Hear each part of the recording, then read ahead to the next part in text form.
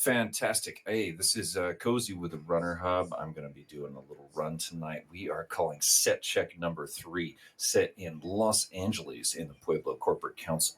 I'm going to go ahead and give my audio consent here to be recorded as we go on down the line of players from the RunnerHub as well that I have with me, starting left to right on the table with Pepper. Do you give your consent to be recorded for this? I'll see why not. Fantastic. And we've got Line here. Line, consent to be recorded for this session of Shadow. Yep. Excellent. We got the bot and the camera. Flatline is just an extra spectator who's hanging out. Thanks, Roll20. Jack, do you give your consent to be recorded? I consent. Fantastic. Miller, do you give your consent to be recorded for the session? I do indeed.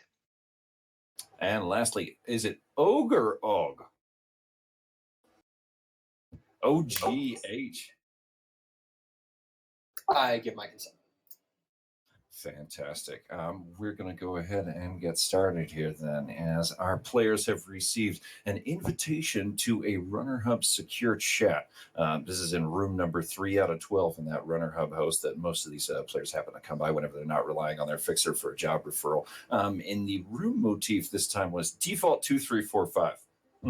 Somebody took a little bit of fun time with that. Their Johnson was running or at least posting this job under the handle of Interloper. I'm going to do a little quick downtime check with everybody, make sure everything's going okay in their lives. Any new qualities they picked up I need to know about that might not be on their sheets.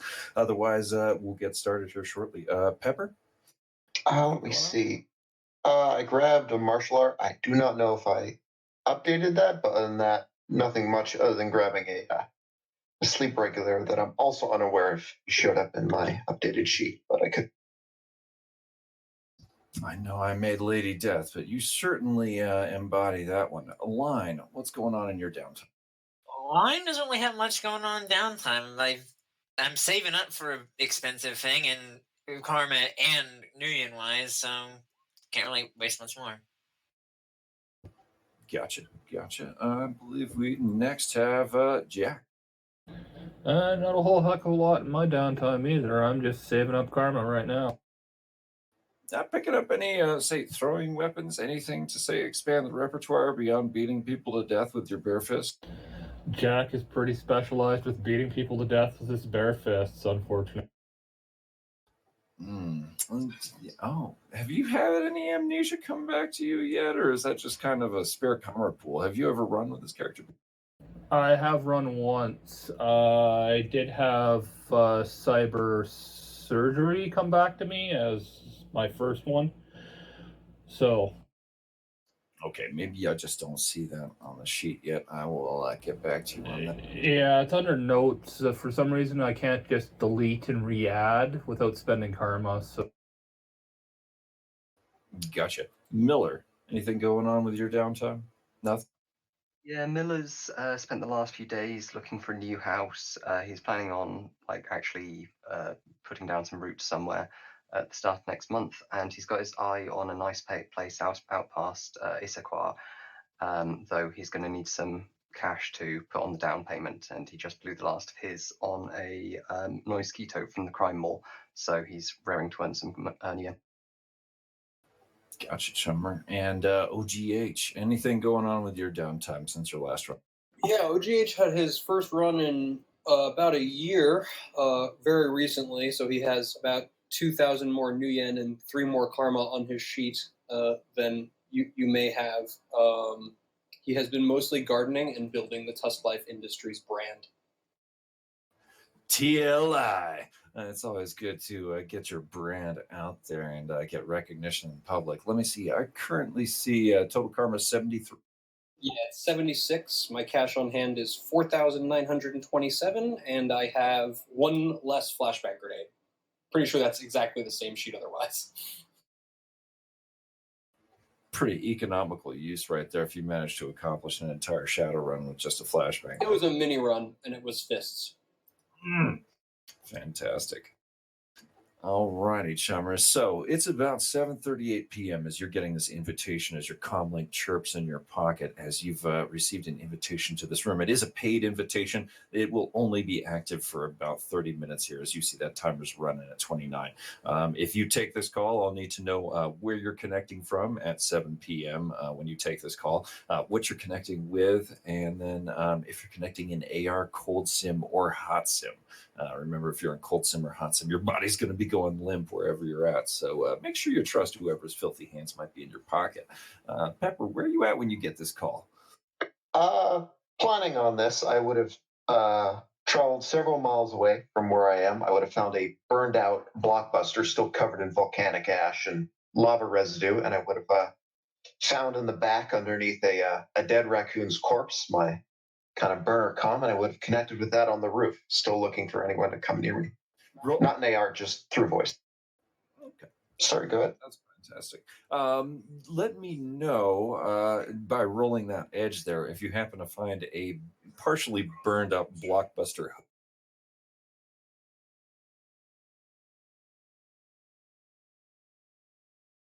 Still in PL, of course. Last one in the UK. Last one in the nation. Unfortunately, you do only find some handy dandy old school CD cover labels that you can cover that blood drinker axe of yours with to give you a nice little grip. They're going to wear off over time, but for a little while, you'll have a nice +1 accuracy on top of your physical limit. Thanks, sticky labels. Line. Where are you at 7:30 p.m. when you get in this call? And what are you taking this call on? Line would be somewhere in in Touristville, where she lives. Not in the apartment she lives, but outside the apartment somewhere in her car, connecting with a Metalink because burn a Metalink just in case. Burner meddling just in case you happen to want to get hacked while you're making sensitive communications. But sure, yeah. Better that at least then you can ditch it. So It is a bit of a trade-off anywhere you connect, but yeah, you take this call. You connect to a secure chat room. Is this an AR cold sim, huh? AR. The augmented reality overlay in front of you opens up a quick camera feed into the sculpted magnificence of the hub's host, that wonderful spaceship floating in geosynchronous orbit above the city of Seattle as you watch twilight begin to encroach across the eastern former United States, now the Sioux Nation, the SSC, and the PCC. Jack, where are you at when you get this call? Probably somewhere in Tacoma, some bar that'll accept trolls. So, there's got to be someone there somewhere. Somewhere in Tacoma, I'm pretty sure you can find a bar. I'm not going to sweat you too much on that. As you take this call, an AR, cold sim, hot sim, are you sitting in that back booth smoking a fine cigarette from one of the maybe 4 or 5 remaining brands, Pall Mall, Camel, Marlboro, let's see, this would be Marlboro Newport, or I don't know, maybe one of those Native American nation spirits. Oh yeah, Native American smokes all the way. Yeah, just sitting in a back booth with a Metalink with the AR.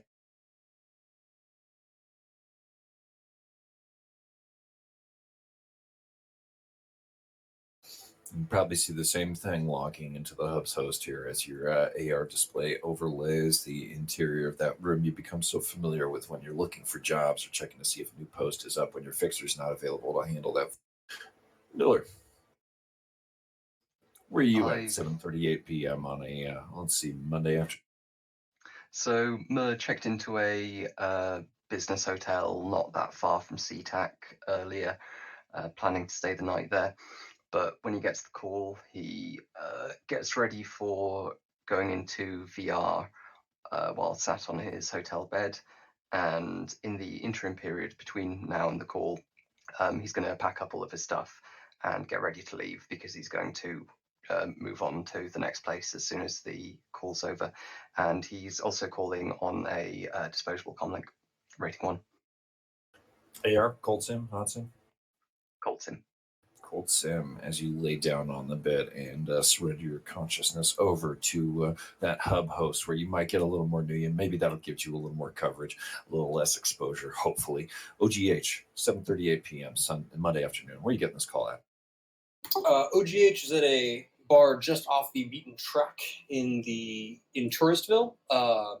After having failed to sell his daily desired quota of Tusk Life Industries brand T-shirts, he is moping somewhat, staring at a slightly overweight, yet still attractive, at least to him, elven waitress, nursing a cold glass of beer in the back of a mostly empty at this time of day bar because the Sorari men who get off duty have not quite arrived yet. He will be accessing the hub's host in AR. I mean, you're a pretty strong guy. What did you have? 50 T-shirts in the box? How many are still left? Oh, I mean, I'm pretty sure he has an arrangement with the bar owner where he gets to keep a bunch of the things behind the counter in exchange for making sure nobody doesn't cause any trouble when he's in there having his beer. You quietly pan your eyes around the room, looking for another spot where you might be able to stick a differently styled TLI Industries sticker. I have stickers too. There's always another spot for. Yeah, you can always find another surface for a sticker. You hope you don't want to put any more in the bathroom because people tend to scratch those out when you're not looking for them. They also write Joy Girl's numbers all over them, which is not really the brand he's trying to build. Exactly. You're trying to support Tusk Life, but hey. You get this call as you connect an AR, Cold Sim, Hot Sim. AR. Yeah, the hub's host overlays in front of your vision here for a moment as the doors of chat room open up and you see in front of you a very simple desk. You can see there's about 7 chairs around it. Looks like an office modern style desk. A simple skyline on the exterior of the room extends over some generic city. Could be New York, could be, well, you can't really see any corporate logos on those 200, 300 story tall towers now, can you? It's generic skyline, number 2345, attached to default chat room number 2345. As you look across an empty table, there's a single bowl of fruit, which is kind of cursory SimSense experience. A simple pair of jugs with cool, refreshing SimSense water, should your mind be parched. And you can see a gentleman at the end of the table. He's currently wearing a very simple business suit. He appears to be a white male in his 40s. Doesn't have any particular look about him aside from a handsome blend of, say, 10 years worth of generic male protagonist, human number 5 plot lines. Definitely an amalgamation, probably some kind of, and possibly even a computer construct, as the various bone formations in the face are quite unlike anything you've normally seen. Definitely not sculpting to look like himself. As you guys connect in here, why don't you go ahead and tell me what your personas look like as you log into the room, almost instantaneously next to each other. Pepper? I'll throw it up in game chat. She uses this horrid Mesoamerican flashing thing.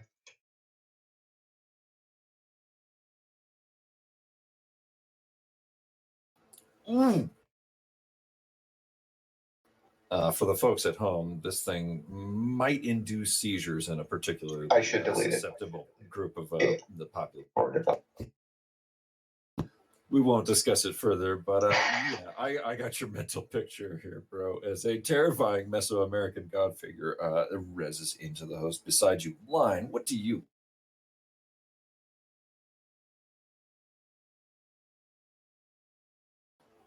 Line? I was pressing the wrong button, wasn't I? God damn it. Yeah, Lonnie's just going to like a default meddling persona for this. Because A, I never actually considered her Matrix persona. B, it's probably what she'd do. Because, she doesn't care about meddling persona. Yeah, you buy these things by the bundle of 10 from your fixer. I'm not going to worry too much about that as you log in with the default persona. Jack, any thought you've given to your burner persona's look? No, Jack is just going to use default troll persona number 3 if there is one. Otherwise, just a default human. You can never quite find one that seems to have a pair of tusks that was designed, or a pair of horns that was designed by somebody who actually has them for some reason. But, that's the way of corporate architecture. Miller, what does your persona look like as you res into the host next to troll default number 3?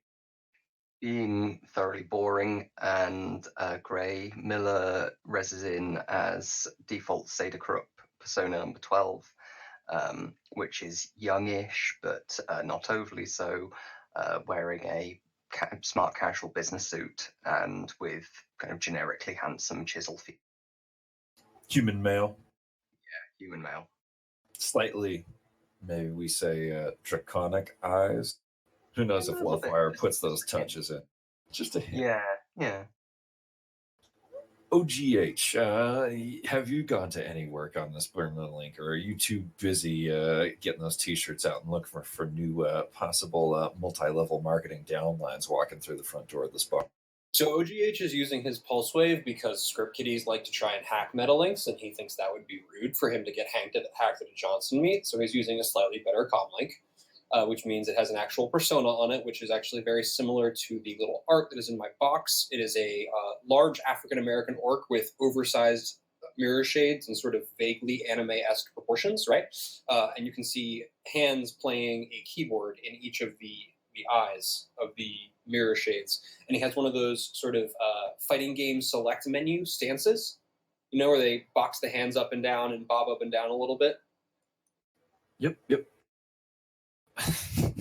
I love it.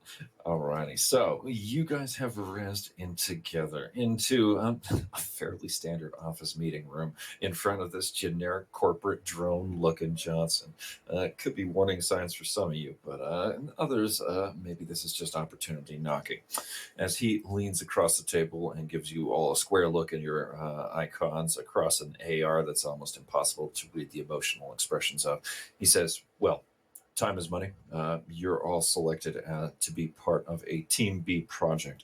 We have need of 2 Shadowrun teams to do a flanking maneuver and encroachment on a secured facility we believe to be occupied by a force of pirates.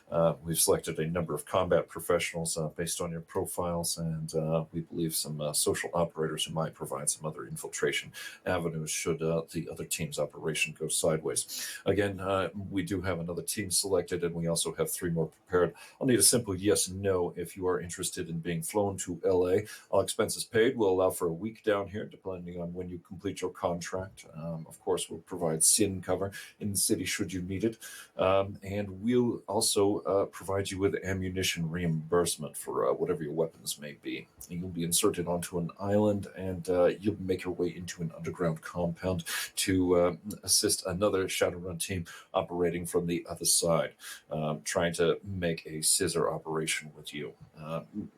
Any questions on this operation? And let me say, of course, I did not get to the most important part. Your payment, 25,000 new yen ahead. How heavily armed are these pirates?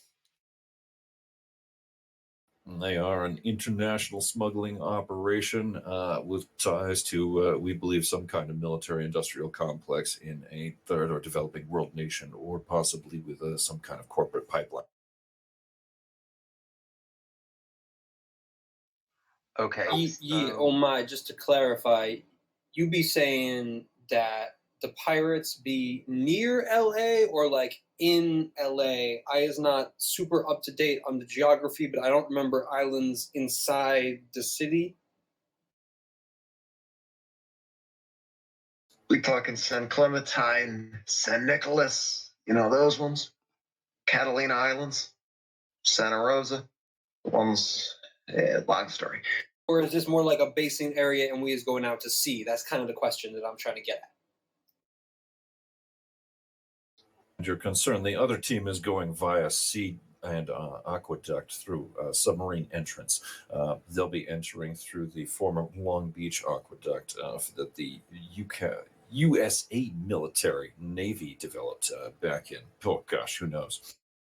Your team will be inserting off the Catalina Islands.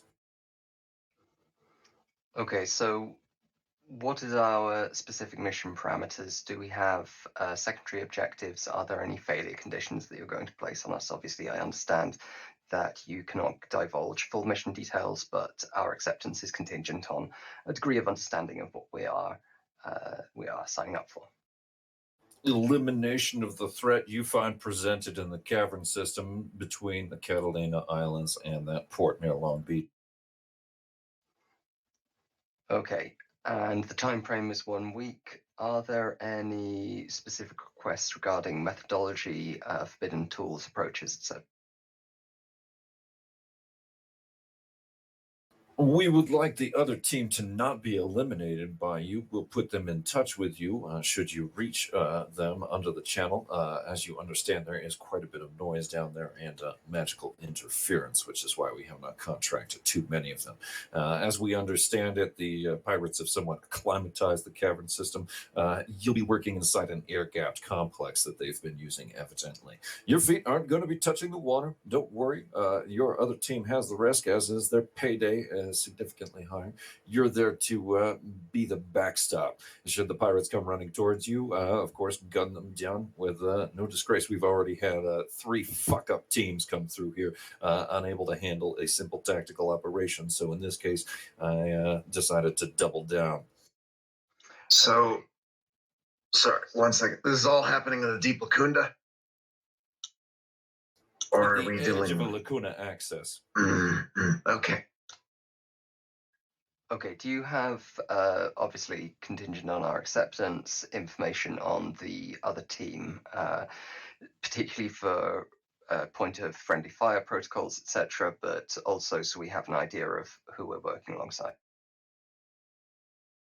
We can supply you with suits of armor that will be RFID coded and weapons as well, should you require them. We are not in any shortage of that kind of equipment, should it meet your specifications, and should you, of course, trust us enough to want us to furbish that equipment for you. Otherwise, we can provide RFID safety identifier chips for all parties concerned. You'll be picking them up. I believe we located them there in Reno, and we'll be flying them in on the same plane flight, should you accept this contract. I'm fine with just the RFID tags, so I have my own armor. Okay. Yeah, as long as we can And in hit response for to the Miller's question, he's going to go, yeah, is there any other, and this is just for Miller, not to the J. Yeah, is there any other like payment things he is specifically offering beyond the flat fee, which Yeah. is nice, but sometimes Mr. Johnson likes to be like, yo, we can give you 25 grand or we can give you 50 grand in this like Yeah. boat or Yeah. car or plane, although that'd be a pretty So- cheap plane, you know what I'm saying? So yeah, back to you. I'm going to go for provisional acceptance first, and then move on to negotiating the payment. But yeah, I completely agree. I mean, I would certainly not agree to getting some of that. Certainly not disagree to getting some of that in gear, though. Ideally, get it in escrow, and then give them. They have the option of. We have the option of buying gear with it later on, rather than relying on them providing gear after we've completed the job as our only means of payment. So yeah, if everybody's okay with that, then I guess I will give the Johnson a provisional, nod of acceptance, and then move on to some specifics so that we can talk about pricing, because obviously 25,000 yen isn't going to be quite enough for all the. And Nuyen is what drives those runners. So, yes, what is the price that will cause you to risk your life? As the icon in front of you steeples its fingers and waits for your first selling negotiation here. So we're interested in more money, certainly, if that's on the table, as it sounds like it is in this operation. That would be very agreeable. And I think it probably should be on the table, given the fact that, as you say, you've had several runner teams go up against this problem already. And while you may be using a hammer to smash a nut in terms of the two teams, and your hammer may be well paid and well fastened, you want a good sturdy table to smash that nut on. And without a good sturdy table, the whole thing's going to collapse. We can be that table for the right price, both in terms of new yen and in terms of security. Not that we don't trust generic personas who turn up on the host, but some kind of escrow deal does help assuage any worries we might have. That said, my team brings to my attention, and I happen to agree with them, that if you do have access to substantial hardware, then contingent on mission completion, we would be potentially willing to take some of the payment in kind at a, say, 3-to-1 ratio in terms of new yen to delivered gear. In addition, of course, this being a challenging operation, a slush fund to provide us with the resource that we need to get the job done properly and quickly would be very helpful to our endeavors.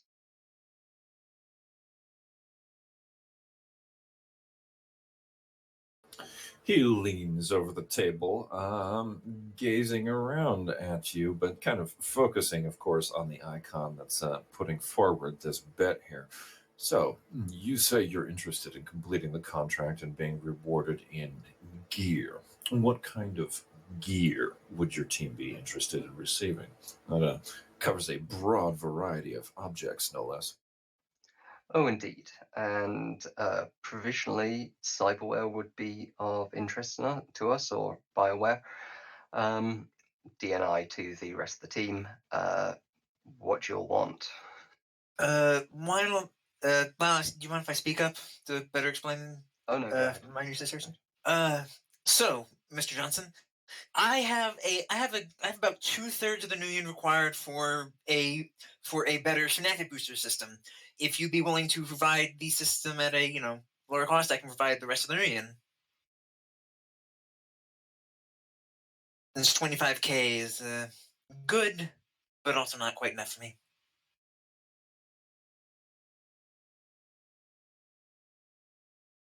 I see. A synaptic booster system. Does that mean the entire team is looking for time in the tank? As it?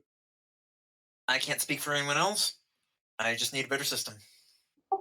OGH will time in and say that he is not he won't object to some time in the tank, assuming the appropriate relationships can be established to once the business is concluded that we is all on the level with each other. Just you understand the natural worries of the people in our profession.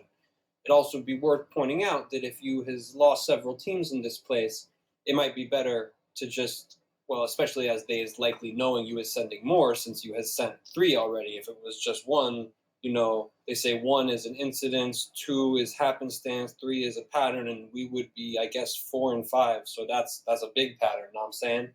Yeah, so like they know when we coming. That sounds Well, like. Oh, sorry. That was my assist dice out of character. That last Yeah. one. Oh yeah, I got you're that, good yeah. there. Also- so let's get some negotiation assists here. As the Johnson somewhat kind of opens up here a bit, as you see a smirk cross its hip face for a moment as the icon briefly refreshes. Well, the other team's mistake appeared to be that they decided to shoot first and ask questions later. Evidently, killing the first person you meet when you travel 5 miles under an oceanic cavern is not a well thought out approach. Oh, also, actually, out of character. Sorry. Line would ask what kind of weapons would be provided, and if the fanatics aren't able to be gotten, whatever weapons we can get, Line would be glad to. Which you want to keep. Basically, weapons or fanatics. I see. So, military grade killing hardware or military grade body wear.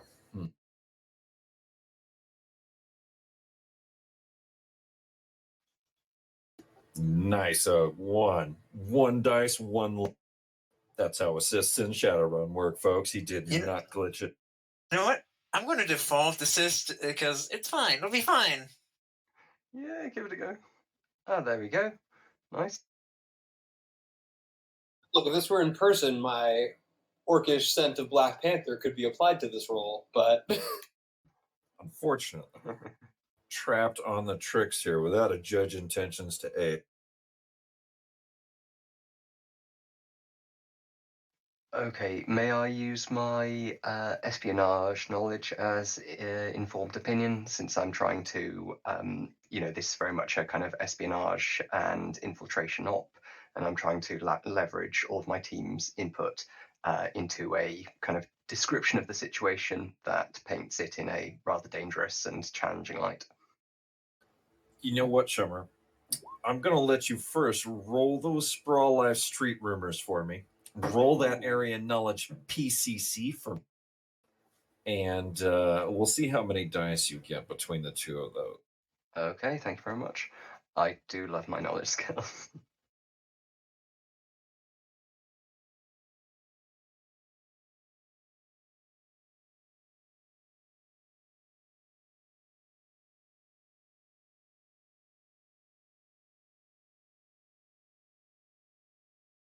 I'm also just going to toss a shadow community because he's mentioned several runner teams have died. So Oh, he just mentioned they fucked up. They haven't died. OGH interpreted that as death, so I'm still going to roll Yeah, them. sure. Yeah, go for it. Ooh, nice. And that is enough to pick up on the negative reputation hits those runners have been getting. Apparently, the LA list is exclusive. And as your CIA operative, wait, which intelligence agency was it? Camo, PCC, corporate intelligence. Oh, yes, of course.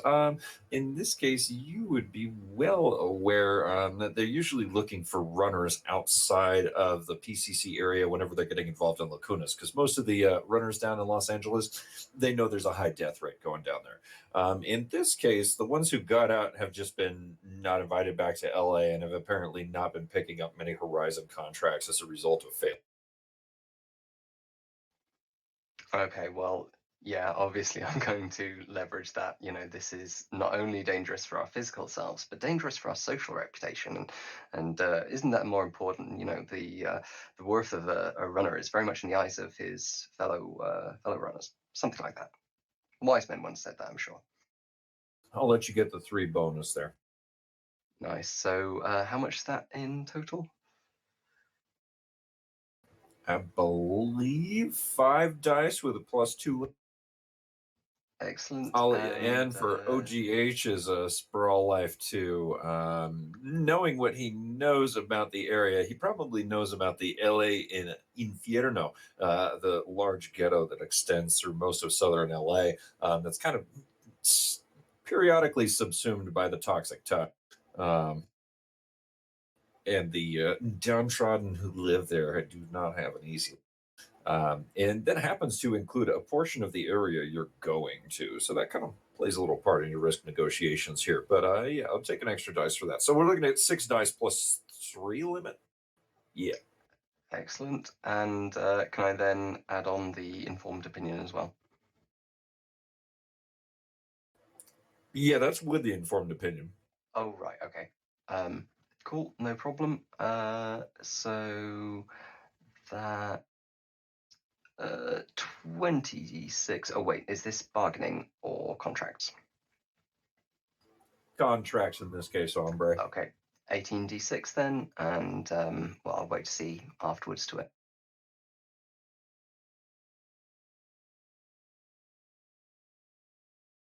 Ooh, yeah. So my limit's currently 10. So expected value, reroll phase.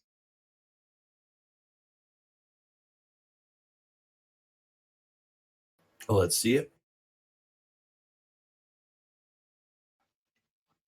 Yeah, so I'm up to my limit of 10 then. Do you include the +1 limit from my assist? Yeah, so my base limit is 7 because I'm in VR and don't get any of my clothing bonuses. And then Yeah, just making sure you got that one. That's from all. the assistants. Yep. Thank you, though. Ooh.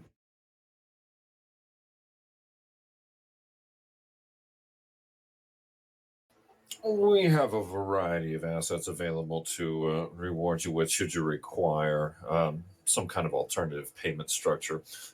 Synaptic boosters would not be too much of a problem, as long as you don't mind us, of course, having a contract to reclaim them should you come to your death unnecessarily without damaging the system so hard.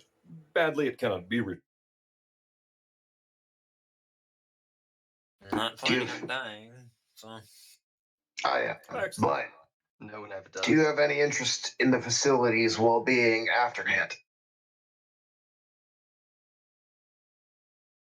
As in fit for occupation or scavenging?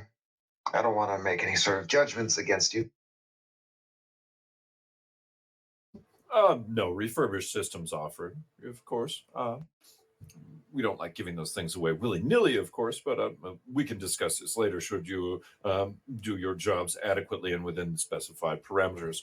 Are you all ready to fly to Los Angeles this evening at about midnight? I am. Certainly. What's the limit on what we can bring with us in terms of gear? Question. You can bring 2 large duffel bags with you. We probably recommend not carrying more than twice your own body weight.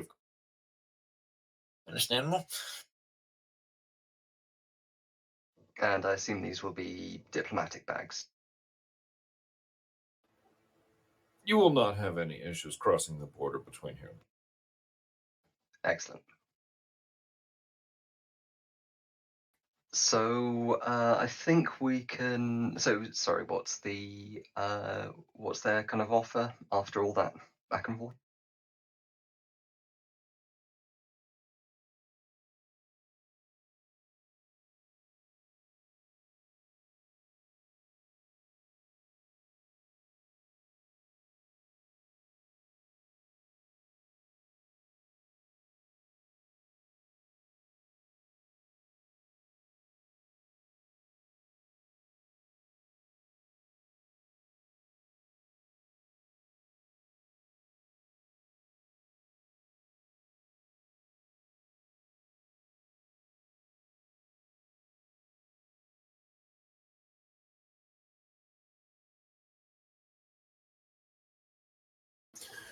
He is going to now up his offer to 30,000 new yen per head.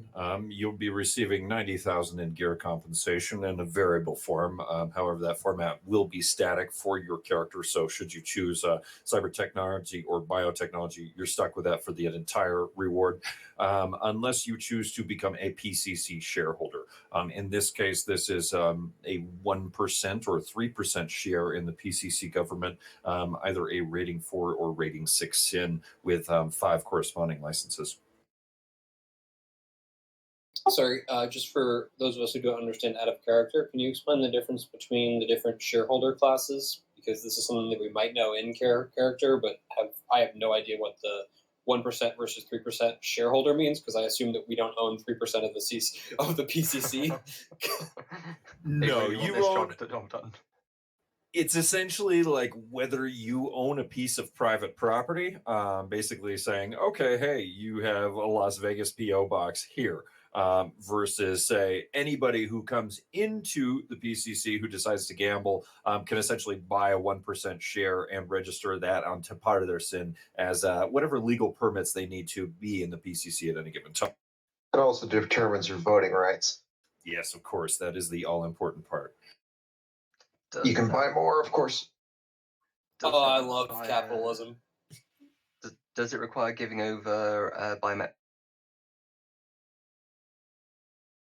In this case, yes, they will need to at least match up most of the relevant biometrics for your sin, including height, weight, blood acidity levels, a few other small things.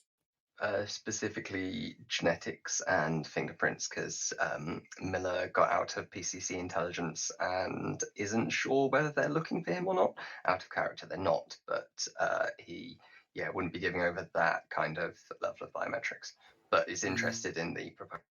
I mean, they're going to make as near a match as they can for rating 6. They probably won't have to take your genetics for it necessarily. It will, however, be very close to your real person. So be careful where you're cruising with what's in skin mask, of course, you know. Right, yeah. And just to clarify on the compensation, if we get a piece of wear, that's all of the compensation, or can we get part in wear, part in money? Whatever you don't take in gearware or whatever you don't take in gear reward can be converted back out into New Yen. Right, cool. Okay. And is that gear wear up to Delta wear or Alpha wear? Or? In this case, yes, you will be able to get AAA level Delta. Ooh, sweet. Okay, so this is Working for the big boys now. Yeah, this is feeling pretty good to me. Although it's putting me very much on edge as to how much risk we're taking on. But contingent on everyone else being up for it, Miller's gonna say, "Hell yeah!" I'm gonna roll memory real quick. Sure thing. They also said they would get us out, right? Yep. Cool. All right. Well remembered, OGH. Well remembered. Worst comes to worst. OGH is an intuitive fellow. He tries to remember the fine print. He's been screwed before. I was personally planning to swim back to LA, but okay. Oh, I meant from LA to Seattle. Ah, damn. I was also planning on swimming back to LA. Nice ocean breeze.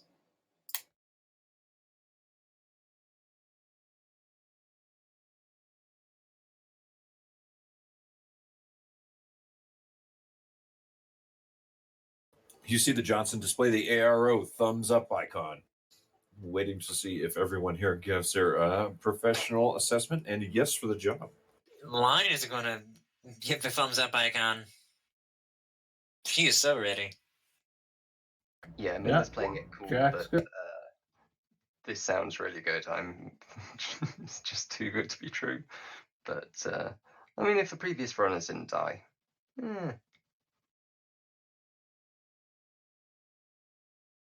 OGH thought the previous runners had died and then heard that they hadn't actually died. So he can relay that information to Miller. Okay, so Miller's done his job now. He's gonna have a week's holiday in our LA and visit Margaritaville, I think. Everyone cool with that? Hopefully, we won't need him to do much, but you never know. The whole reason the other teams failed was because they started shooting too early. So yeah. All right. As everyone gives their thumbs up, they're treated to a brief questionnaire as they are asked to put up their cred stick account keys into a secured escrow account, basically signifying either a gear transfer or bonds up to the 30,000 Nuyen, including you can see there is a current reserve set for a number of PCC shareholder identifications to be bonded onto your sins later on. However, it is tied behind a brief questionnaire. Of course it is. It asks you what you would like to see for Neil the Orc Barbarian 3. The Jewel of the Carpathians, the Horn of the Minoan Dream God, or the Nymph Tribe of the Hills. I would like to roll pop culture specialist trid shows, if I may, to determine which one is going to make for the coolest. Is there a comment box? Well, Line does have Each trids. one has a brief comment box below it, yes. Line actually has trids, so roll that real. Well, wait, no, it wouldn't be trids.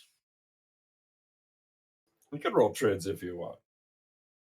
See which one of these is just a blatant rip-off of possibly some other series.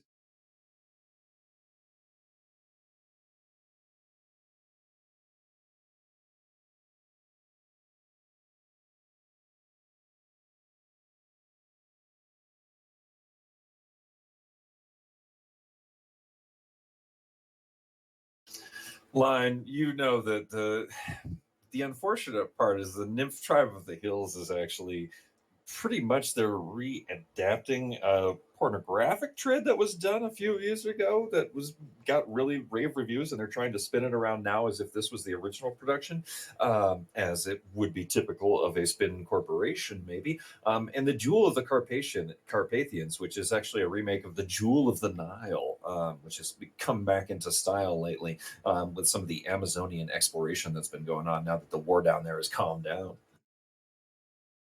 Horn of the Minoan Dream God, though. That sounds pretty different. You're betting that's they brought in a different scriptwriter for that. Line is very much going to vote for Horn of the Minot. You know that last one, Sure. but it's unique enough. You think? She thinks, yeah. But OGH, you vote for the Nymph Tribe. Pepper, do you just like decline the invite and talk? I would have had several serious critiques, but angry that that's not an option. Minnow and Dream. Do you write in something else? I want Gonora the Witch cast as someone less pathetic, but it's not an option apparently. Would you like to roll conspiracy theories? Of course. Okay.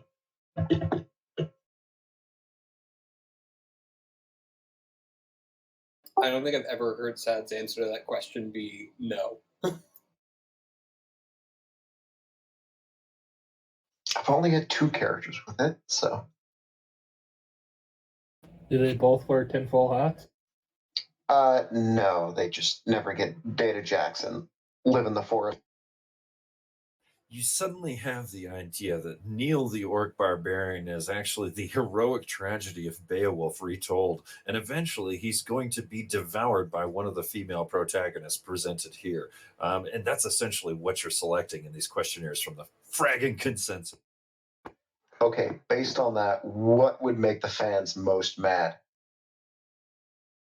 Oh, the Jewel of the Carpathians, definitely. Let's go with that then. That one then. Okay. the sad pissing off the nerds. There are only so many pleasures left in life. As you add your thoughts to the consensus pile, the questionnaire disappears and you insert your cred stick account key into that lovely, lovely escrow account, watching a number that's pretty fragging large hover there in the AR in front of you in this simulated chat room. It's only been about 30 seconds that you've been connected to the room. It's not even 7:39 p.m. You've already accepted this invitation to fly to LA in a rickety helicopter that's going to take off from somewhere in the Puget Sound, as you get an invitation to make your way to a dock at about 11:45 p.m.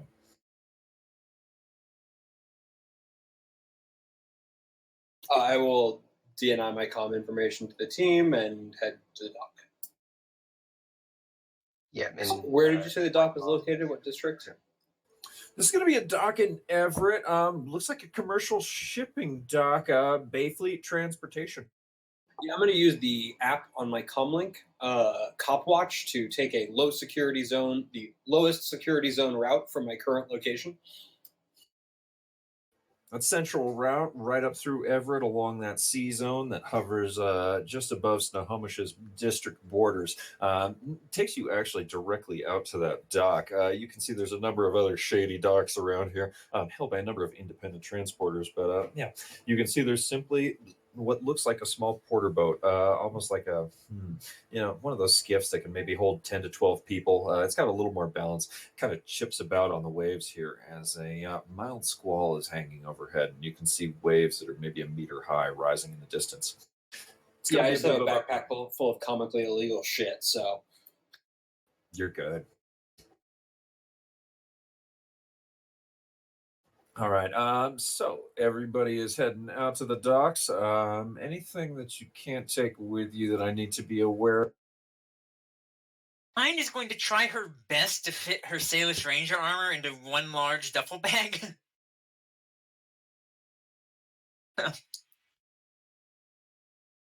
That works. You're not trying to bring in, say, like a couple large drones or anything, right? Nope. She isn't bringing her MCT tunneler, as awesome as it would be.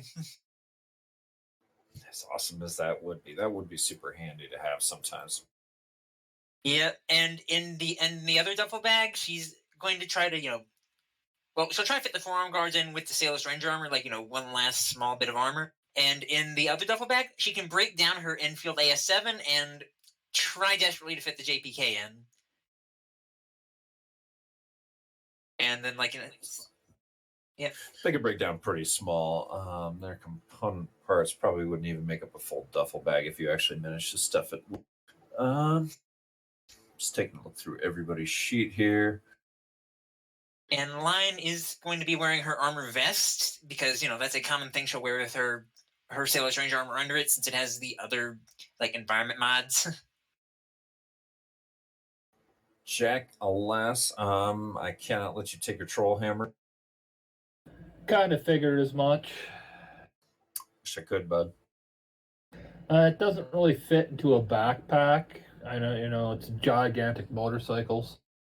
I don't see anything grievously large amongst everyone's sheets, so I'm going to go ahead and give you criminal competence. If something sounds out of, you whip something out that sounds weird, I might question you on it a bit, but otherwise I trust you all runners. As you guys take off from that shaky dock way out in the harbor with those high waves raging, as a cloudy sky moves in off the Pacific and towards the east, you make your way out to what looks like a small pontoon in the distance that's currently slick with rain as it caps in the oceans and waves from side to side. You can see there's a helicopter rigged on top of it, and it appears to be anchored to some kind of deep sea buoy or something like that as it hovers out here in the midst of a churning ocean. The helicopter pilot looks pretty nervous, but he's the only one out on the platform, currently inside the cab of the helicopter itself, as it sits and rests magnetized to the actual landing pad on that pontoon. Your boat comes alongside of it and magnetizes right up alongside the hull as you guys get out and are pitched about to and fro. Everybody will make it on there because I'm not going to chip you out in the middle of a Puget Sound in a raging storm before you even get in the helicopter, which is going to have its large side door open for you to hop in fairly quick. What I will need, however, is a gymnastics check as you get in. I knew there was a reason I got that skill.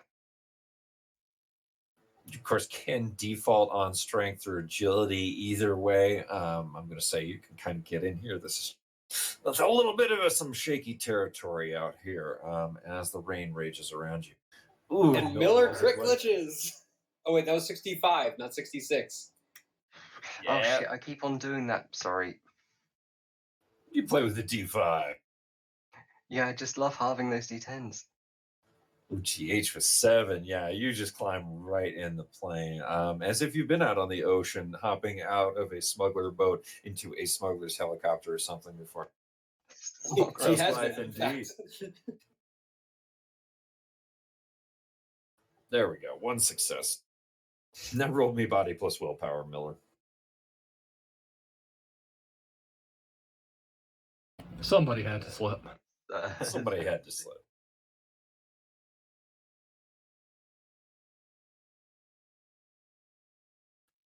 There we go. Okay, you bonk your head on the side of the helicopter, that metal frame right around the door as you reach up and get a hold of the handlebar to get inside as you pitch about on the ocean. It leaves a small bruise on your scalp, but you're not too worried about it. Hasn't drawn blood or anything. You've just got that mild sense of disorientation. Everyone roll me perception as you get in the helicopter, and the pilot turns around with his helmet on and his Urban Explorer jumpsuit. It's actually looks like environmentally sealed. It's the Daedalus model that's got those handy dandy wingsuit extensions, as well as an emergency parachute attached. Sure. Any particular Is, specs visual- apply? Visual inspection. If you look around the plane, he's going to be revving up the engine as he gestures to you guys to put on a number of headsets that are currently linked up to some hard wires around the.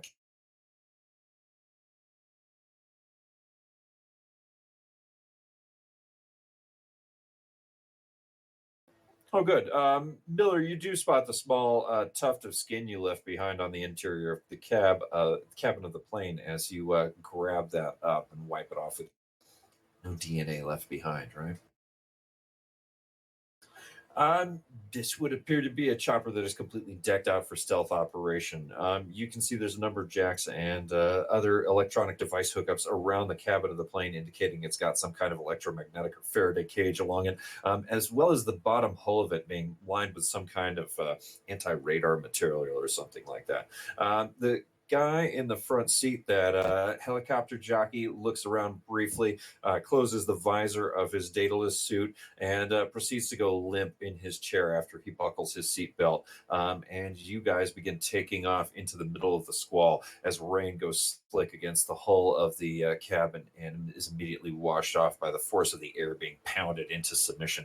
As the helicopter doesn't fly, it does a fucking tilt-a-whirl up into the air.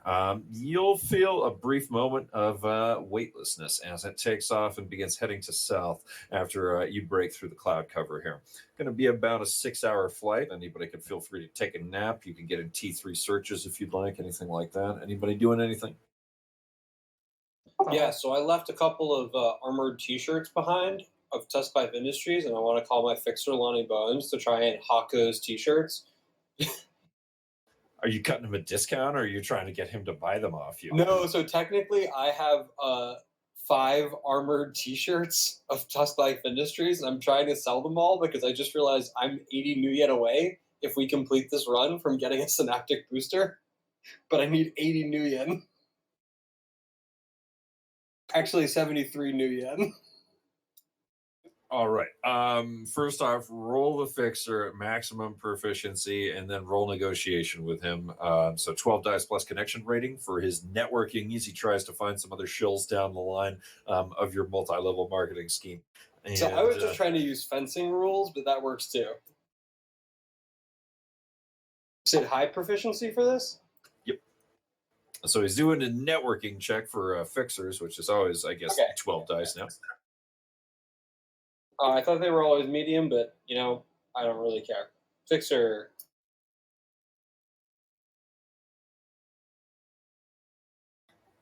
Bam. Lonnie Bones coming through above average there with 7 hits on 16 dice. He is going to be able to find a few homies to buy your stuff, your schlep. What's his connection? What's his connection rating? I'm sorry. 4. Connection 4, loyalty 3. Because all of my runs on OGH are before we had the chip system.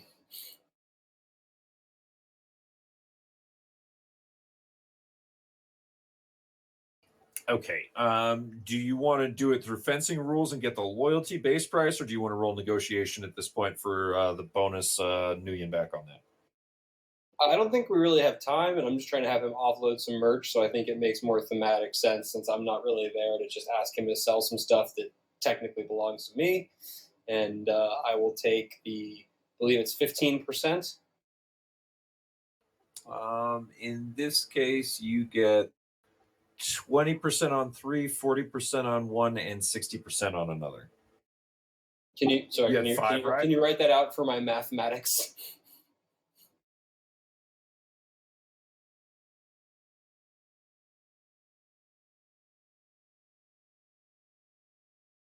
The rest of the team might have to, might want to tune me out as I verbally talk about the Tusk Life brand, but that role play is up to them.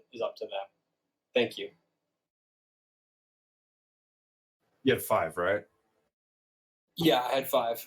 Is that enough to cover the 73 new yen? So. Okay, great. Fantastic. Okay, so. Yeah, the orc is in the back of the plane trying to sell up his industries. Jack, everyone else, Miller, Line, Pepper, you guys doing? I'm going to take this short period to do my daily personal sacrifice, prick my ear, burn it, kind of just stay silent in the back and glare at everyone. Oh, cozy. I also have an armored T-shirt that I'm going to attempt to sell Jack. Jack will probably not be interested, but I feel it bears mentioning. I can't force another player to buy stuff, so. Maybe if it was armored jacket, but It's an armored T-shirt. Good for the summer. Warm weather, you know? LA? Tan those biceps.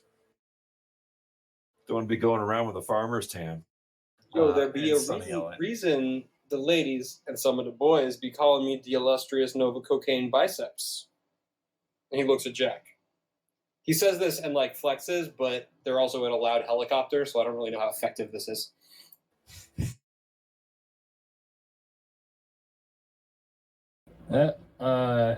Jack's gonna just say, sorry, man. Got my own stuff.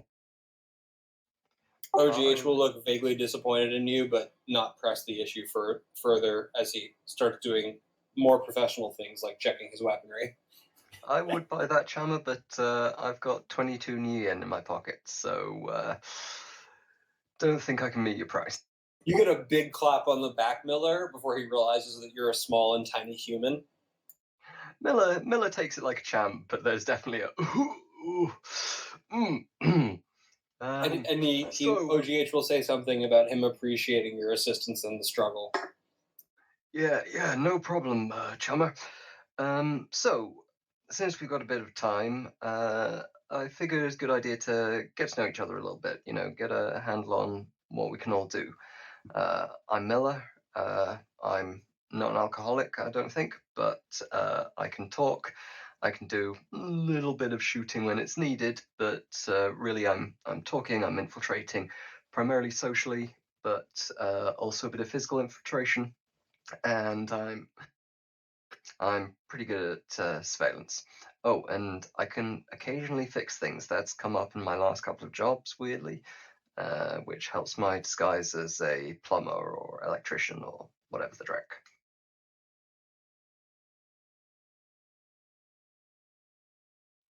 Anybody else want to share their professional specialties?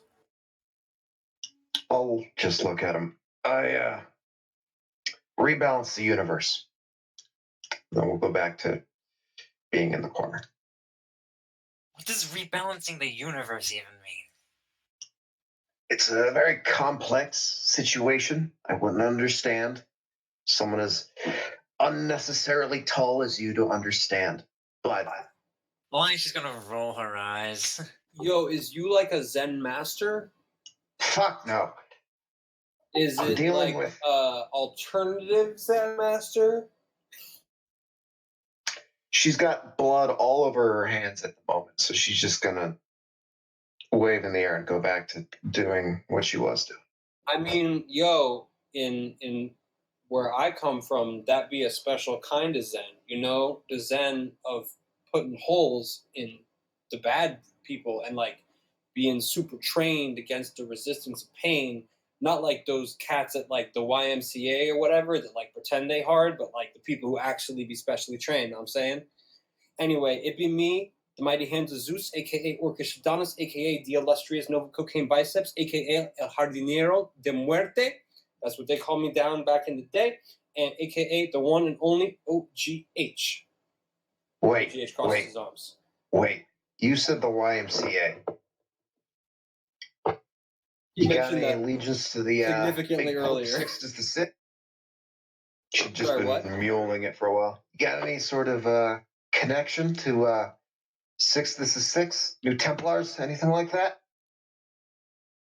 OGH sort of cocks his head in that way that dogs do when they don't understand what you're saying. No, I just mean like sometimes the cats in Redmond who like would say they hard and like knew mad martial arts and kung fu would just be like going to YMCA and taking one of the old Chinese man classes, but like not actually be hard. Hmm.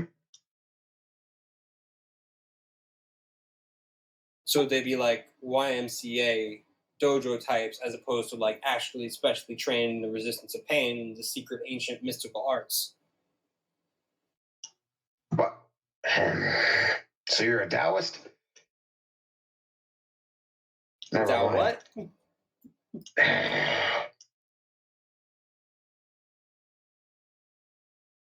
Yo, it's cool. You gonna know me soon. I'd be the mighty hands of Zeus. When you see it, you is gonna believe it.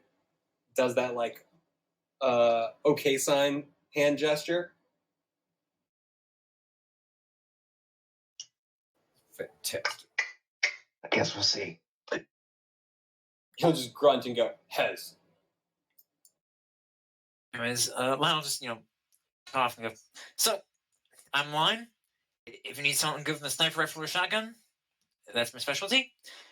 And she'll open up, she'll give a little commander fingertip compartment open up, and inside, there'll be the distinctive little shine of a mono whip with one of these too. Really good.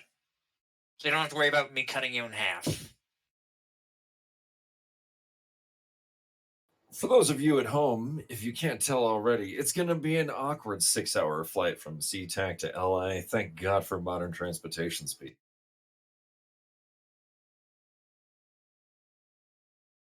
Jax.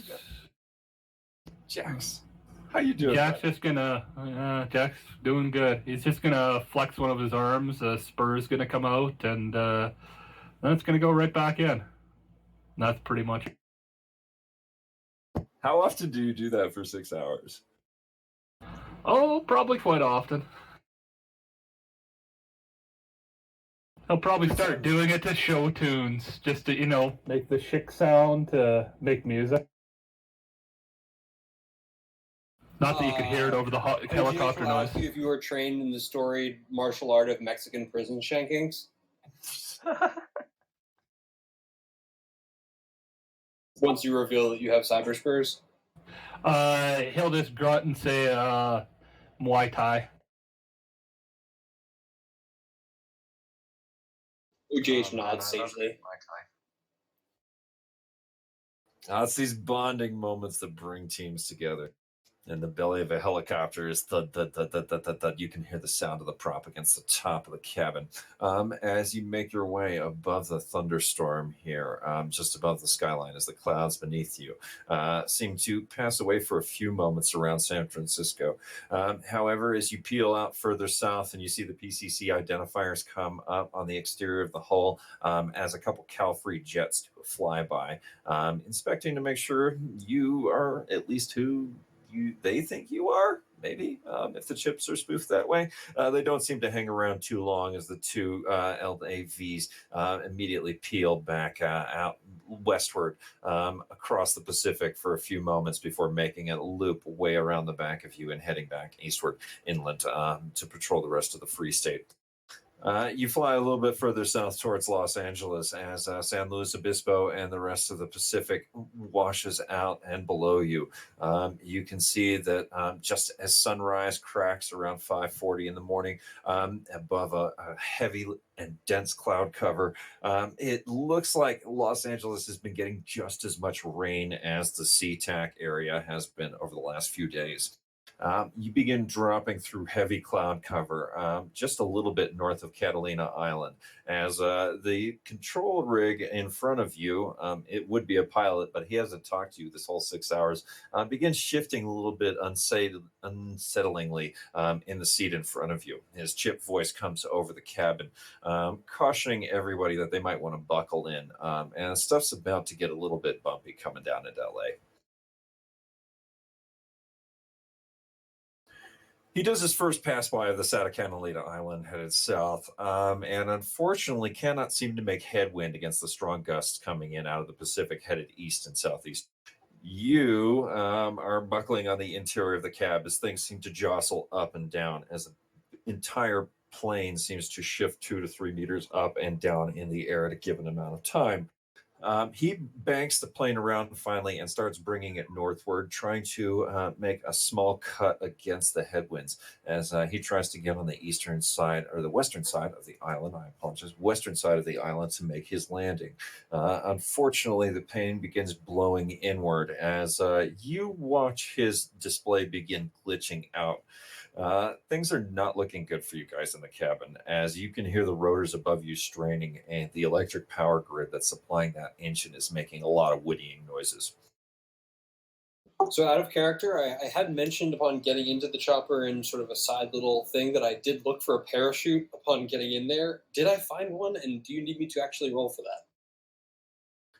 No, you can definitely find a parachute. However, you don't have a lot of time to get it on, and it occurs to you that as the plane begins dropping rapidly in altitude, when you have a rotor above you, getting out with a parachute becomes a lot more of a difficult problem. Well, no, so you don't hit it right away. You drop for a while and then you hit it. Yep, yep. As you begin surfacing over an area that looks a lot like a ghetto that's partially flooded out, the captain starts screaming at you guys, hard landing coming in. Um, as things start going bad, we're going to black out for a moment as steel and screaming metal wrench around you, and everybody gives me a quick body plus willpower check.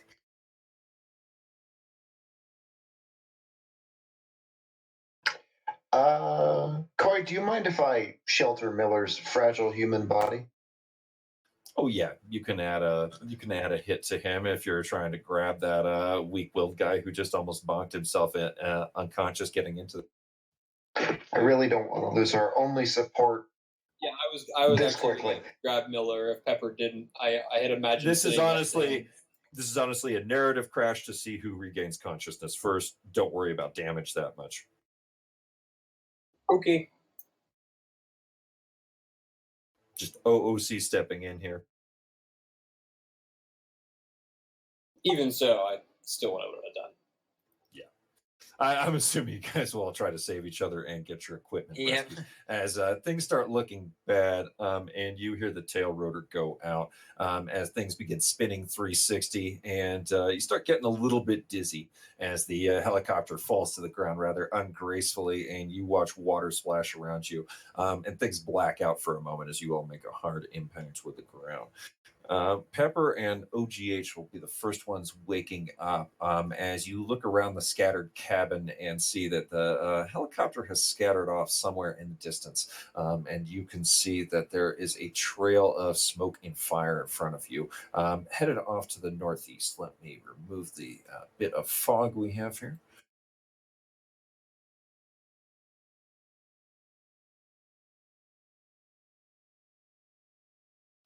So we're in El Inferno. Looks like you crashed in El Inferno, yes. All right. I will pick up line if she's still asleep, point to Miller, and start looking for a defensible position that won't easily catch on fire from the spreading fire, I assume, from the helicopter. I will go and see if the pilot is super dead or just mostly dead or still alive. After I Okay. make sure everyone's bodies are like dragged away. Who's on the team? Sure thing. So yeah, you guys are still inside the cab as you see the door is partially wrenched open. You're kind of sprawled on the floor. OGH Pepper, you guys are looking at each other briefly as you open your eyes, and you can see off to the northeast. Yeah, there is a bit of a wreck. You can see there's a bit of a husk of a building just off to your southwest there. And yeah, so you said you're going to go try and look for the pilot. It looks like the entire front of the cab is separated. As you can see, an emergency security door has sealed off in the case of the crash and tried to protect you guys as part of the passenger protection system in this helicopter. It looks like the engine and the top rotor and the tail rotor have come off as well, and you're essentially sitting in the cab, which is jettisoned from the helicopter itself. Pepper, you said you're taking a look around and providing first aid and securing the perimeter, while OGH, you're going off to the north. Yeah, as soon as it looks like Miller and Jack aren't dead and Pepper is obviously already up, Miller, Jack, and Line aren't, dead or seriously injured, I'm going to go start looking for our pilot, seeing if they're dead, because, saving the pilot's life is the kind of thing that Johnson appreciates. They tend to, yes, they would. So either of you have first aid? No. My primary concern was getting everyone out of the flames into more of a safe, defensible location. Okay, yeah, you got low logic and OGH has low logic. So yeah, you'll be getting everybody out. It's a good thing that as you look at Jack for a minute and you think about dragging him out of the rest of the flaming wreckage. As you can see, the fire spreads off to the north and OGH begins leaving. So OGH, roll me as you get out of the helicopter and begin proceeding north. You can see there's a lot of noise and static here. There's a faint odor of some. It smells awful. Like it's sewage mixed with the ocean, mixed with something else as water laps at the edges of your boots as you kind of walk through this area. Give me. You don't have navigation. I nearly bought one rank in all of the outdoors group before we started this run, but I didn't. Whenever I wake up, I would have mentioned that I'm pretty great at, well, not amazing, but pretty damn good at navigation. So Look, honestly, it's anything else- this right now is OGH just like kicking open a hole in the door, getting out and looking for the other part of the wreckage and walking there. Yeah, that's fine. I assume he it's can not too see. far off from you. Just roll me a default intuition check real quick. I believe you got 46 for that, right? Yeah, that's correct. One sec. And you are not uneducated, thankfully. Pepper, so you start dragging everybody out. Jack will regain consciousness shortly after you get Miller and Line out, who are both kind of laying unconscious and limp. You get their gear out too, as it looks like everything's pretty much secured in the cab, at least if a little bit jostled here. As you look about and see OGH off in the distance. Looks like he has found a large section of the rotors, which is still on fire, but the trail seems to go cold here as I reveal more of the map. Any scavengers or rubbernecks coming out?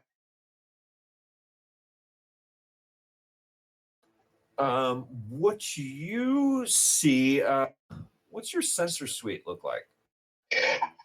Sensor suite, I don't trust any of that. I just have very high perception and thermographic and all the other stuff. Thermographic and low light. But at this point, both of you roll me perception. OGH, you do good getting up there. You can roll me a perception check as you come upon the flaming wreckage of the main motor and the prop of the helicopter here.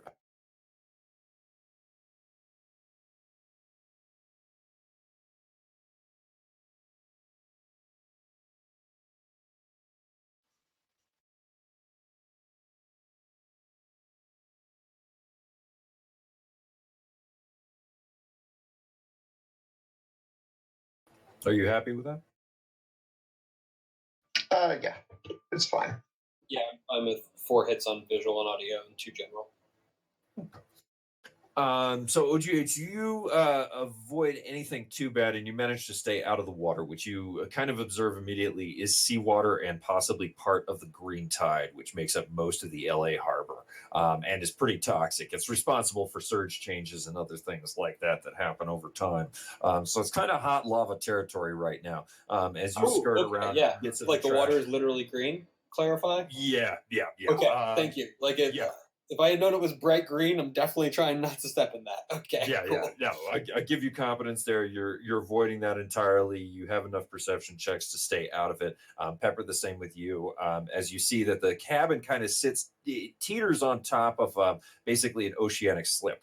You guys are at high tide right now. It is about 6:45 in the morning, and it looks like the water is just beginning to get a little bit lower here. As you can see that bits of the rotor have already, so the rotor is an emergency rotor. It separates from the main engine cab when it gets in one of these accidents, so it doesn't wind up tearing up the power supply and creating a giant explosive bomb with the prop.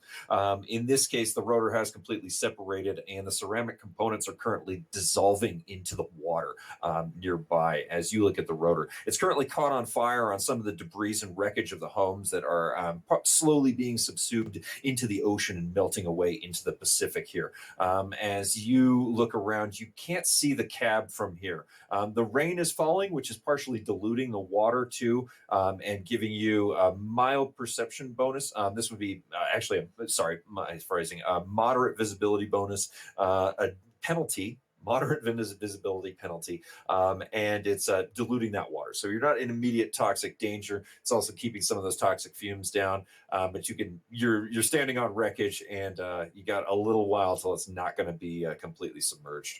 That said, you can see fish and other minnows kind of swimming under you and through the pools of water, in addition to snakes, and you can see the trails and feces of rats and other things that you'd be familiar from with your Sprawl Life bot hits there, OGH. Yeah, cool. So is there like a navigable path, if I have to make a gymnastics check, that's fine. To sort of the cabin area, as far as I can identify. You guys can. I basically just want to like make a hop or two, kick the door in, and check if the dude looks like he's breathing. Which it's not really a medicine check; it's a does his chest move up and down check. Well, you've come to the edge of the fire and the immediate debris trail and failed to locate the cab. The section you've located here is the main engine and prop, the power supply that translates either wireless power or the multi-fuel jet fuel components of the helicopter itself when it doesn't have wireless power to run.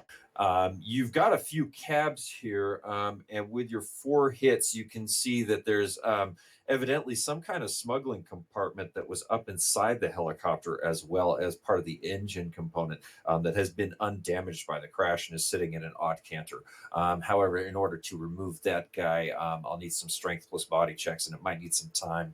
And it might make some noise as you hear that this wreck has not gone unnoticed by other denizens nearby, as the sound of the rain does not obliterate the sounds of movement amongst the piles of rubble nearby. Yeah, you said other denizens. What am I seeing, hearing, smelling, sensing with my orc senses from other denizens? I know Pepper will also be very interested in this question as she has drawn her axes. I will be, as we getting out, pulling on my ballistic mask because, fumes, right? I want that gas mask that's built in there, strapping on that PPP. Sure thing. You could get back to the helicopter cab. You've got some time here. The wreck is not unnoticed. People are moving, however, they're moving slowly amongst the rain. You see the rats begin moving at the perimeter pretty quickly, but they don't seem to be coming. Real quick, I didn't want to go all the way back. I just wanted to strap some stuff on, and then ideally, if it's sort of a faster route, just crowbar the entry to the smuggling compartment out, grab whatever's in there, and then head back. That's my intended goal.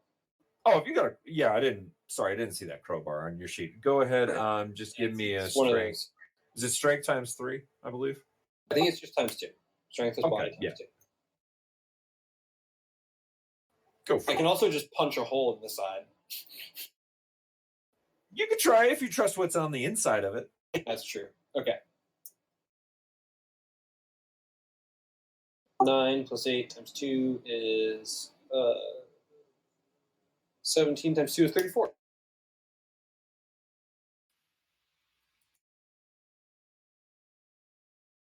Oh, yeah. Yeah, you rip that guy cleanly out.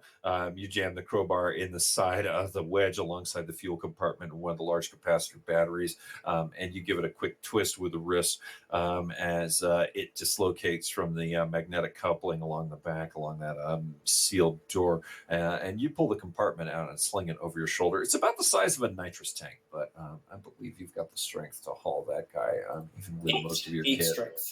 Yeah, you're good. And at that point, as soon as I've grabbed it, and if I haven't seen the dead pilot, I'm going to haul ass back to the rest of my team. Sure thing.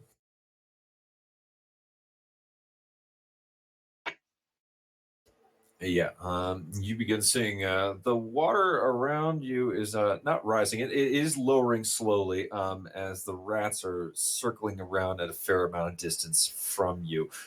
You can smell them. You can smell some other kind of animal feces out here. You can also smell the strong smell of the ocean and fish. You can see flocks of gulls flying overhead. However, they look rather mangy as they're missing patches of feathers, and they look like they have some kind of skin disease. Gross. Yeah, you're in El Infierno. This would be the intersection of some busy city, maybe 40 years ago, until it was subsumed by the green tide. As you come back alongside the cab of your former helicopter here, with Pepper removing the bodies and Jack regaining consciousness and getting his own body out of that helicopter cab, thank God. Because even with 8 strength, it'd be a bit of a haul for you to get him out. And Mr. GM, could you do me a favor and just ping on the map where El Inferno is? Because I don't know out of character. What's and Compton, my friend? You're basically looking at this entire valley interior to most of the city. Let me give you a highlight of the particular island you are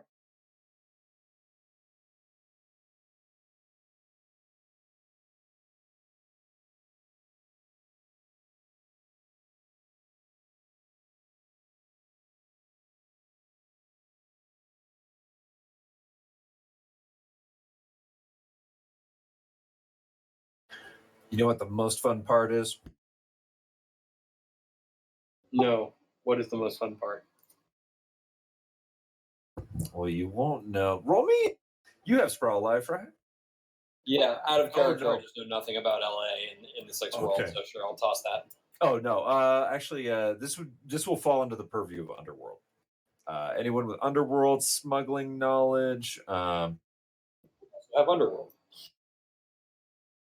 I think I'm still unconscious, but I do have area CFS and PCC. You'll be regaining consciousness fairly shortly after Jack, as the rest of the team is already strapped on your respirator or any emergency respirators they might have found in the actual hull of the plane. 2 hits in Underworld. Most of the El Inferno ruins that have civilization and actually have people in them tend to be centered around Lacuna Pits, where the smugglers come in and out and deal with the denizens, giving them routes into the main Sin City and Fun City and downtown, should they. In this case, most of those black marks tend to be fairly large Lacuna Pits, but they are also partially submerged sections of the city, former city, as you happen to occupy right now. Well, I think Jack's gonna try and crawl on top of this, or climb on top of this passenger compartment thing and see if he can see anything resembling the cockpit of the helicopter.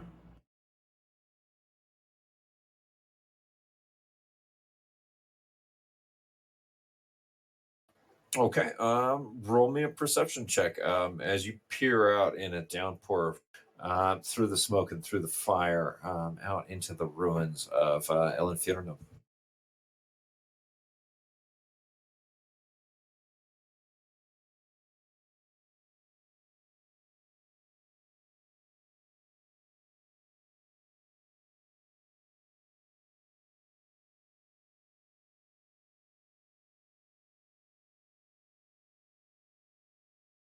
Okay, off to the northeast, you can see something that looks like part of a tower, or at least part of a 2 or 3 story building that looks like it sustained some recent damage, as it seems to be have parts of it that are flailing in the wind. And you know that if this was El Inferno, nobody's coming out here and actually causing that kind of fresh damage that would cause something to flail like that. It would have fallen down already, right? Or corroded due to being submerged in the time, but who knows? So far off to the northeast, you got a bit of a haul. And to the north, directly to the north, you can see there's also another smoke trail, and possibly someone's got a trash can fire or something.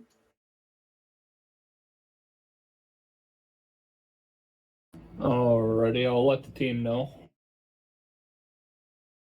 Real quick, did we ever get that information from the Johnson on that Miller had requested?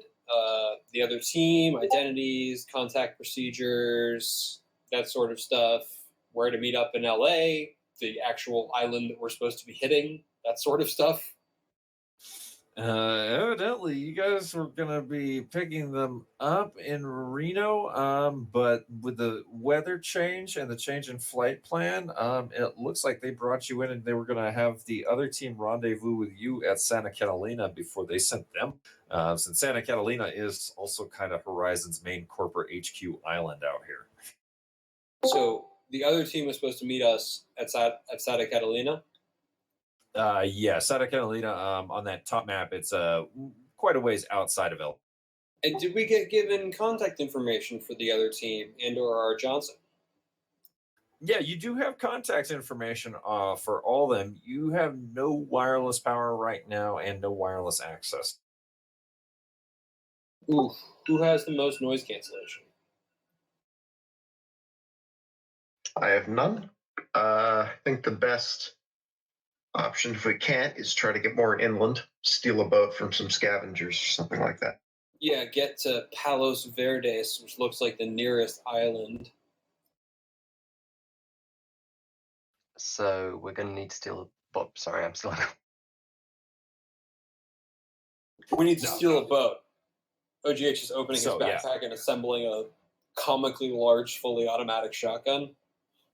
So you guys are here at the cab. Are you trying to keep a low profile? Are you just getting your teammates conscious and getting them moving and getting all your gear on? Would Low Scroll Life profile. let me know what the currency is in these kind of areas? Because like most places take new yen, but at the same time, there are certain areas where it's like they don't really care about. It's like the Star Wars situation. Republic credits are no good out here. We want food. Yeah, roll Sprawl Life. Definitely. Z Zone currency is a little bit different. Yeah, I think we're maintaining a low profile until we're back up to full strength. So just going to be waiting for anyone else to make a move in the meantime. Strict hits That on is Scroll Life. some scavengers or something. I'll just remain keeping a lookout on top of the passenger thing. Okay. Sprawl Life, 6 hits. So people tend to trade bullets and water out where you've got no water, especially when you're on island circumstances like this. Looks like they got plenty of devil rats shaping around. So, if you cook those a little well done, they might be decent enough to eat, depending on what they've been eating themselves, as long as it's not too toxic. Yeah, definitely they would probably trade. They might even still trade Nuyen, as they do tend to interact with smugglers and they tend to nestle up next to smugglers. But bullets and water, they'd be your primary currency. Cool. And what was in that smuggler's compartment case that I was able to grab? You can see it has a padlock, maglock currently on it, looking for a finger. Has no it's just a smooth faceplate. Looks like a fingerprint scanner to your naked eye. As you can see, it's got kind of that atypical fingerprint overlay. The Cool. rest I'm of going the to put my container is fingerprint to made. it and see if they've got me already. It will flash red once, and it simply do nothing. Cool. You're lucky it didn't explode. Usually they don't explode on the first try.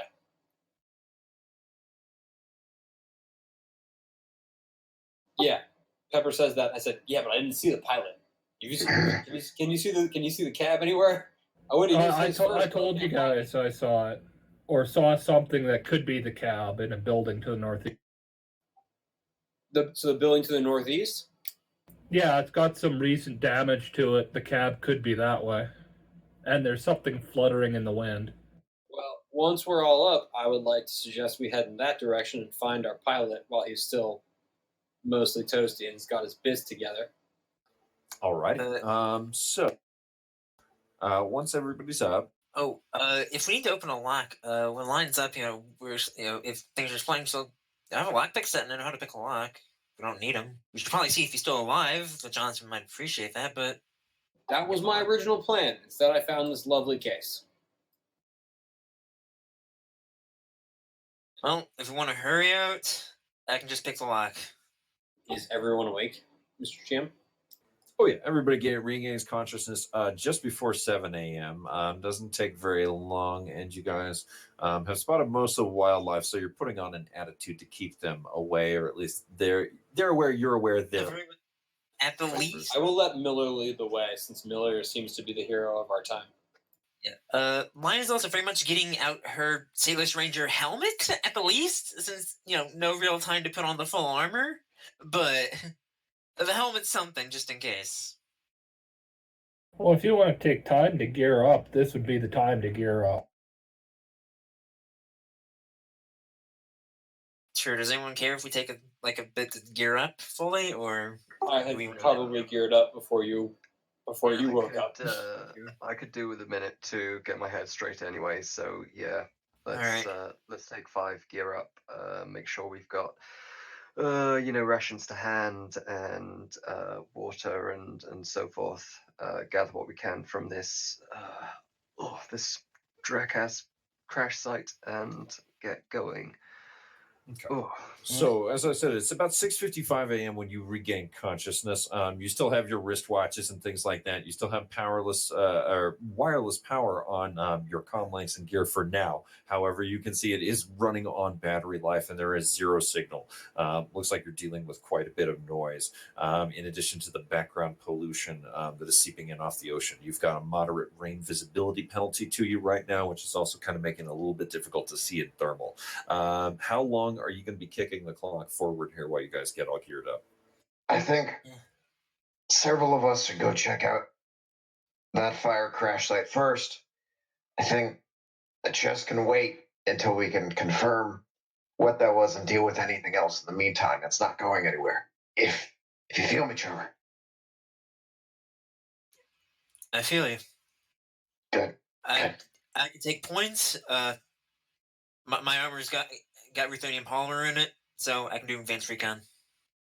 Well, have fun in the rain and that. Just want to see if we're dealing with just a smoke or some sort of scavenging party.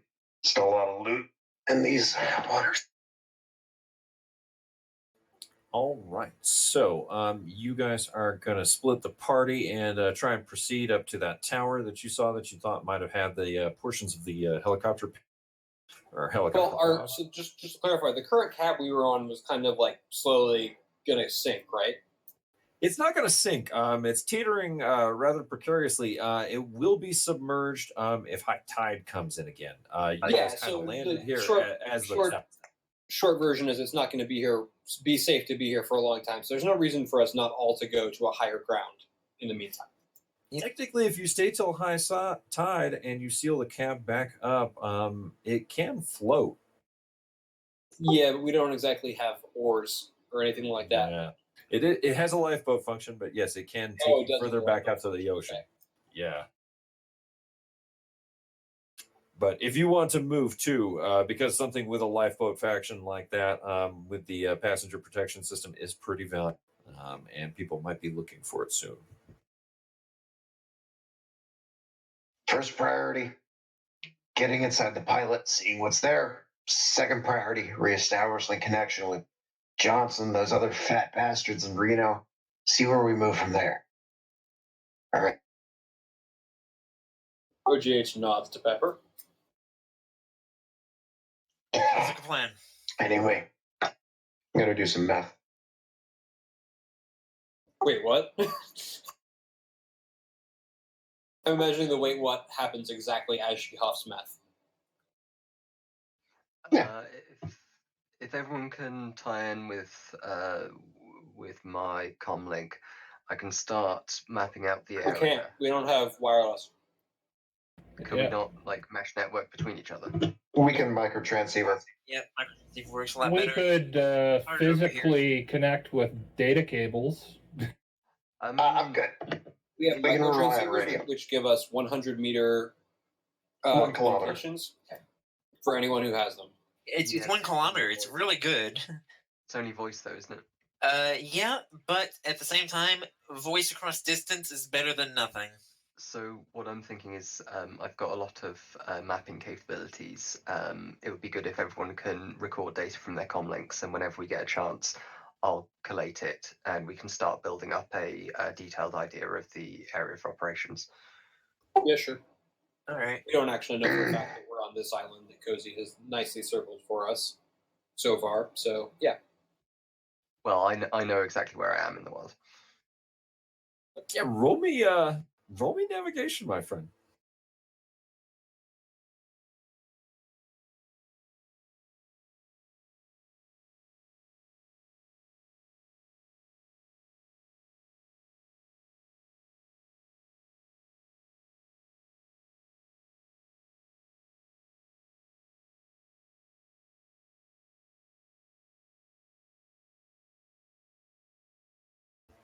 Okay, 3 hits. And you do have sense of direction. Yep, sense of direction and the orientation system org. And you are a former PCC operative. Guess where you're at, my friend? You're in sunny Long Beach, California. Lovely. Lovely.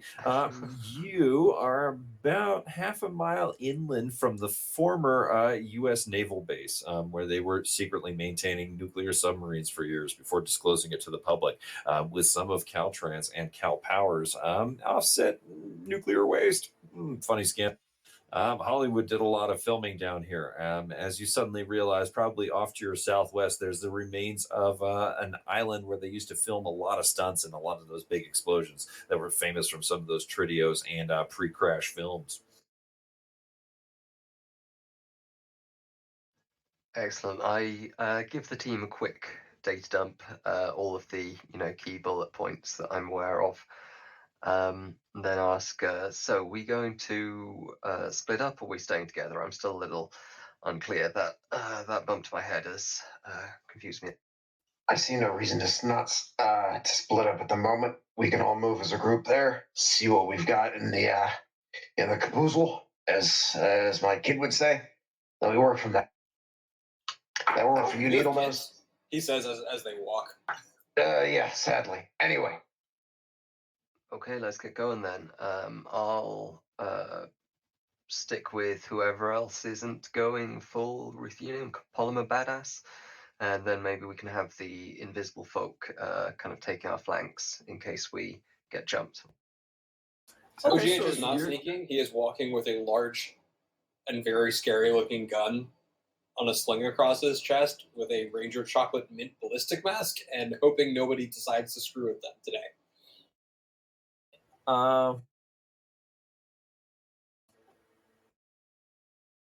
Just for my own fun, anybody with common sense? Nope. No. Don't worry about it. It's common sense. Nothing anybody ever needs. Don't worry about it. It's not something that should ever exist. Why don't you go ahead there, Miller, and throw me that survival skill, and we'll use that as a little bonus for everybody who's proceeding off in the away party, while you hang with the lifeboat and the remainder of the helicopter. I think everybody's the away party. Yeah. Oh, everybody's going together? Yeah. Fantastic.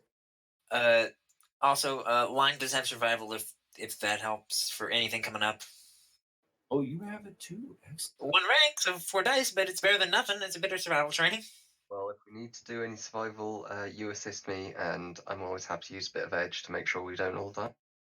How Good. we do that is you guys enter a very difficult outdoors terrain. So, Line, you can attempt to throw that assist. Hopefully, don't glitch.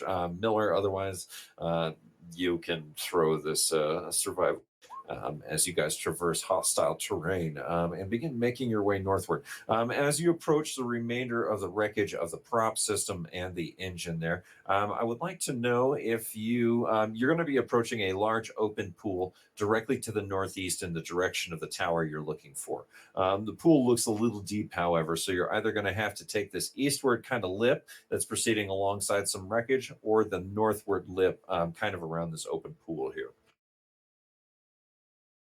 Which is more structurally stable? Roll me a visual perception.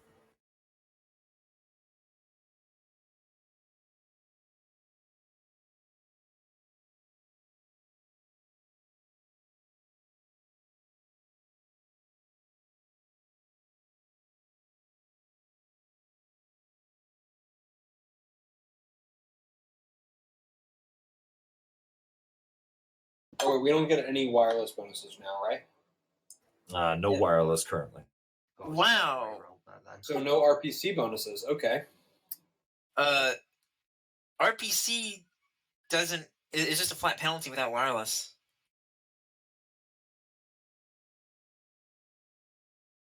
I have it too, so that's why I asked. Ironically, I did better on the reroll with fewer dice. Northward looks a little bit structurally less structurally sound. However, it does look like the eastward path is so structurally sound. It looks like something might be making its home over. So if it's a something rather than someone, what's on the air? What am I smelling? Is there rotting meat, some sort of predator, or? rotting meat, animal feces.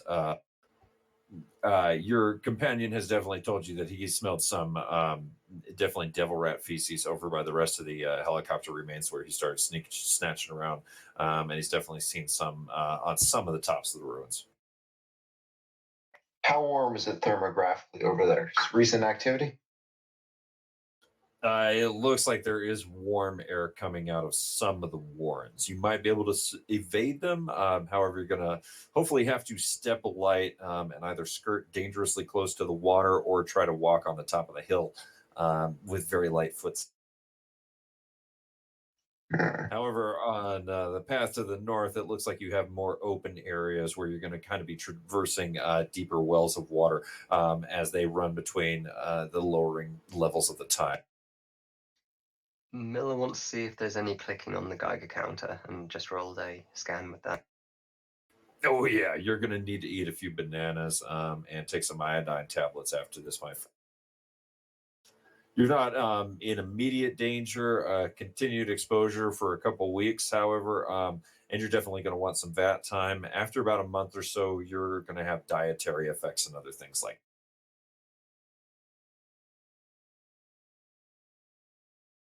Yeah, agreed, OGH.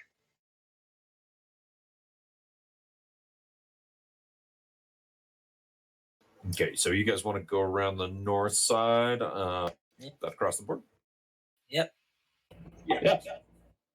All right, so this will require some gymnastics on your guys' part. In this case, you can choose to roll either reaction or agility plus your gymnastics skill.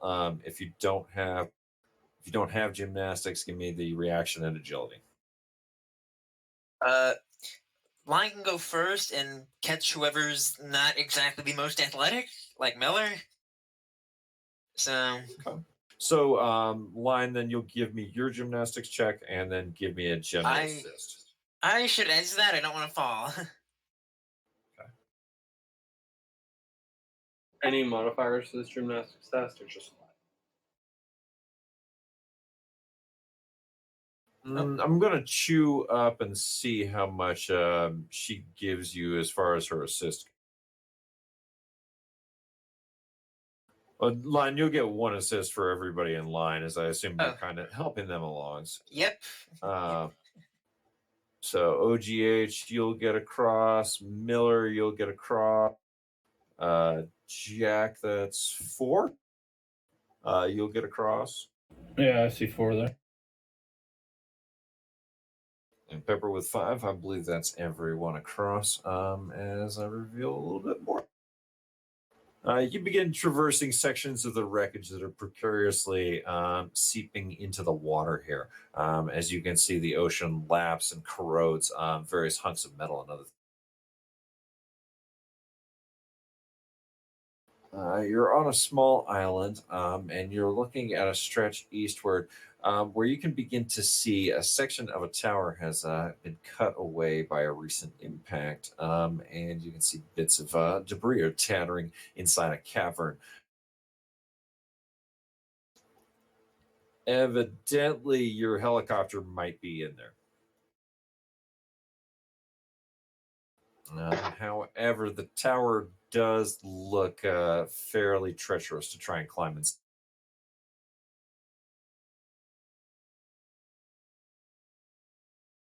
Yeah, that's cool. Who's climbing? I'll totally climb up. I brought climbing gear. Ooh. A lot of people did, I think, actually. That's just Line and OGH. Okay.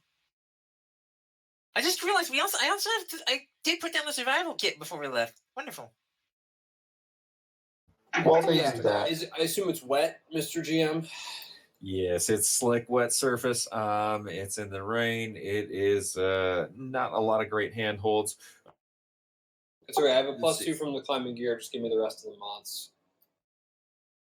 So let's see. I believe you're at a -3 after everything, but how tall?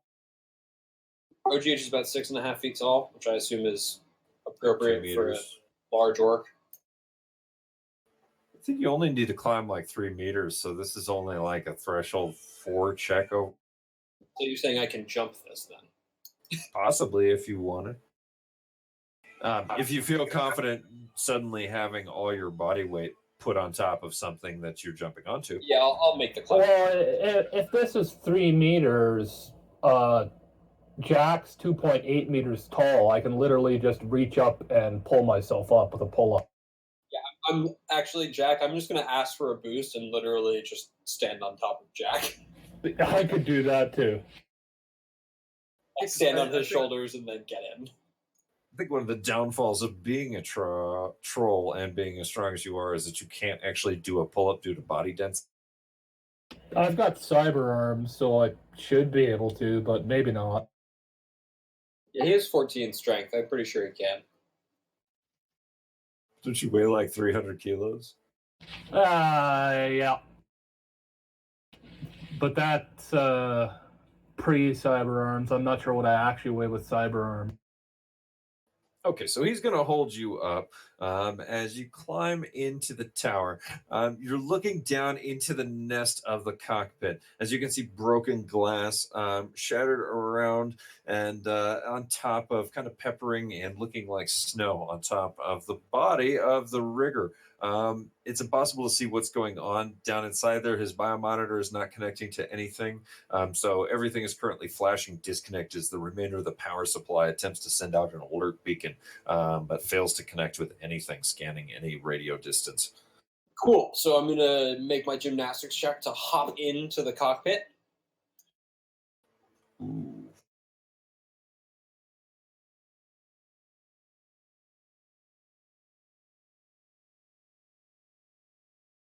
Let's go ahead and edge that just to be safe. Yeah. Because 2 hits on 16 dice is really not what I'm feeling today.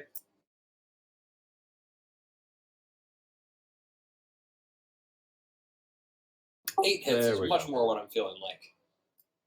You swing down to the pad cleanly without shifting too much weight too suddenly onto the precariously hanging wreck of the cab of this helicopter as you settle it alongside the prone body of the rigger. Looking at his chest, you can still see he's breathing as you undo the straps alongside his safety harness and get ready to haul his body out. However, he's unconscious and still jacked into the plane. Does OGH know enough about dump shock? I've seen people be dumb shocked before. How, like, do I see like blood coming out of his ears or anything like that? Right, that I would normally associate with like, oh god, they're in a really bad place. He doesn't look good. Yeah, it looks like he's puked. There's blood coming out of his nose, and it looks like he's crapped his pants. He's obviously suffered some amount of dump shock just from the plane suffering damage. You would be familiar So with if the that plane happening. is crashed, he should already be dump shocked, right?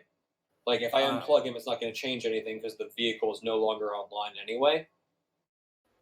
Depends on what his persona is connecting to. Can you even throw a matrix perception at that? I assume there was no wireless reception. I absolutely can. I have a rank in computers. It's just I assume there was so much noise with our comm links not functioning that I wouldn't be able to. Yeah, but you're technically inside a device right now that's still got some power. Okay, cool. So I'll just make a matrix perception check then. Yeah, sure. Any level of noise I still need to. I have one cancellation from my data jack, but I mean, not necessarily because you're Okay. standing in the power field of the device, you know. cool. 2 hits on Yeah. matrix perception. So I mean, you can see that the device is also a lifeboat. It's trying to emergency seal, however, it's registering that most of the stuff is broken, and you can still see that his persona is merged with the device that is the lifeboat of the helicopter and its emergency power supply. So if you could get somebody in here to maybe interact with that and forcefully kick his persona offline with some lifeboat function, you might be able to do that. No, that's okay. You've got a I computer just want check, to. I have 2 hits on the matrix perception check. So does he have a biomonitor? He does have a biomonitor. He is not flatlined. However, he is quite unconscious. And it looks like about 5 to 10 minutes ago, he had a near lethal seizure. However, he has been stable. Okay. I'm gonna send this information. Oh wait, I'm gonna yell this information to my team, uh, and ask if I should pull his plug or not. Well, if he's still jacked in, probably not. Maybe hit him with a sat patch. I don't really know. I don't have any medical knowledge. So what I'm gonna do is I'm gonna toss the rope from my survival kit down to the outside and ask if anybody can bring a med kit up here. Did anybody bring a high rating med kit? I have some slat patches, but no medkit. I've got a rating 3 med kit. Anything bigger than that, you need a car to haul around. So It's enough to stabilize him if need be. He's already stabilized, so Re-stabilize if need be. great. Okay, so I'm going to look around and see if there's anything else in this cockpit that looks to be of value with a quick visual perception, observe in detail, just sort of like things I should probably take with me before we potentially abandon this location. Sure thing.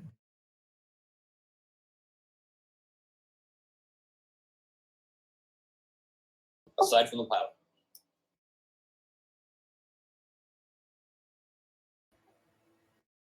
You see a rating 6 emergency med kit.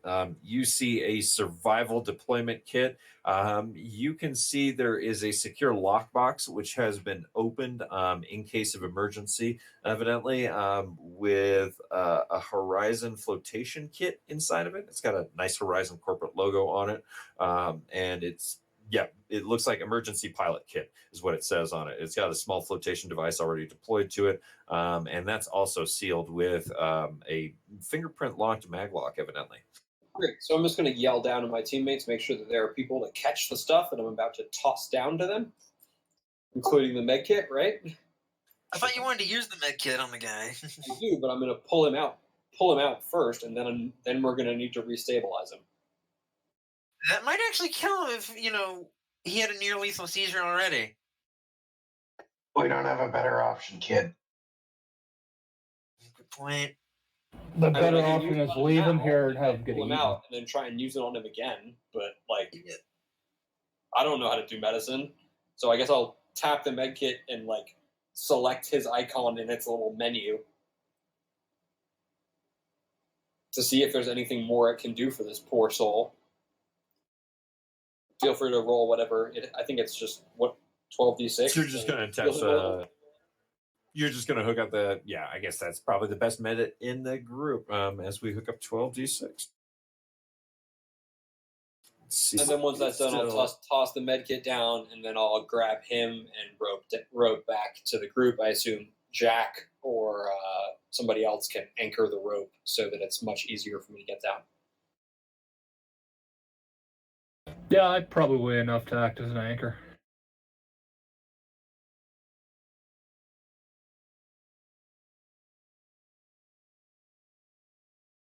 Okay. You attach the med kit. As its display turns on, it briefly flashes at you. Emergency deployment, seizure registered, EKG normal, heart rate normal, saline administered. As you watch fluids fly out of the tubes into his veins as you tie frantically and follow the chipped voice instructions, telling you not to panic as you administer first aid to this injured victim. Thank you for being such a good Samaritan. As the Horizon chip voice proceeds to instruct you, it tells you to take a small patch out from inside the pocket of the back sleeve of this med kit and administer it 3 inches above the collarbone on the neck. As you do so, you watch his eyes suddenly bolt open inside the visor of the helmet after you've opened up the suit there as the pilot looks up at you. Holy Drekchum. Aha, he's alive. Yeah, don't crash the plane next time. Let's get out of here. No, I will thrust his, take his hand, which I assume is much smaller than mine, and wrist, and press it to the thumb scanner that's in the cockpit, right? Yep. The seat releases. He releases as he reaches for you to pull him out. He looks at you and gets a panicked expression in his eyes as his breathing suddenly accelerates, and you watch his EKG go wild. I can't feel my legs. Well, we'll get you to a doctor right away. OGH rolls, I guess, etiquette? I don't know. We should probably immobilize his spine. Are you assisting him with a composure check? I know. Look, is you a doctor down there? I ain't no fucking doctor. I know a little bit about medicine. I mean, not much about the practice, but the theory at least. Well, then get your ass up here and heal this motherfucker. I go up. I have medicine knowledge with a specialty in technology. Can I assess the situation? I mean, you're certainly aware he might have one of two things: either impact shock trauma, where the sheer force of hitting the ground and being in the cab has possibly made him psychosomatically lose feeling in his legs, or he actually has some kind of spinal trauma that the medical kit in front of you is failing to diagnose because it can't make an adequate wireless connection to check his vitals against his sin. Yeah, I say out of precaution, we should probably immobilize his spine unless he never wants to be able to walk again. And we'll move him out of the AO. Okay, Chummer, and I will like click on the med kit and be like, spine board thing, and I'll repeat it in Norset and then in English and then in like my level 2 of Japanese and hope that it gives the spine board thing. They usually pack stretchers. Stretcher interface, click. So give me it gives you a stretcher, but you realize it's going to be awkward to get it in the cockpit. So it's going to be a quick deadlift daisy chain as you hoist his body out of the captain's seat to Miller and then prop it up on the ground to get it on top of that loading thing, while the rest of your crew stands around the base of the tower, keeping an eye out in the distance for anyone coming up. Let's see. So you've administered the stim patch. It is now about 7:15 a.m. As the med kit in front of you registers that yes, a stim has been applied. You need to start watching his vitals at about 8:20 a.m. When he should be crashing. Well, if he's unconscious for a while, that doesn't make much of a difference. Let's check out that status of that lifeboat. Yeah, so let me get two quick checks. This will be the strength plus body deadlift checks from Miller and my good friend OGH as you guys get him out of the cockpit and get him onto the stretcher and get him moving. Someone else Swoldust indeed. doing the lifting, because I'm pretty sure I'm I'm not gonna do gonna be enough able to- lifting for you, buddy. yeah, just hold him flat, straight, spine in. Can I assist with that, or can Jack assist with that? I should say. We I'm had like sure a whole Jack can rope assist. system I mean, that I was Jack, trying to you're- get set up, so I'm sure he could help. I mean, they're literally trying to just load it onto your arm so you can lift him out and lower it back down to the ground. So you're good there, Jack. Miller's standing there giving you the obvious instructions of a usual supervisor. Lift with you, straighten your back, keep your shoulders straight. Kind of fun stuff. Thanks, Miller. Enough for the team. Alrighty, so you get him stabilized and get him down as he starts asking you guys what happened, what's been going on, if you know where. You crashed like an idiot.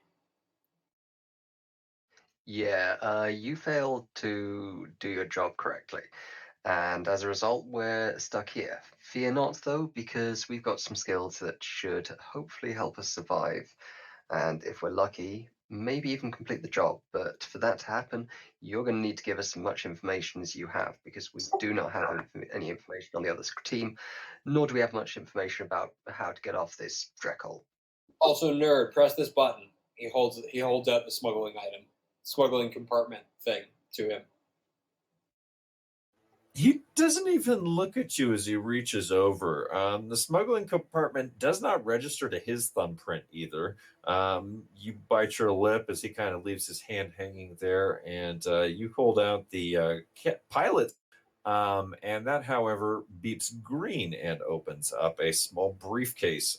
Inside, you can find 5 doses of kamikaze, 20 doses of Nova Coke, about 5 more doses of jazz, about 6 stim patches, 6 antidote patches, all maximum rating, pharmaceutical grade drugs.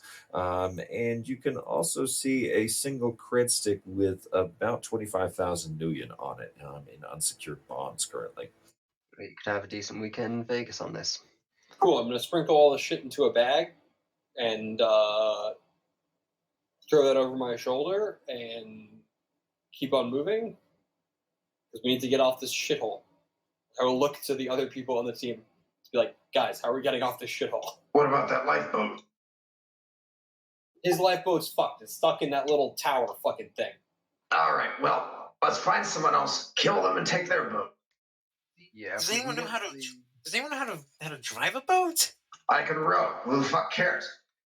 Yeah, we'll build some fucking oars. Are there trees around here? OGH looks around looking for trees. We're not quite that desperate to go to trees. I think if we get to the coast, we can find something that's approximate enough to a boat to get to a location where we can find a real boat, in which case we can, do any killing or knocking out or whatever's necessary and get back to the mainland. You get like a strong clap on the back, Miller, and then OGH points to a nearby island. Can we see the other islands around here? Yeah, you can see the other islands. You can essentially move in your 16 cardinal directions right now: east, northeast, east, southeast, all the other ones like that. Off to the west by northwest, you did see a dumpster fire earlier, and back to your southwest at the wreck of your prior lifeboat. I will accept a perception check from everyone, right?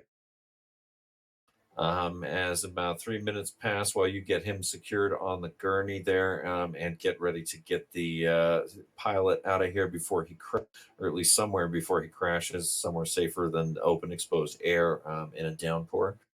Yeah, Pepper mini welder line. OGH, you can hear the sound of a mini welder tearing into the hull of your prior lifeboat back at the passenger protective assisted cab of the helicopter. Well, if they're fucking looters, they got out here with something. So let's go. Apparently, Miller has some compunctions about the concept of rebalancing the universe and bringing order between construction and deconstruction, but we can discuss that later after they're all dead. Does that sound good? Right Do now, we, I'm do we not need too 2 bothered. people to carry the pilot or 1? It depends on who those 2 people or who that one person. So since I've been kind of taking front for a lot of this, I will happily carry the pilot and move behind them while the rest of the team races forward to deal with the looters. Just give me a quick, as you strap him up Sherpa style to your back to keep him mobile for combat, just give me a general strength plus body check to determine how much your movement rate is going to be impinged until you put him down.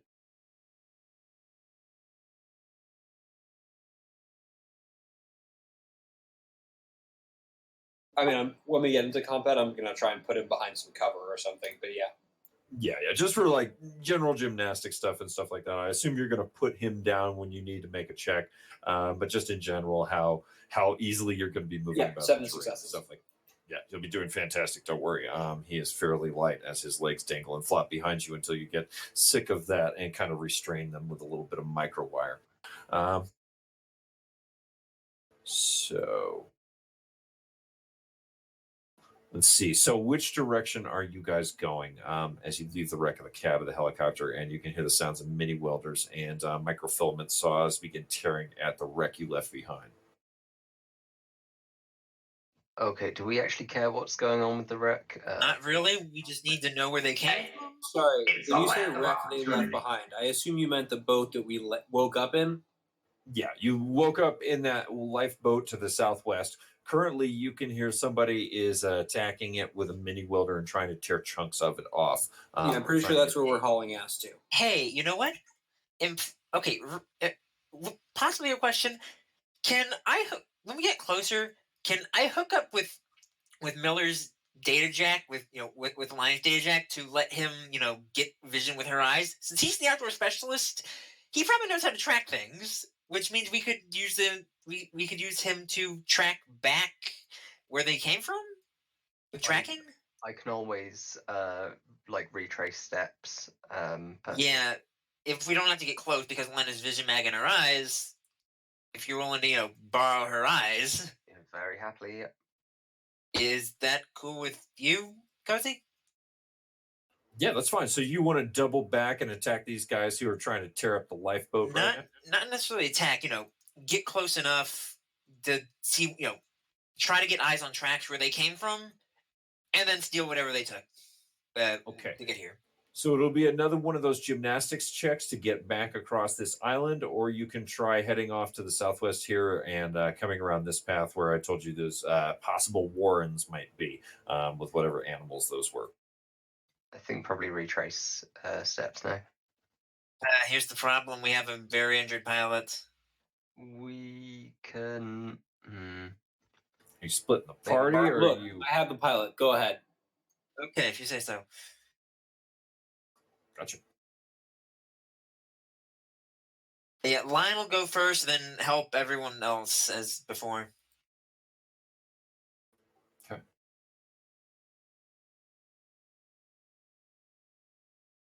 It will take Lion's help getting around this little bit because I'm carrying a large person, but then I'll let them run at whatever their top speed is to avant the carrion. Sure thing. So looks like everybody's making it so far across all the debris as you hop and skip across hopscotch as the toxic tide begins receding around you. You can see there are a number of figures tearing up the plane. Let's get another perception check here as you close in on them after the visual defilade between you and them clears. And you can see what exactly these guys are doing. Yeah, and how sneaky are you approaching? Are you coming up in the open and yelling at them? Are you? Lion is being very sneaky with their RPC to get recon. Okay. How far back are you stopping movement from these guys in your RPC? Probably about. How good is line of sight, and what's the best place to get visual recon from where we came from? So with the moderate amount of rain you're facing right now and just the haze from the Pacific, it's still early morning. Most of the fog hasn't burned off, and you've got a little bit of thermal interference from there. This spot right here is about 50 meters out from the original wreck, where you're kind of got a little bit of visual defilade. This would give you about half cover.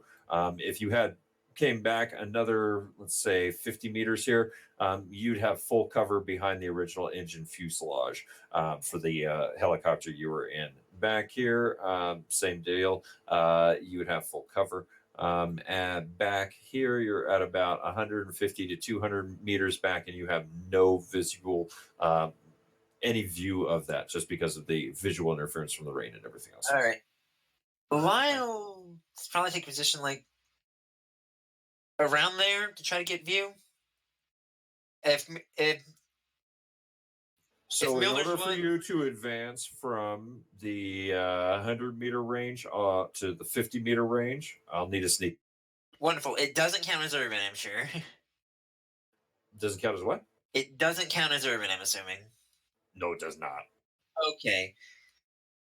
Okay, if we've got a minute or so before sneaking up, I'm going to take off my armor jacket and slip over my chameleon suit, which is only rating 1 RPC, but gives me a bonus on sleep. You basically have the advanced intel because Pepper has natural thermo, so she can see, in addition to what the original signatures were, the current heat signatures and the signature of the mini welder arcing and creating steam in the early morning fog. How many figures? 8. You can see about 6 figures. 2 of them have mini welders. You can tell a couple of them have like chainsaws or possibly monofilament chainsaws. And then a couple others are standing around, and they just look like heat signatures. However, they're standing at a bit of a defilade from the other people, a bit of distance, like this, the amount of distance you might give if you expected somebody to throw a hand grenade at somebody, and you wanted to dive for cover away from them. Oh, Jack doesn't have to come with us. It's Lion and Miller right now for advanced recon and tracking. So. Oh, okay, you're doing chameleon coax stuff. That's fine, then I'll stay back. Yep. Okay, just before we get to the action here, as this stuff goes on, we have been at it for about a little over 2 hours now. I'm just going to call a quick 15-minute break till the top of the hour, and we'll get to the real action here as things start. Cool with everybody? Sounds good. A little drink break, bathroom break. Yeah, we'll be back in about 13 minutes here. Cool. Thank you, Ben. Check it.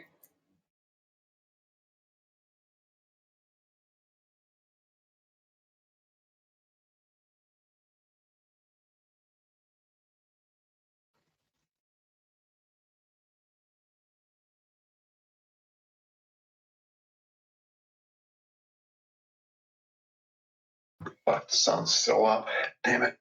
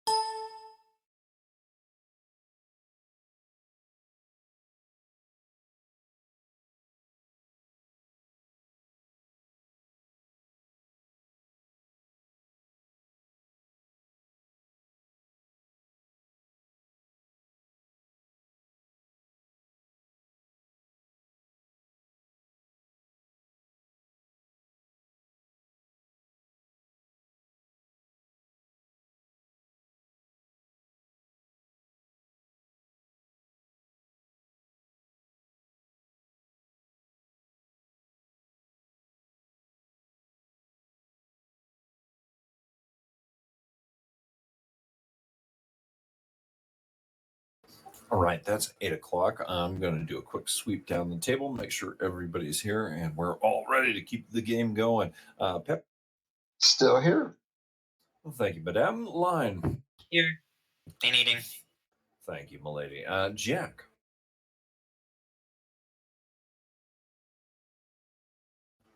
Jack, no go. Miller, sir, No, I'm here. Sorry. you're good. OGH, Sarah, Miller's good to go. Yep, I'm here. gotcha. Miller's here. All right. Really OGH quick, you is- hadn't mentioned the mini, or at least I didn't remember hearing the mini H grenade with the remote sensor trigger. So I'm going to make sure that's separated out nicely and left at a convenient spot to explode, perhaps given to one of my teammates. Sure, if they want to manage it. Looks like one of those simple rigs where you could set it up to be a sensor tag that, the door opens, boom goes the mini HE grenade. So I was more concerned about the possibility of somebody else owning this device and remotely detonating it when we didn't want it to inside the same bag as a 25,000 New Yen cred stick. Yeah, that would make you nervous. You passing that to Jack to hold against his chest? There's not really a lot of cell reception here. I'll ask if anyone wants it, and if. Well, actually, yeah, Jack's not quite out in front, so I'll ask Jack if he'd like it. Oh wait, no, Jack is sneaking. No, So I'm not Jack and sneaking. Lion are sneaking. They're all sneaking. I thought I was sneaking, and it turns out they're just doing recon right now, so I'm not sneaking. Yeah, it's Well, I'll ask Jack if he wants to hold on to this grenade and make sure to keep an eye on if it becomes wirelessly active. So Yeah. you get first clear visual on this group of about 6 humans. Looks like a mix of men and women. A little bit difficult to tell at the 50-meter range with all the haze between you, even with the thermal feedback from Pepper, who's sneaking right alongside you. Looks like the It's two on Miller. the. Did Pepper come along with us? I think I mentioned I was, yeah. Oh, my bad. In this case, you can see 6 folks. 2 of them on the outskirts are currently armed with what look like AK-97 assault rifles, while the 4 on the interior, who are going to work on the cab of the helicopter that you crash landed in, appear to be all carrying submachine guns and some backpacks and duffel bags they're stuffing sections of sheet metal and valuable pieces of electronics into. Sounds good. Okay. So Line is going to vision magnifier Cyberize and make sure that her data jack is connected with Miller's. So he can pull up with basically so he can see her vision and his tracking skills to track back where they came from. Okay, it is going to be a difficult track in the ruins of a city on top of the ocean in the rain. But so you guys are just going to hang out and watch these guys do their business and then watch them when they leave? More like, okay, while it's wet, there's probably still footprints left over,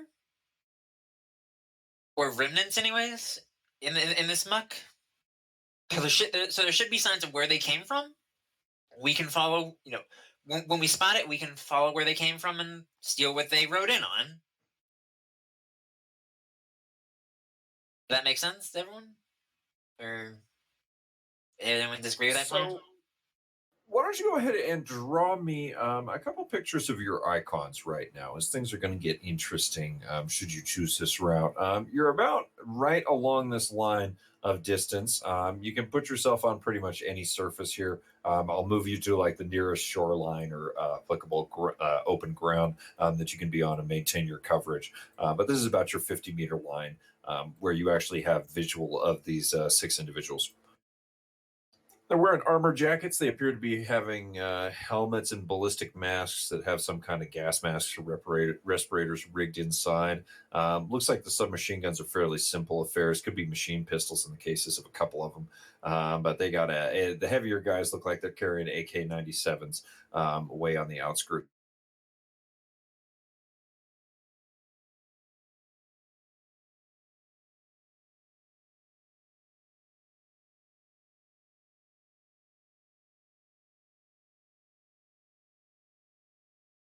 So, Matty boy, if you think you can hitch us a ride or buy their boat from them, by all means, but It's pretty. it's up to So over micro transceiver, it doesn't look like they're, necessarily going to attack. How about we surround them? Maybe a couple of us approach them, low key, not pointing guns, but in good cover. Say, "Oi, chummers, do you know where we can find a boat?"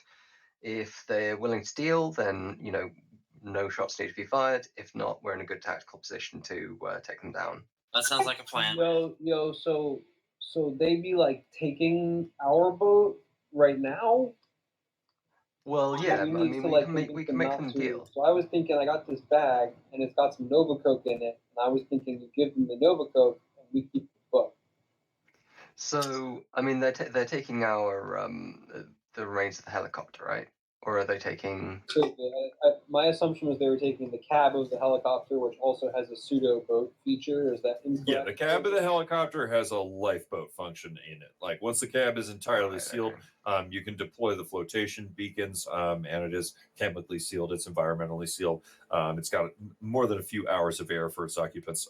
It doesn't have its own power supply, however.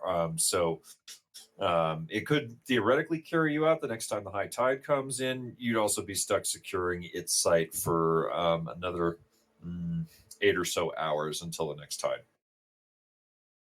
Well, I think it's a good option to have, and if it comes down to it, we can use it as leverage. If they've got a boat that's good to go now, we can say, well, you take our one, we'll take yours. It's all good.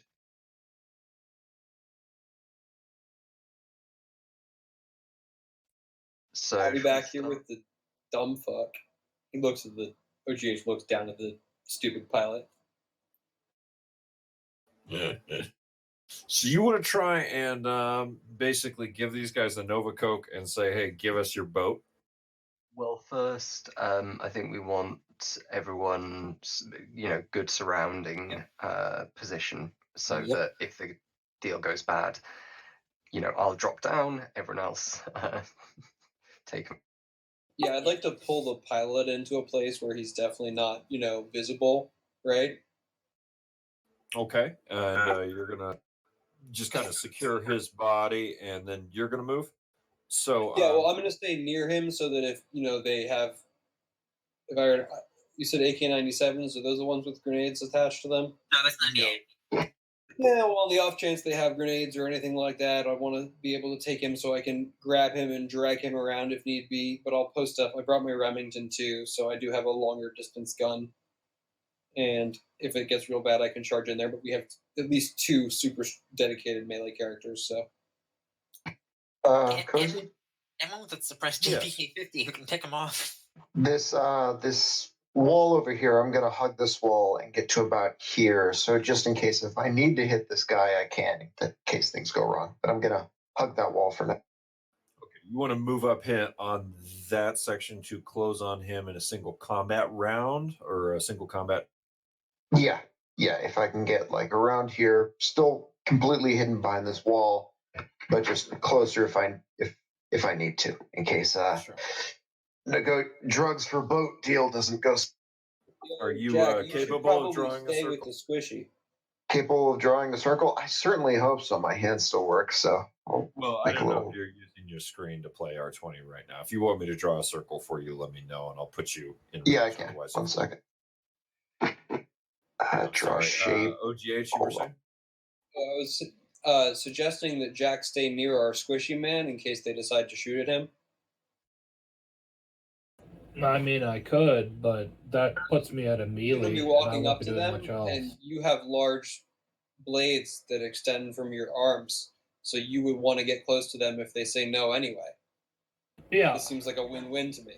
Oh, Am I missing something? I thought you meant the squishy pilot, not the squishy. Oh no, I meant Miller. Yeah, I thought you meant stay with the pilot. Character squishy is also or control slang for a human, so. I will wear that badge with pride. I am squishy and do not like getting shot. Okay, we've got Line and Miller. Yep. Line's got her RPC still active, and the JPK with the suppressed JPK also chameleon coded. So in case things go loud, you can just pick them off quietly. So you got moderate cover right there. It is a bit of a visual penalty to see those guys, but you're about 50 meters away right now. What do you want to do as you get into position? Are you going to stay right here? Are you going to move up on the flank? Is Miller staying right here in line? You're moving around the back or around the other flank from these guys? Actually, line can definitely move up around the flank, around back where they came from. So, hang on. What cover is around there? Around there? 1 second. Let me roll me a visual perception as you move around that course. area. What penalties? You're still at a moderate range, so do you have thermo? No, it's something I need to get. I think you're just at a -2. Okay. Wow. Are these distances accurate?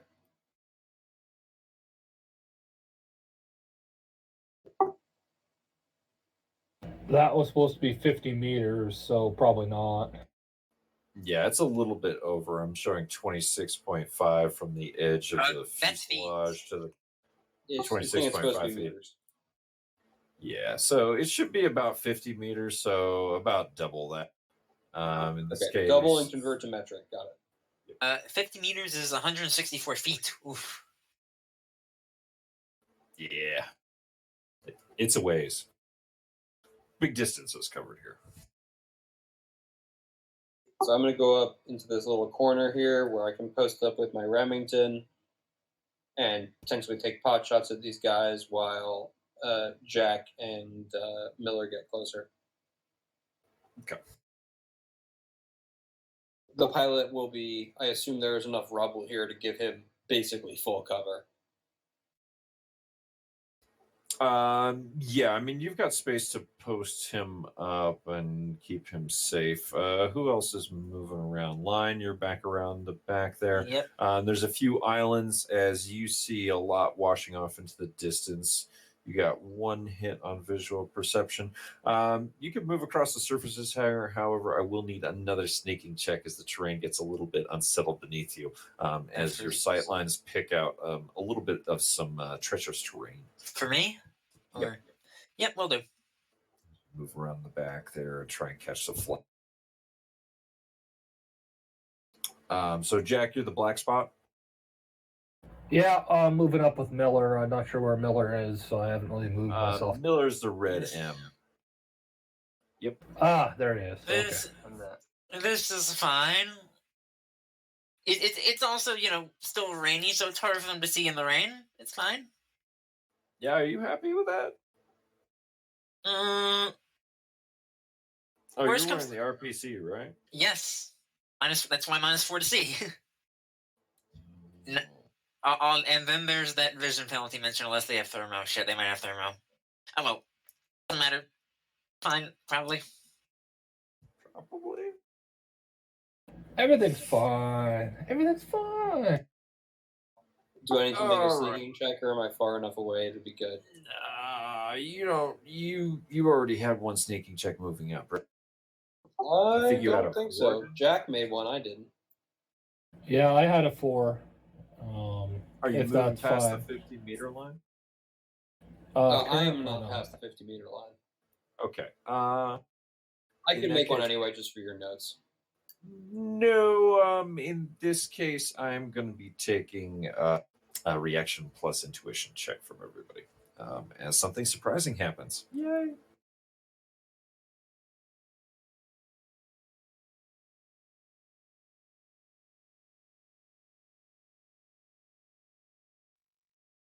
Have I had a chance to take any drugs before this? Because I was about to before we started moving up, but not.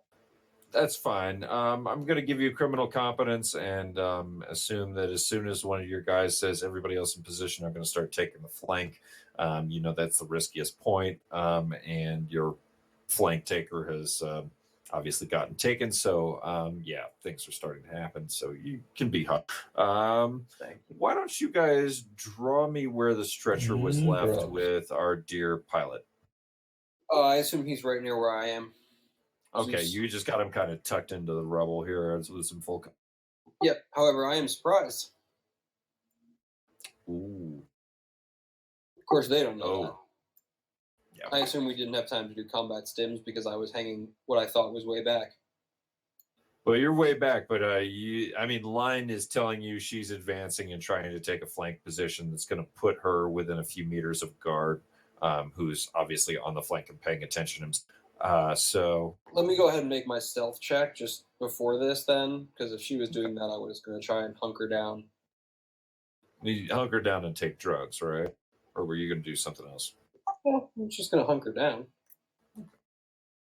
because we were attempting diplomacy. That was the plan. Stretcher's tucked away there somewhere. I know what happens when diplomacy fails. That's why I'm taking drugs. I'm just trying not to metagame our plan failing. That's all.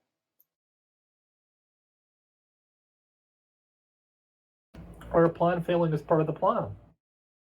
OGH is decently well concealed, so he's got his rifle. He can take aim.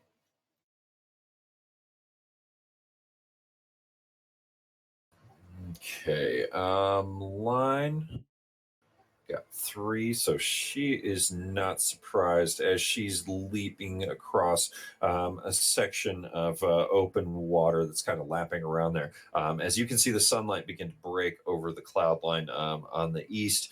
A glint of light catches the visor of one of these guards, and he immediately turns to the southward, shielding his eyes and getting immediately clear view of you, Line, staggering and trying to catch your balance and teetering on top of a section of wall as you try to stealthily approach him. And he screams something as he levels his rifle on you. We'll also accept initiative now. If you had shoot first, don't ask, this would be the time for. Oh, I knew there was something I probably should have gotten online before the one. Shit. Oh well. I take a -10 for being surprised. Am I correct? Yep. Yeah, you will. After you roll me. I'd like to spend an edge to go first, please. Sure.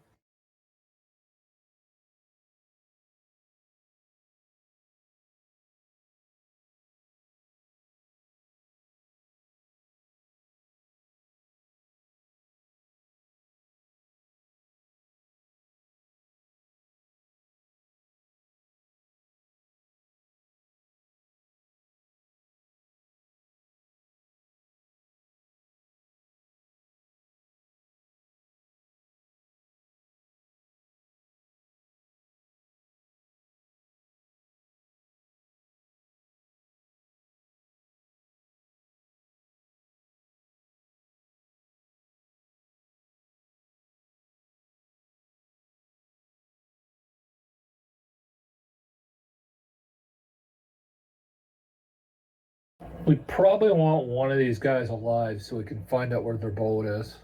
Yep. We'll just need one alive, though. Just mentioning this before we kill everybody. Oh, even I mentioned it, and I'm. Look, assumed criminal confidence. You're going I to leave just one assume alive Pepper's to going to start brutally interrogate. split pool murdering. They're too far away for that, sadly. Can't you hit one and then use movement to hit and then hit the other? It's still the spring same. attack style, or is that not allowed? It's still it's the same action, so I'm unsure if I could fit movement in between.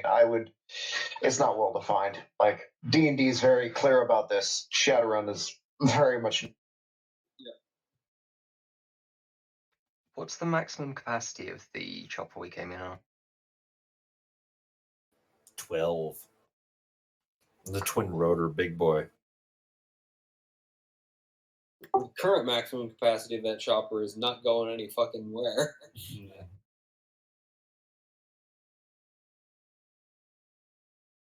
I probably should have edged that, but it's fine. All right, Miller. I believe you were spending edge to go first. Yep. I stand up, sort of hands out in a placating gesture, not hands up, but just like, whoa, whoa, whoa, whoa, mate, let's not do anything too hasty. I got 11 chummers surrounding you, all RPC'd up. They got a bead on you, and you're currently rifling through my bird. Now, don't make any sudden moves, and we can get through this in a profitable fashion for you. Make any sudden moves, and you're fragged. All right. You got 9 seconds or 9 words. I apologize. This is literally sorry. 3 seconds. Yeah. So as much as I'll I go, like what you're saying, as much as I like you trying to de-escalate the situation, you got literally 9 words you can get out. Do that again. Whoa, whoa, whoa, me! I've got 11 guys with beads on you. Let's calm down, simmer down. That was 3 woes. I counted 12, but it's pretty close. All right, give me. Let's see. Is this negotiation? What's up? So I am kind of. Can I make trying a to case for bargain. con fast talk because I'm Yeah, trying you to are lying. bullshit that we've got more guys than we have all RPC'd up around. You are taking a big bullshit move too, assuming 12 guys even remotely scares this dude. But go ahead, throw me that fast talk, Chummer. Take your +2. I'll worry about other things on the other end. Don't worry about it. As you stand up and scream and hold your hands up, trying to be a reasonable person. That's not bad.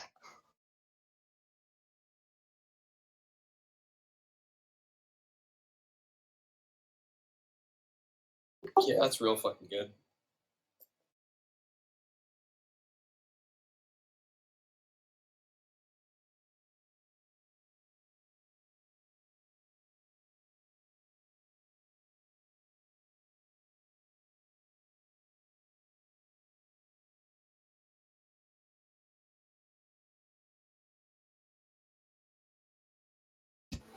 Okay,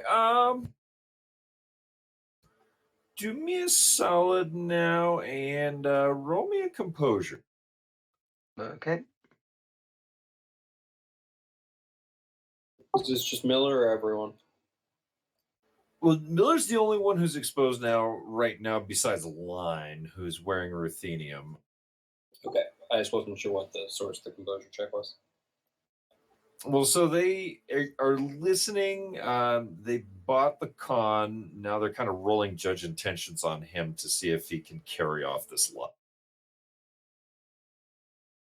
And exactly what their response is going to be to this after. If it bolsters my lie at all, I am still wearing my tack suit,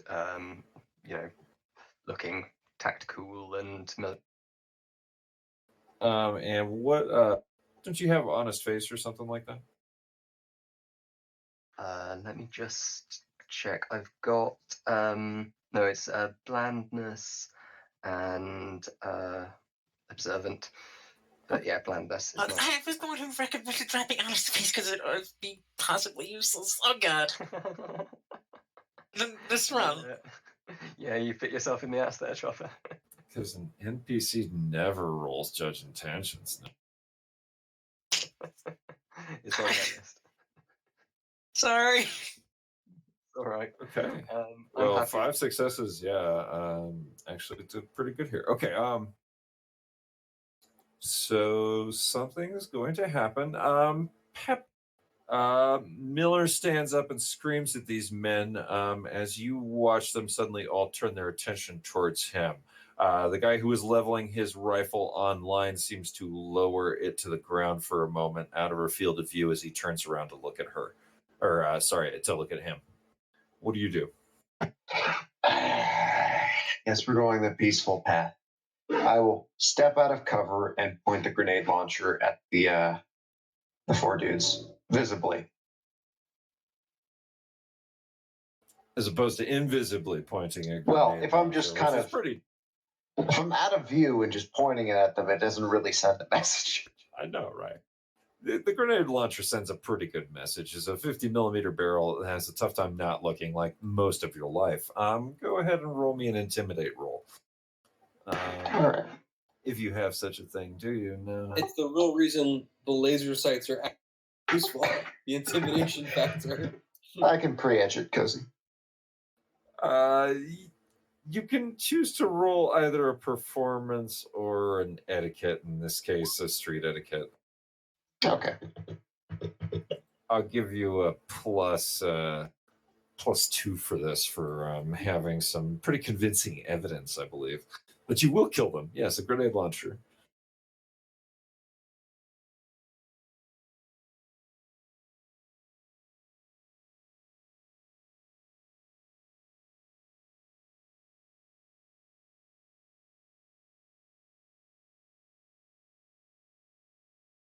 Holy shit. Damn.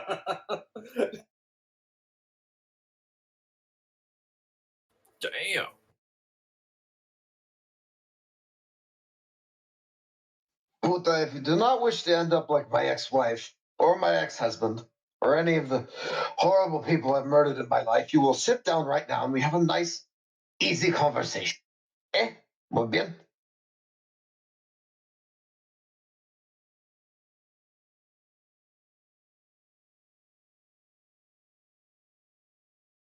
All right.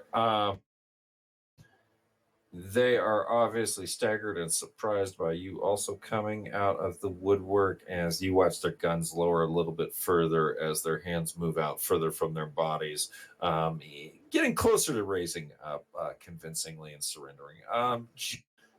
You've just watched the human right next to you stand up and start screaming at these guys to calm down and drop their weapons, and everything will be okay. You've watched the dwarf on the other side of a large barricade there stand up and aim her grenade launcher and also yell out commands at these guys. As you watch the pan feed from Line and her little visual feed totter on the side of a slab of plasticrete as she loses her balance briefly. What do you do?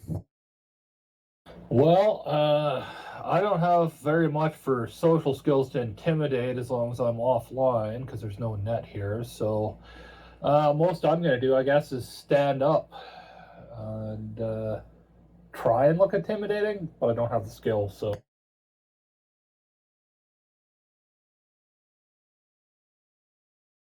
More you're providing a bonus for other people's intimidation checks then.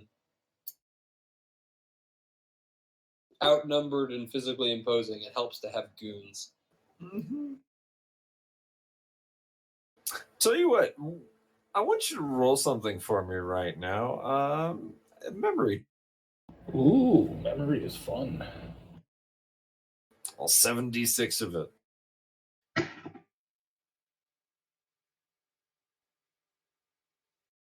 Yeah, it'll be an assist just to have a pretty imposing and overwhelming figure here with the lethal weapons attached to their, in this case, pneumatic. Oh, that's spikes. pretty good for 76.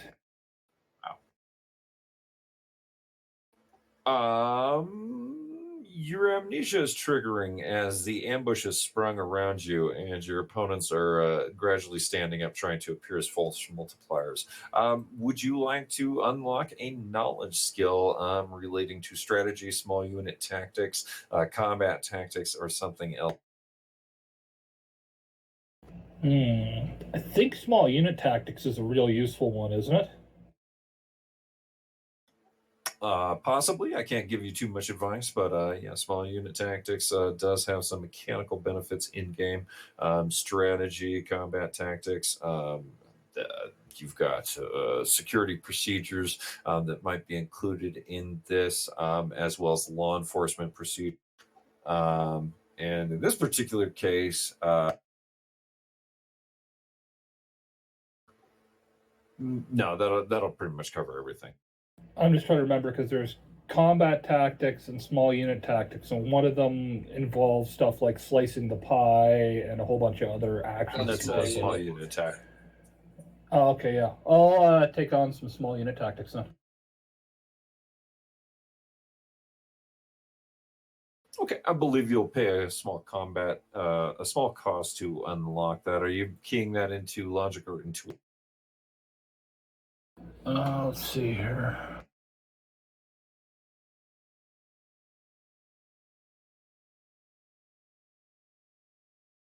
I think it has to be under profession knowledge, doesn't it? It's intuition by default, I believe. Although it's Yeah, not. I think it's an interest. It's kind of a not categorized knowledge skill. It's a bit weird, but it's They actually interesting. added a new category in Hero Lab for the tactical knowledge skills.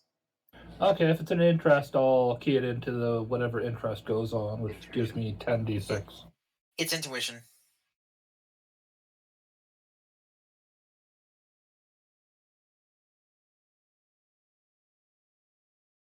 Alrighty. As flashbacks trigger, and now you roll me a composure to maintain yourself as the flood of memories come.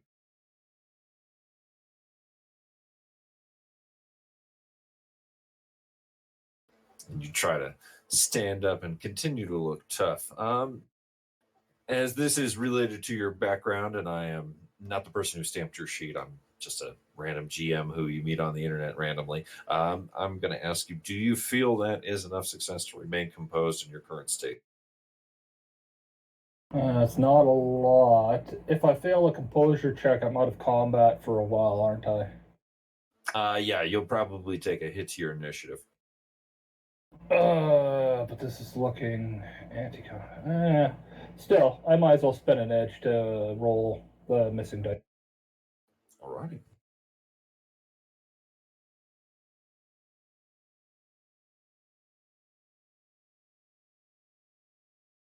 This feeling of deja vu washes past briefly as suddenly some amount of training from your background comes back to you as you evaluate a tactical situation in the flanks your comrades have taken around you. And you watch the PyTac feed in your eyeballs give you a mild amount of strategic input as to what your next action may be should this actually result in violence.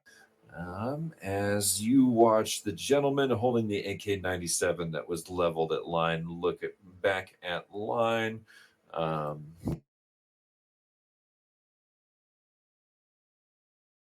See what he does, and he does not. He immediately drops his gun into his sling and begins hoofing it for the hills as you watch him run off to the southwest here, trying to hoof it along the bricks and wall. Actually, he'll probably make it about there with his movement rate. The other gentleman with the AK-97 is still startled. However, you watch him drop his rifle into his sling and begin raising his hands, Pepper. Let's see, the gentle Lion, it's your turn. Lion is going to get into position and, still tack cloaked. Well, as much as she can be, even though, but, she'll take a position with the gun covering them, but, Okay, you pretty much have a movement range of most of the island. Let me give you a little radius, and you can tell me where you are moving to. if there's any, decent position where she is, probably right around there to get a good view of as many people as you can. You've got a reasonably good view of about four of them right there. You'll have just a little bit of a profile on the gentleman who's around side the back of the helicopter from you right there, and you have no visual profile on this gentleman right now. Fair. Okay. Everyone else has zero cover from you. As the Smart Gun and the Seska take a look around at their option.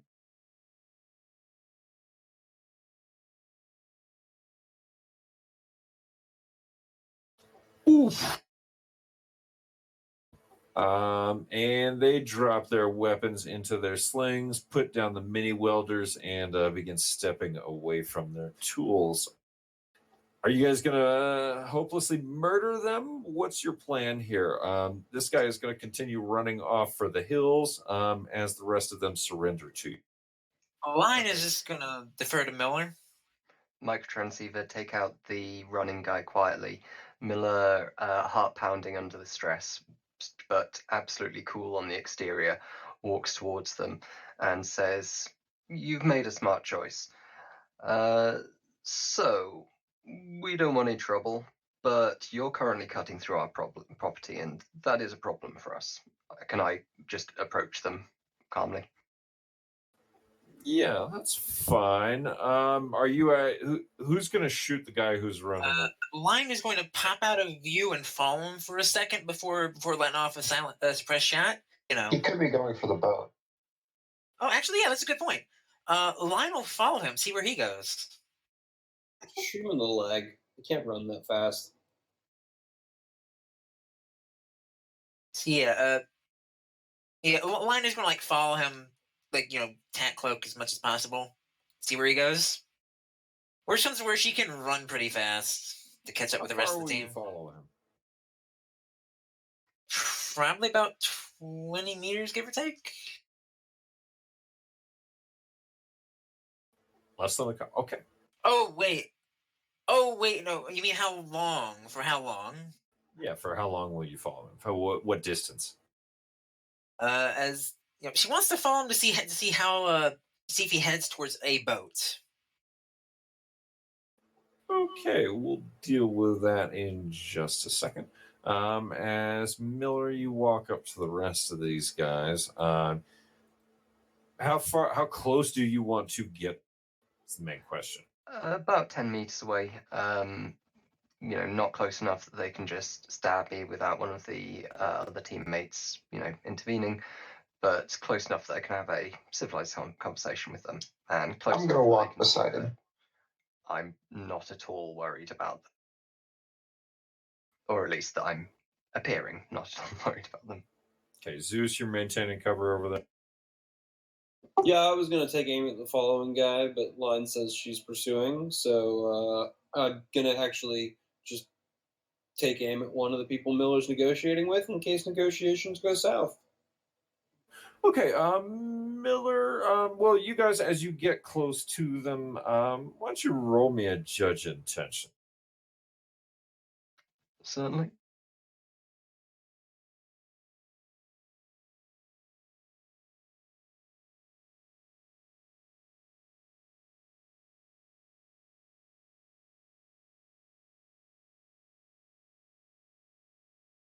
I see into their souls.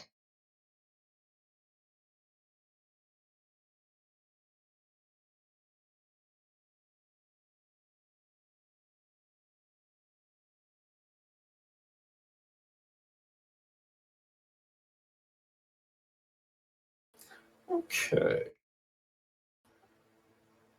Well, Jack and Miller, you're going to kind of see that these guys they're holding up their arms. They're kind of surrendering to you right now, but they're kind of I want to observe in detail and see if we're being counter-ambushed. As you come up to one of them and you start saying like, good choice on surrendering and stuff like that, he's gonna keep on laughing at you, and he's gonna tell you, not often we get some corporate shills out here, man. I say, yeah, not often I drop into a place like this. Look, you clearly want some of the scrap, and to be honest, our bird is in bad shape. We want to get off this island and leave you in peace. Now, can we come to some kind of arrangement here? Have you got a boat we can use?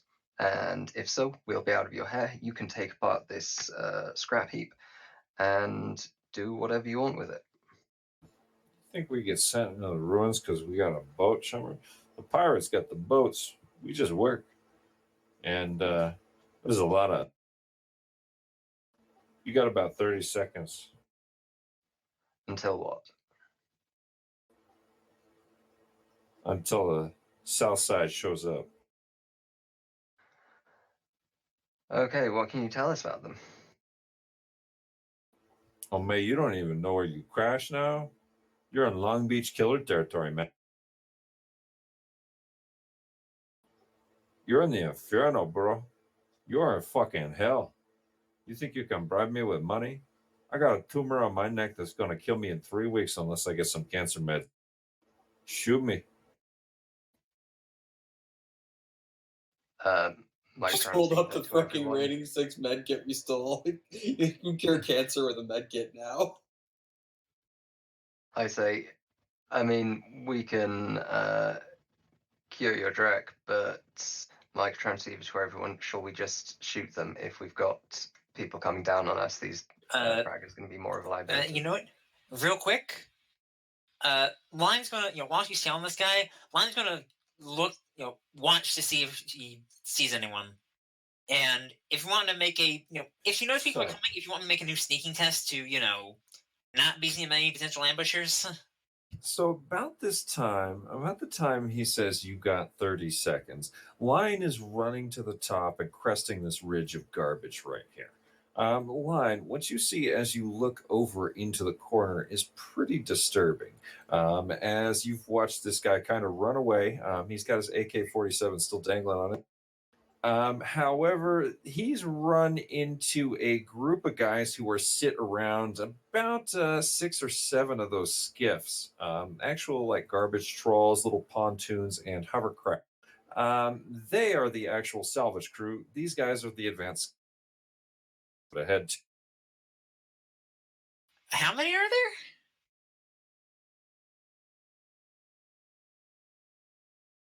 Oh shit! Line is very much going to microchip. There's a lot of them over here. Do they have boats? Yes. Okay then. Okay, execute these guys' defensive position. Line's going to pull back, or do you want to? Or actually, Mago, you want me to move into a position a better position to shoot them when they try coming? It's Or- up to you. We have very little time. Line, if you can get somewhere that you can cover their advance and shoot them from behind, that would be excellent. That sounds good. I'll do that. Line will start moving up to the north. Whoa, May, that's a long distance to be moving. Oh. Presumably over time, while we wait and they do their thing. Sure, you can start running in that direction. I'll give you right about there. Fair enough. That looks good to me. Fair enough. Fair enough. Okay, sorry. Do we Okay. want to deal with these 4 people who have ostensibly surrendered, but will probably pick up their guns and shoot at us once combat starts?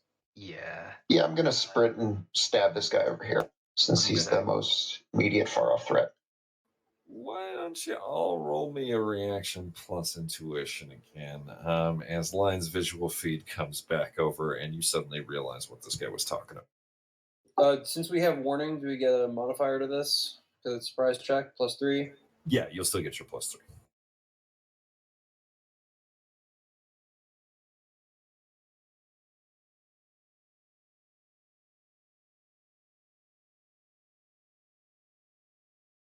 I am going to edge that, so I'm not surprised.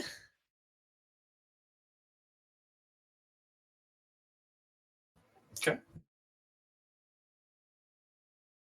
Hopefully not, anyways. Wait, is it edge to not be surprised or just reroll still? I can't remember. It's edge to reroll failures and not be surprised in this case. So you have, if you want to spend edge to not be surprised, you usually declare that before you roll the dice. Oh. You rolled the dice, and now you just post edge. Oh, fair enough. Yeah. I don't have shoot first, so that's not a big deal. I just didn't know, just remember what the proper one was. I don't ever actually really have to edge surprise. I'm sure I'm lucky. Oh well. This time, though, Pepper blitzes again with 31. Whew. Wow. Remarkably consistent there. It's just enough, so that's all about it. This is why I need the synaptics. Why buy that when you could just huff meth in a flooded slum?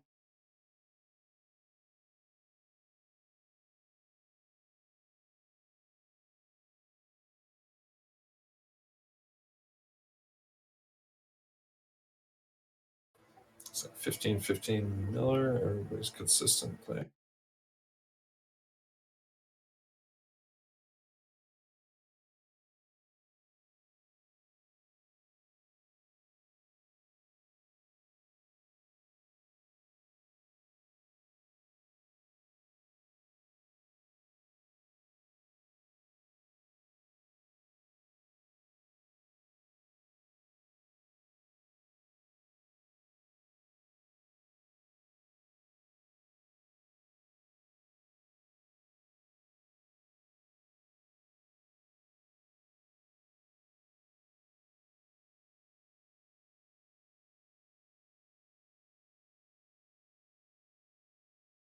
Alrighty. Pepper, said you were going to run up and stab somebody. Tell me about that. Well, this man was the primary threat since he still has his, intermediate caliber rifle that I want to deal with. So I'm going to deal with him and then I'm going to come right back so I can get up in these guys' faces. So I'm going to run up to here and charge this man. Turning on those skimmers, you jet across the toxic ocean water, any nearby obstacles as you race at this gentleman with your blood drinker axe in hand, covered in blockbuster like the blue and gold logo shines out at you as it gives you an awesome grip on your terrible, terrible weapon of carnage, which you've taken so many lives with before. Rebalance the universe and the forces of destruction and creation, as humanity is bound to. Anyway. Be kind, please rewind and scrub and take care of your discs.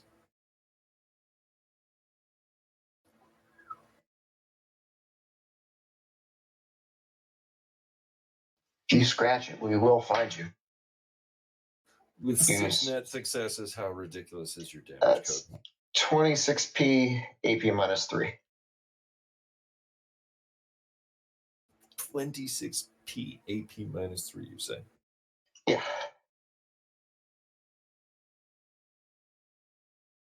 Oh, did they not get a defense test? Well, they got 3 hits. No, he did actually make surprise, and he did attempt to dodge out of the way. However, he was not sufficient and did not move in time for the mass of this dwarf coming at him with the patented and ever so terrifying blood drinker axe, as its monofilament edge seems to cut through his body as a soft knife through soft butter. As you watch bone shear in half and slice out in the rain as the immediate gushes of blood are somehow dulled and don't stain your body up like you're used to when you happen to cut somebody in half from the midsection down. Horizontal segregation.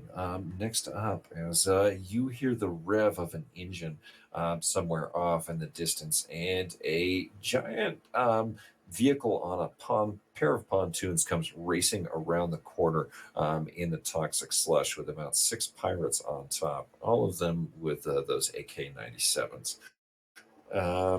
Comes racing into view around this little stream right here.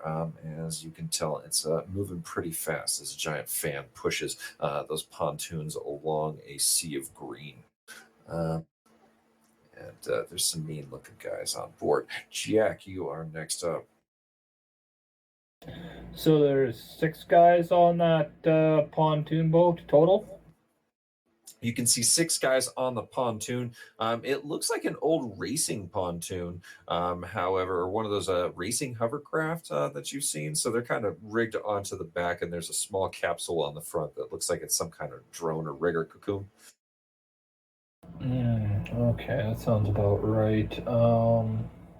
And they all have AKs. There's no mounted turret or anything.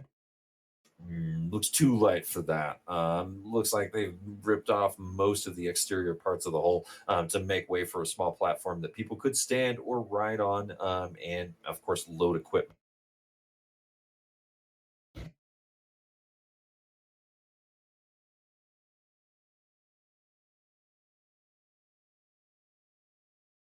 What would you like to do? Sorry, was it not coming through? I'm gonna charge that boat and kick off one of those guys' heads.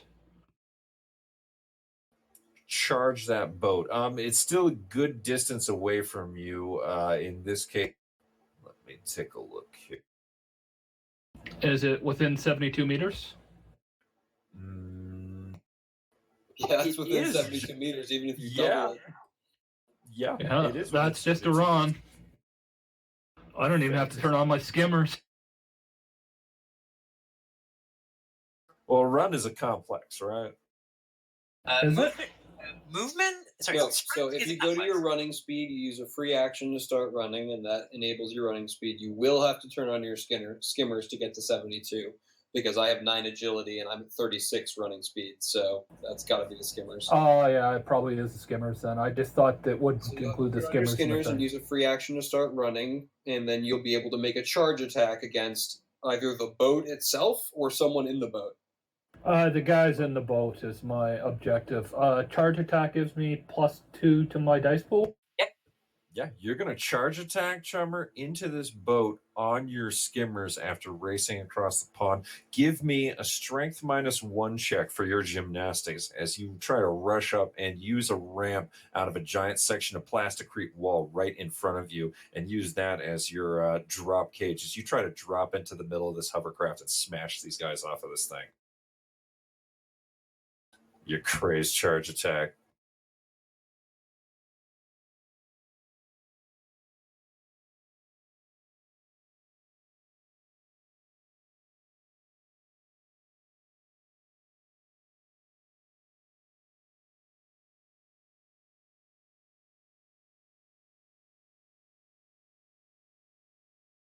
There you are. Damn. 6 hits. 6 hits on 11. Oh, no, wait, 13. Okay. Damn, that's still pretty good. Okay, so you are skimming across the surface of the toxic Pacific Ocean here, just outside of LA, as you reach this ramp and begin to pick up speed, pushing yourself along as the hover rig comes right between this cavern here, and you see your perfect opportunity to land on top of his boat and fuck up his day. You're pushing fast as you make this melee attack with your charge bonus, which I believe comes out to a +2. Dude.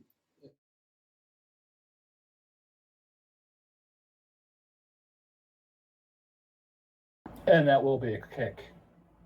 If it matters. I don't think I'm in melee, so I don't think reach matters. Unless they're in melee with me. If you're making a melee attack, it matters because you're in melee with them. All right, and this is, are you comfortable with that level of success? That's only 5 dice. Yeah, why not? It'll get me an ability to kill one guy right off.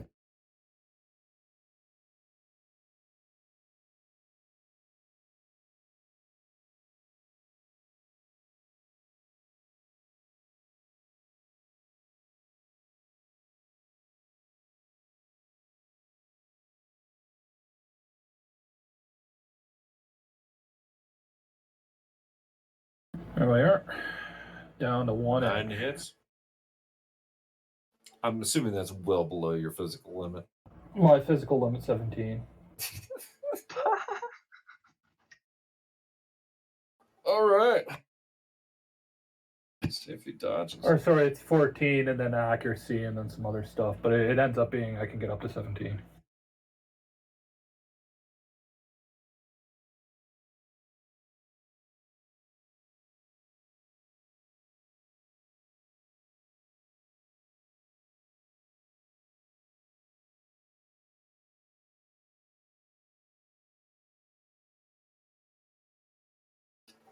Ooh.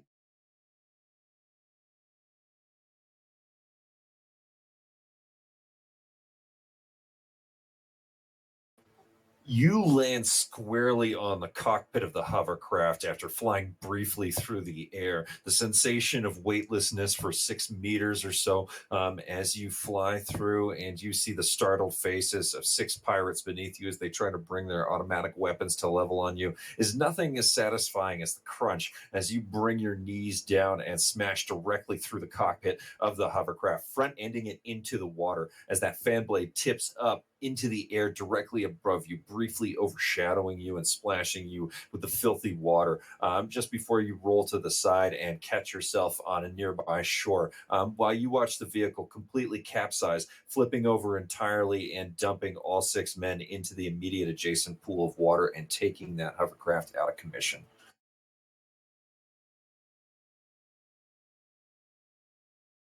Well, that's one group of pirates down. Not down, but dumped.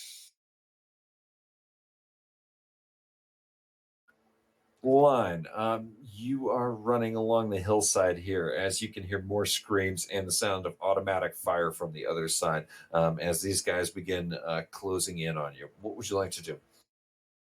Line is going to basically, they're probably going to come over the hill, and Line wants to get into a sneaky position, a better sneaky position, to ambush them. So, new sneaking roll, since that's going to be a complex action. The only thing she can do on this turn. Okay. So you want to get closer to a position to ambush them on this side or on this side? This. On closer to around there, because then they can't run directly over her. She can catch them from the side and flank, basically. Presuming they don't go up around north, but she has other plans. But to get closer, some of them are probably going to go over that hill for sure. So better to go up north and get as many of them as possible.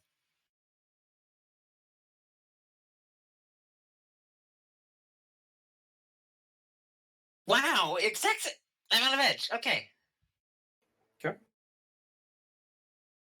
You are sneaking along and moving forward to get a new position somewhere along here along the shore. Yeah.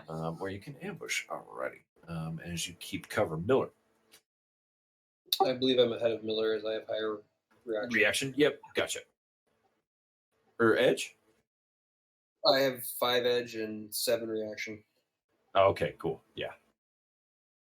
Cool. Are those bad men near Miller still mostly surrendered? Yeah, they all have their hands up. However, they are dropping the hands up as they are turning to see the troll smashing that hovercraft into the. Okay, I just want to make a quick judge intentions to see if it looks like I think they're going for their weapons or if I can deal with the reinforcements. Sure thing.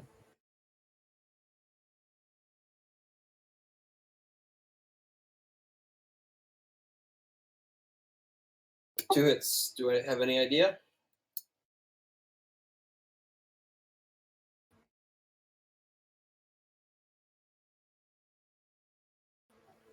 They're about to go for their weapons.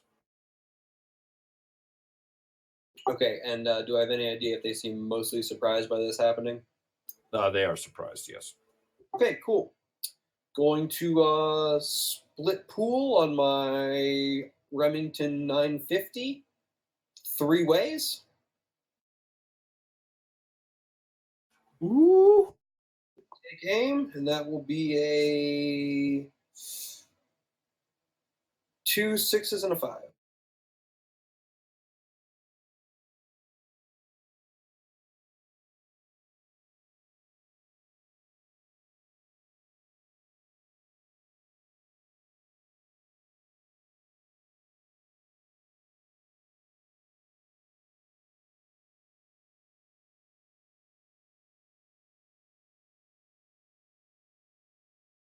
So I think 2 of those shots are going to hit and 1 is going to miss.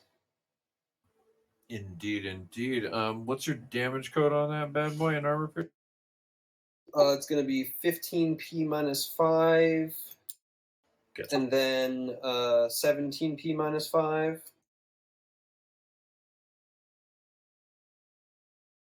And you know what? I'm just going to go ahead and edge that last. You don't have to edge one. You edge all with one edge. Oh, I post edge all of them with 1 edge? Yep. When you split, edge applies to all pools. Yeah, I think I'm going to post edge all of those. Gotcha. So let me just recalc real quick.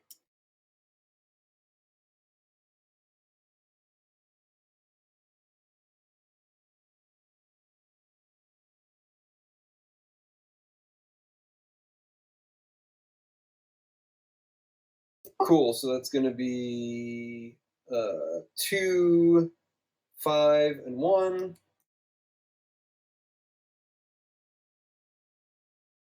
So 16p minus 5, 19p minus 5, 15p minus 5 for and the back one. Yep. Miller, you hear 3 shots clearly ring out in the distance. Wait, you have a suppressed weapon, don't you? No, I'm using XX. Ooh. Well, I'm the seeking trick the is pink mist today, boys. yeah. I mean, you watch the three skulls explode in front of you as their ballistic masks and helmets are shattered by a sudden rifle impact, and then that instant explosion out the back as you watch a large red mist explode out And the I do back of the press helmet. on this gun. I'm sorry. Yeah. So you wouldn't hear the point of origination of the shots. You are probably aware and would see Zeus's crosshairs through your image link or whatever feed you're able to set up between you. As yeah, None three shots. the lack of wireless. Three shots have just taken out the three guards directly in front of you as a fourth guard holding an Ingram smart gun stares at you dumbfounded, having watched that dwarf run off and smash a guy and watch the Trog run off in the distance and disappear as a loud splash. Next up, we've got Miller. Okay. My plan is I'm going to, if I walk towards him, do I get decent cover from the rest of everything that's going on? Right now you have total cover. These guys will not have visual defilate or visual exposure on you guys. Let me draw the line, kind of the bank that they're working against as they come around the side.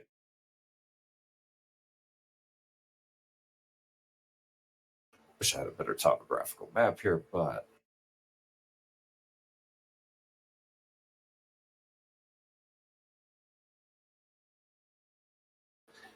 so that's kind of the shoreline there that they're going to be coming around with a hovercraft.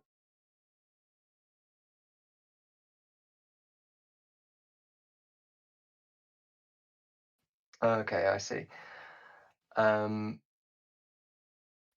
Yeah, so I want to walk towards the remaining guy calmly, quick draw my pistol and shoot him as a simple action. Observe in detail as a free action. And wait, no, sorry, don't observe in detail. As my second simple action, I want to control my noise keto to fly up in the sky.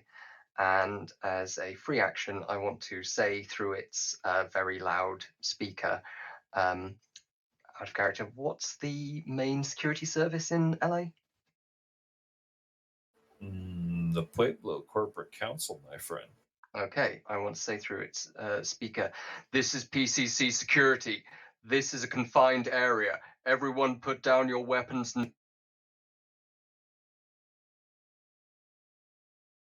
You know, like loud. You can try brawling it, style. but you wouldn't. So you could try it, but you would know, given your history in the PCC, my friend, that usually PCC security is not in this situation, and the chances they would be are coming to get you. This is usually a scrap it and run it zone. If somebody goes down here, they're just leaving them behind. I'm kind of wanting to give the impression that we are very high level operators with a lot of support. So, you know, they're not worth fragging with us, and that we have, you know, backup that's already arrived, that kind of thing. Okay. But if that's not plausible, then I can go with something else. It is plausible. I mean, there is a range of plausibility. However, your threshold's extremely high. I'll chance it. All right. You know, high risk, high reward. All right. So shall I make that observed in detail first? Go for it.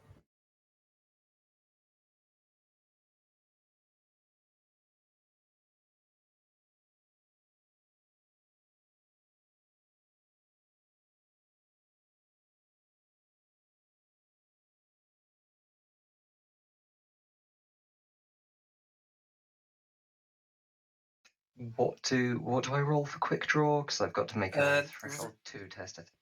Reaction plus weapon skill. And including specialization. Yes. If the pistol is that weapon, yes. No, I don't make my quick draw. So I just draw my pistol normally and kind of point it at him laconically. All right. So we've got the pistol out, pointing it at him, trying to get him to stop whatever he's.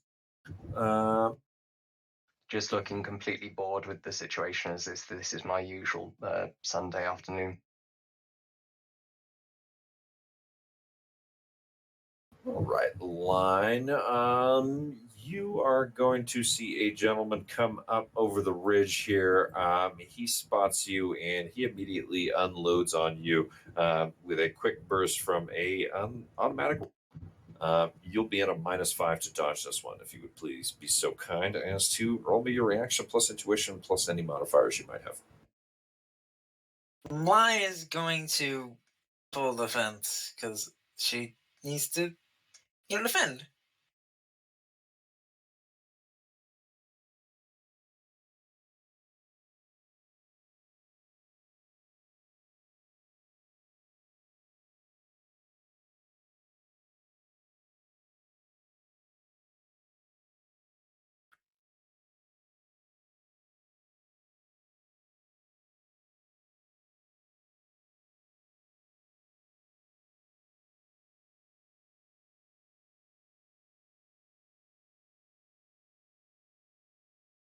You are out of edge, that's correct? Correct.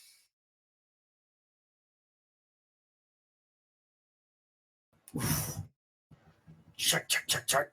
As the last round sounds out, you almost feel a slight pain in your knee as your leg is suddenly jarred off course. However, it was just a glancing hit as you look down and see a scuff in your armor as your ruthenium polymer coating is glitching around somewhere on your knee pad where it took a hit from a ballistic round. As you continue racing off to the north and just somehow manage to evade the automatic fire behind you. Next up, we have. Ooh, my other boy. He comes up here, and you are going to be facing another attack. As this is a subsequent, you're going to have one less defense coming at you, in addition to another -5 for a complex burst. Ooh, that's my luck is not on my side tonight. Not at all.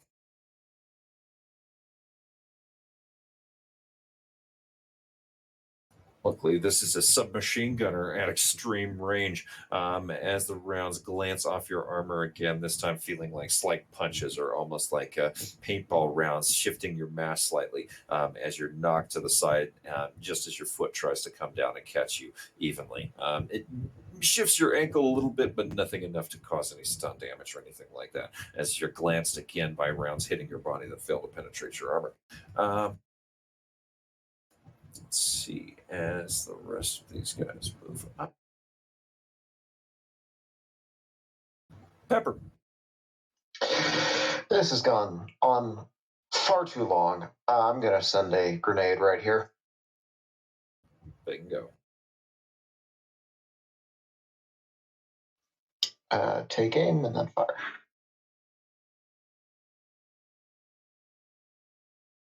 I'll postage if I need to be, but hopefully not. What kind of grenade is this? HE mini grenade. So this goes off end of the round. Oh no, I have it on impact. God,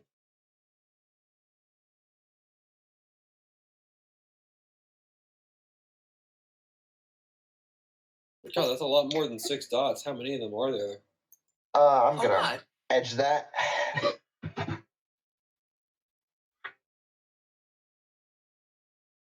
Ooh.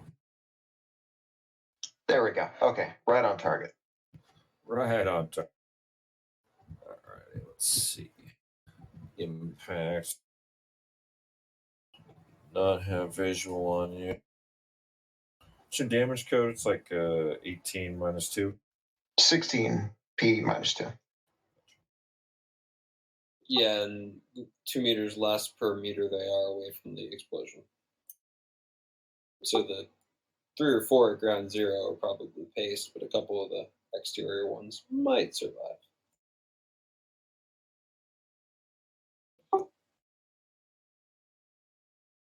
You hear a few screams as you see a single forearm flung into the air briefly as the explosion displaces the rain, and you see that brief shimmer as the shockwave forces actual downpouring water back up into.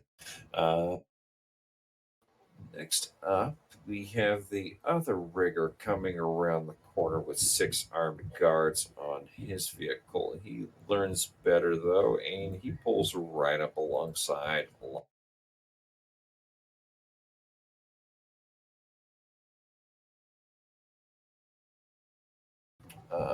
Sorry, I Jack. got the impression from all those dots that his guards had unloaded in this bottom corner. Does he still have 6 more guards on his vehicle? He has 6 more guards on his vehicle, and you can see at least 7 troops advancing from the movement that you have from the other feeds and some advancing thermal signatures. They still have partial cover on their side of the hill from. So it's 7 troops plus the 6 on his guard. Yeah. So 13 And- enemies. Yeah, and you're going to have guys who are going to be surfacing here in a second right here, so that'll be about 19. In addition to the 3 you've already killed over here, and this gentleman who might be getting his initiative sometime next turn when he's not surprised. Sound good? Yeah, I was just trying to be clear because it's like, oh god, I thought there was only one vehicle and now there's a second one. Oh, yeah, sorry. So, Jack, what are you doing as the second vehicle rounds the corner away from you? Well, I'm all out of movement, but there's probably some guys still alive in this downed hovercraft here, so I'm going to start killing them.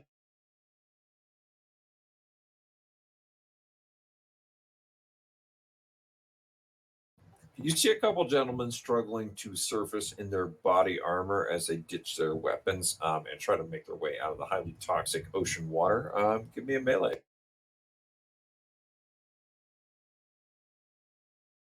Oof. Good thing he's swimming and you've got reach. Yeah, and he's prone probably, but yeah, I'll keep Yeah. those. No edge for me. You see one guy just about to surface with his ballistic mask. He's facing away from you as you can see his pathetic doggy stroke as he's trying to get afloat with that armor jacket. And you reach down and punch him squarely in the back of his skull as his body immediately goes prone and floats to the surface face down. The muck and the green seawater seems to be lapsing, however, and you seem to have knocked his mask off as his body begins twitching and taking off. Line. Yep, line. I full defense. I'm out of initiative. Yep, that's right. Miller. No, sorry. Og. Yeah, sure. Am I correct in remembering that throwing an aerodynamic grenade is strength times 4 distance?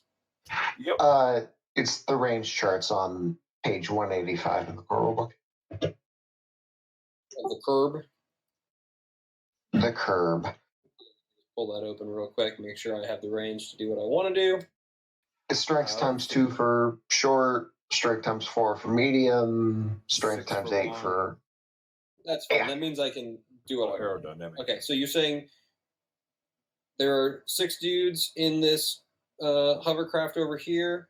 Sorry, the one that is not purple. Is the purple one like totaled?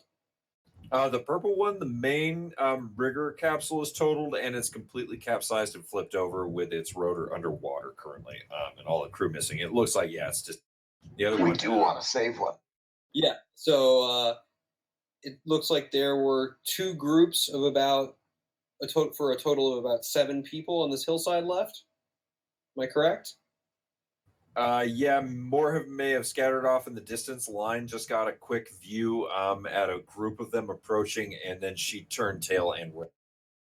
Yeah. So what I'd like to do is move as close as I can to the edge of this purple stuff. I had definitely have the movement to do that.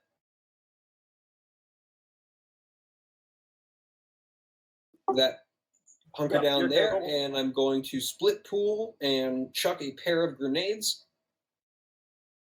at the 2 largest concentrations of enemies.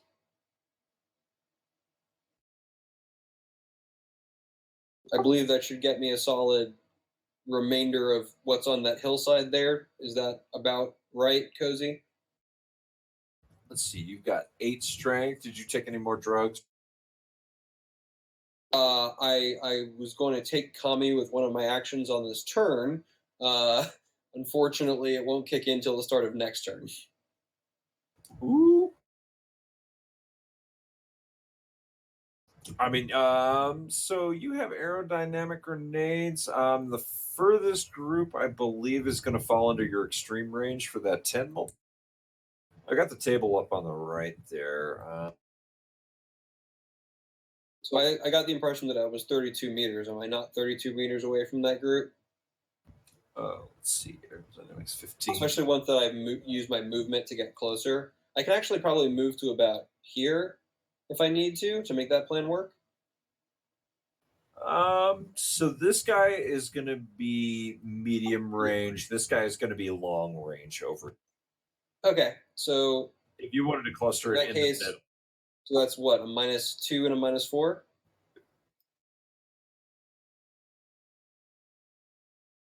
For range penalties? Yep, -2 and -4. Okay. Well, in that case, I'm not going to split my pools. I'm just going to chuck it to -2 because there were more people down here anyway. So I'll let Pepper handle that other group.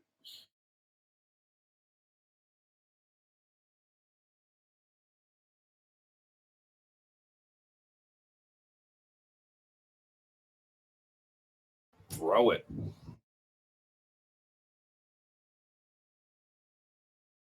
I'm okay with a little scatter.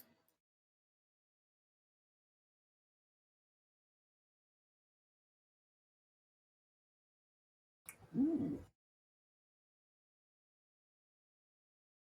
Let's see. That is back and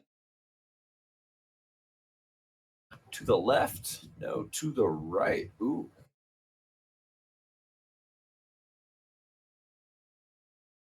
Still going to get about 4 of them. So that was a fragmentation grenade, though. That was not a high explosive.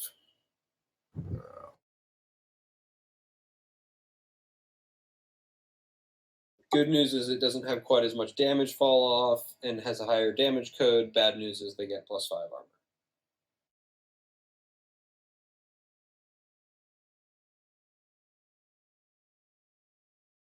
You hear a couple more screams from the other side of the hill as you see a large amount of debris display.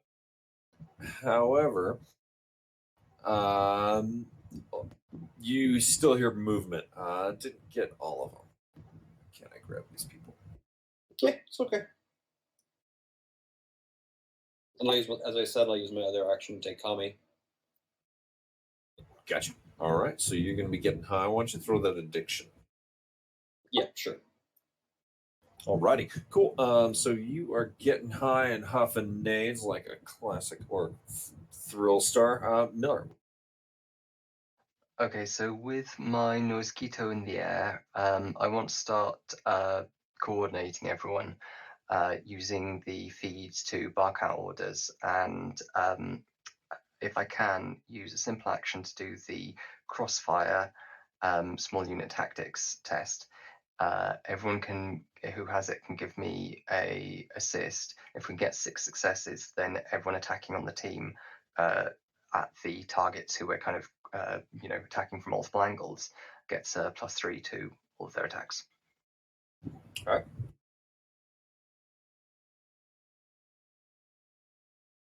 Oh wait, why are we small unit tacticing? Because we're firing from kind of 2 sides at this group of enemies in the center, and we can get +3 to all attack. So wait. Oh right, it's all right.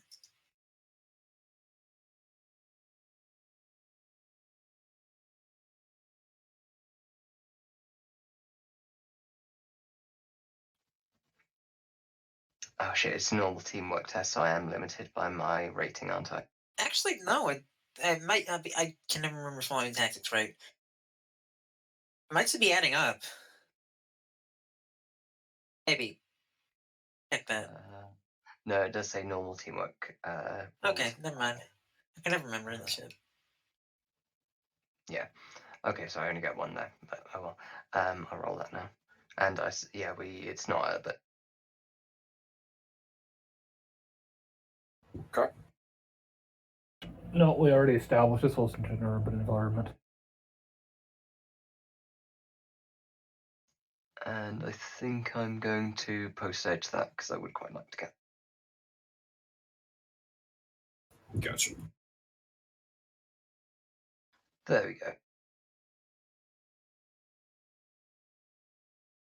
So everyone gets +3 on their attack, and using that, I'm going to move up and weave a stance, put a 3-round burst in the target in front of me before getting behind full cover.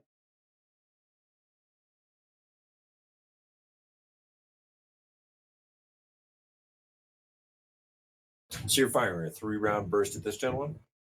Yeah.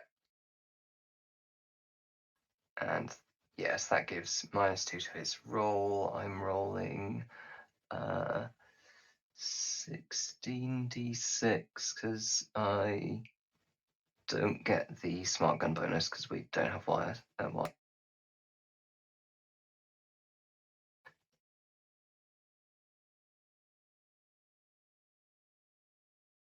Okay, so if that, need to know no hits.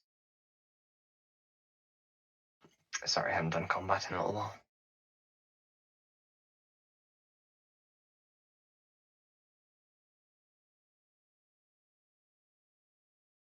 Okay. As you level your pistol at him, he sees something in your eyes that tells him you're going for the kill shot, and he almost reflexively jumps to the side, dodging out of your 3-round burst with his only action this turn. As he surrenders that now. No worries, I cover then and curse a little bit as I continue directing everyone's move. And you said you're moving to cover away from him? No, nearer to this. Is this a shipping container? This is your, that's the helicopter. Yeah, I'll move up. Can I move over here? You can move back behind that wall, or you can move up in front of the helicopter where you are at now. Either one. Yeah, this looks like I find some solid cover. Okay. That's fine. You can hide out in there. As we move on down the line to these guys are all pissed off. So, line, I'm going to need 3 dodge checks, each with a subsequent -1, and each with a -5. So we had a -5, a -6, and a -7. I'm going to need the same from you, Jack, as you guys are each getting lit up by the 6 machine gunners coming at you. Alrighty, sounds good.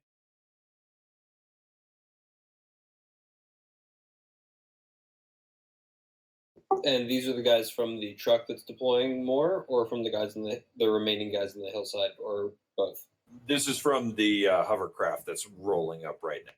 There's one guy who's going to be cresting the hillside currently, who will be shooting next, and the rest of them seem to be armed with small arms fire, or not moving that quickly, or are already wounded. All right. How much do I take on the second? I assume I get hit by that because I have bad luck. Yeah, I'm assuming I get hit.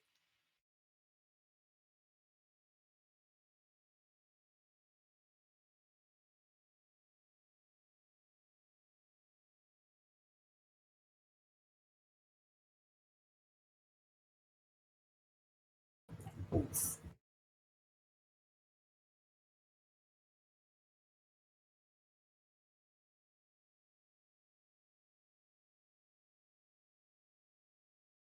That's some consistent dodge rolls for me.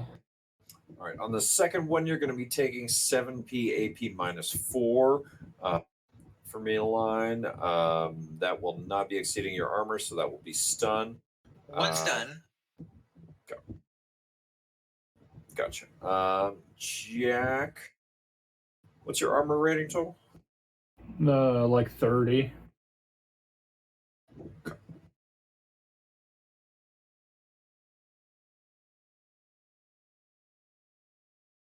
So this is all going to be stun. If you could roll me 3 soaks.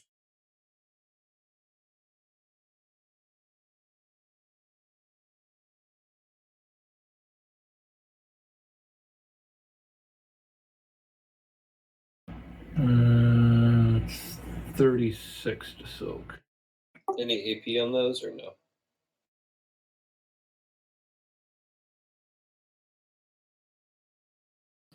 With successes, this will be scaled up to 14p AP minus 5 on all 3.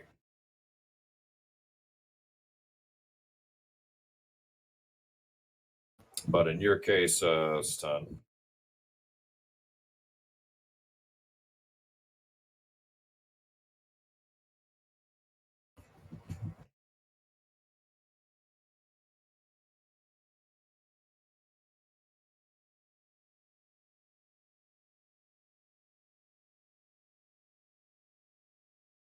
Yep, 12 stun.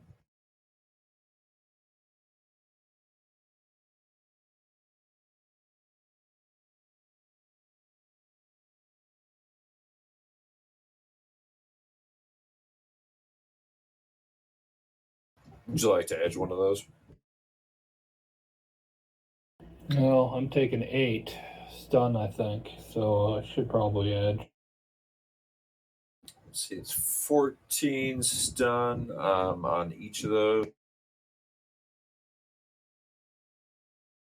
Yeah, it's 14 damage coming at you, Jack. You rolled 8 on each soak on each of the last 2, so, and then 12 on the first one, so it's a total of 14 stun coming at you.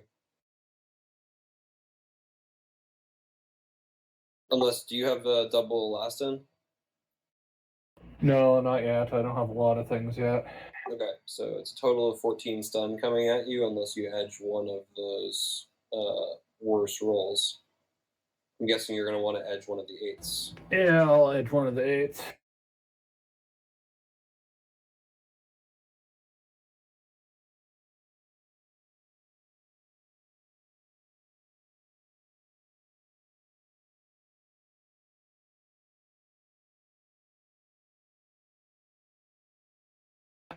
That's what I should have been rolling.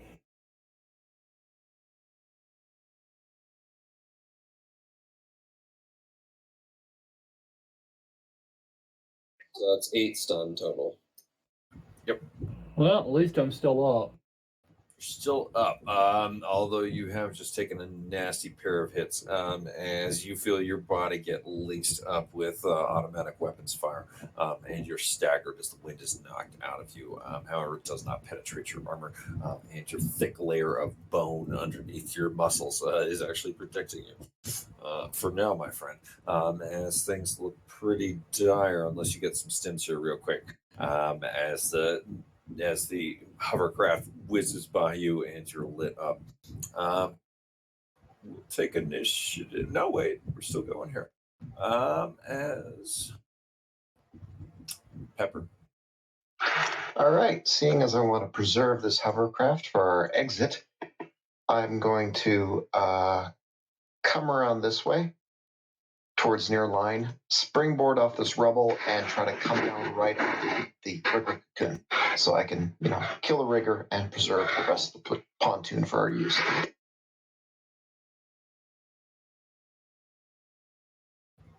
Give me that gymnastics test to do your flying jump with your skimmers, and then tell me.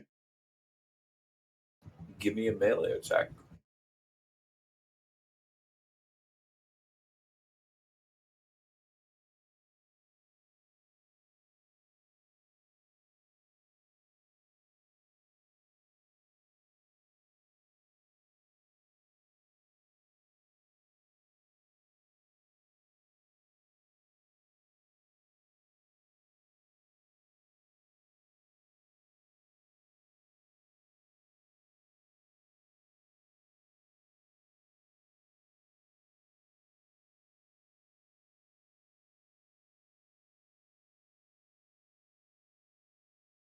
Fantastic. That 10 is your melee attack. Yes. Is that plus charge? That is plus charge. Okay. And this Did is you the blood include your drink, plus correct? 3 from the dingamajig? I can add +3. Then if you can give me your damage code and AP. Okay, that'll be 31p, AP -3.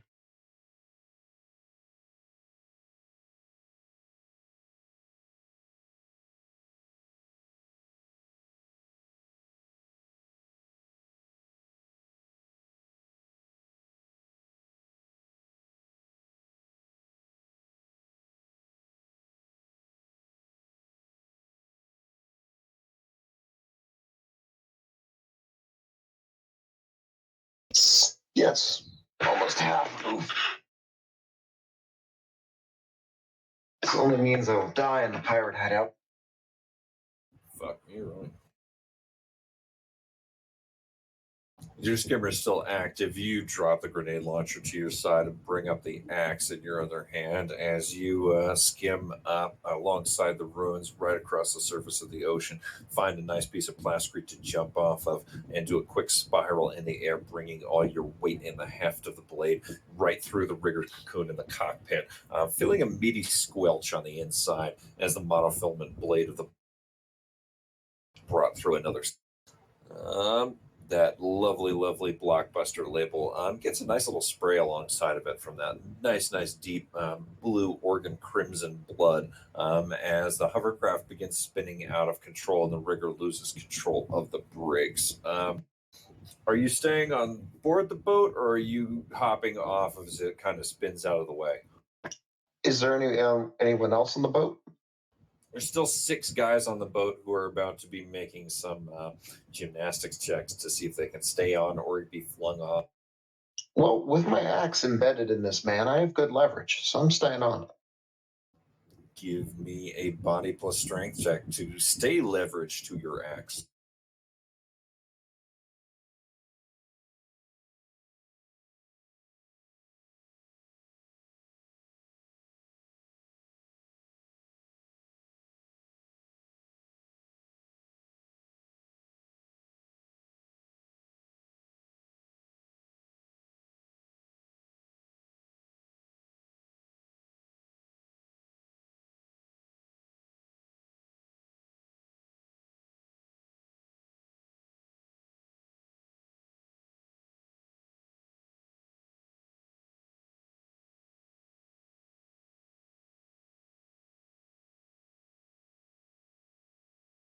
And Line, give me a dodge check real quick.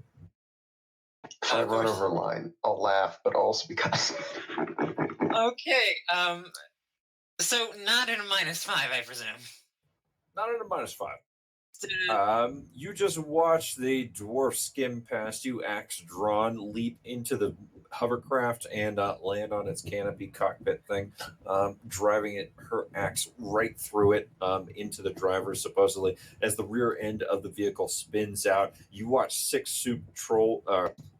5 of the 6 soldiers on back of it immediately get flung off as they lose their grip with the back into the water nearby, immediately taking dives, and one of them impacting sharply with the wall of the structure here and falling into the water unconscious as you see his body begin shaking and twitching as he inhales the toxic ocean water.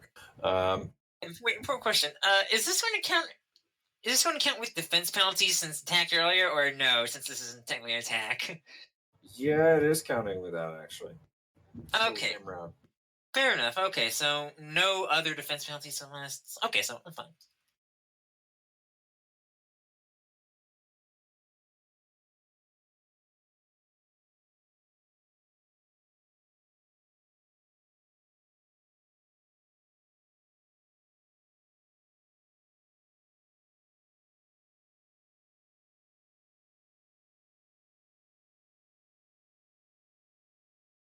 Go for it, Miller. All right, Pepper, you have taken out the other. Am I still spinning? The vehicle comes to a stop on the opposite bank. I believe that was your 10 turn, so now we are on your. Yes, I'm down to 11. Yeah, no, I'm down to 1. Yeah, It is down to 1 if everyone else is out. Is there anyone else still on the pond? No. I think they were actually gone a turn ago on 20. No, they were gone a turn ago on 10. So yeah, we're on 1 now. All right, I'll use the mass of my movement to come to this guy. Gotta stay in motion, otherwise the pod will never love me. Anyway. Just because you left it wedged in the guy for a second, give me a strength plus body check to rip your blood drinker axe out of the rigger cocoon canopy.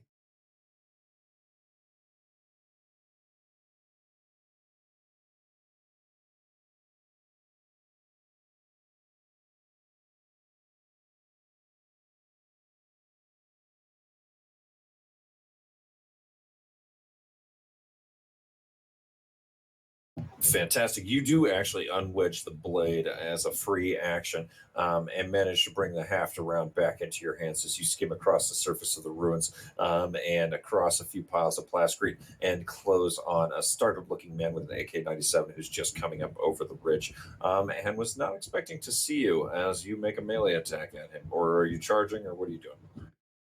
Charging him. Always got to keep charging.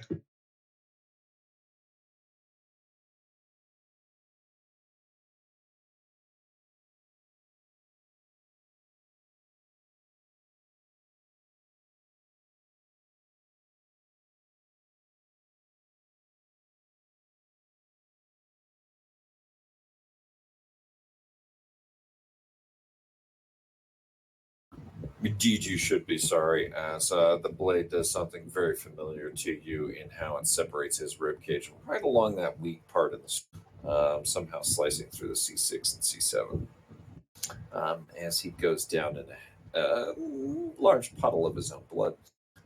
New initiative. We all roll better this time.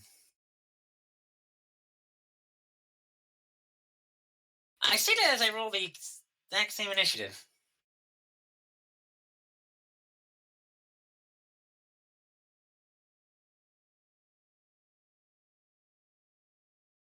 Yeah, I rolled worse. You have higher edge than me, so you go first.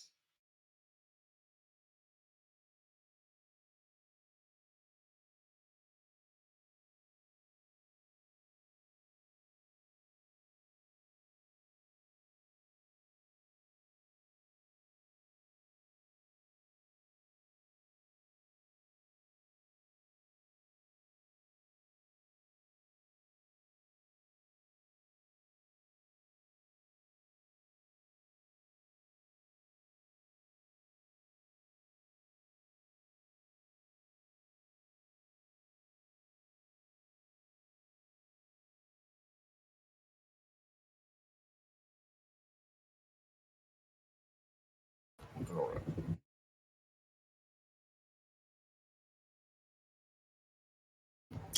Still have.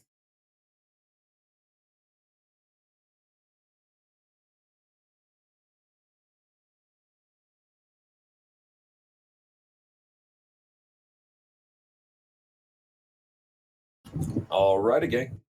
So, Pepper, you are back at the top of the initiative. That last edge card down, that's mine now with that blitz. Yeah, I have one left. I'm gonna hop over this hill and keep going. Fantastic. And roll me another attack as you close on another victim, surprising.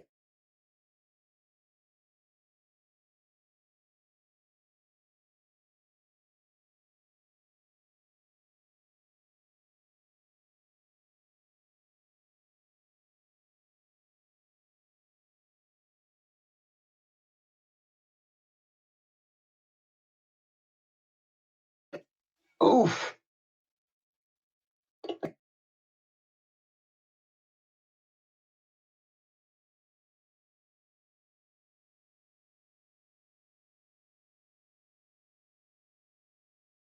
Well, how do you feel about that last edge? I'm gonna keep it. We still have another pirate fortress to attack. The sheen of the blade in the air quickly displaces your vision as you watch it cut through rain. It is amazing as it swings past him, and he seemingly dodges out of the way quicker than you could have ever anticipated. He still looks like an average mook, though, just a really lucky one. Or that, or Tetsukoatl is not with you today. Or at least on this particular swing of the axe as we come on down the line to OGH. What's the sit rep on those 5 people who bailed out or 6 people who bailed out?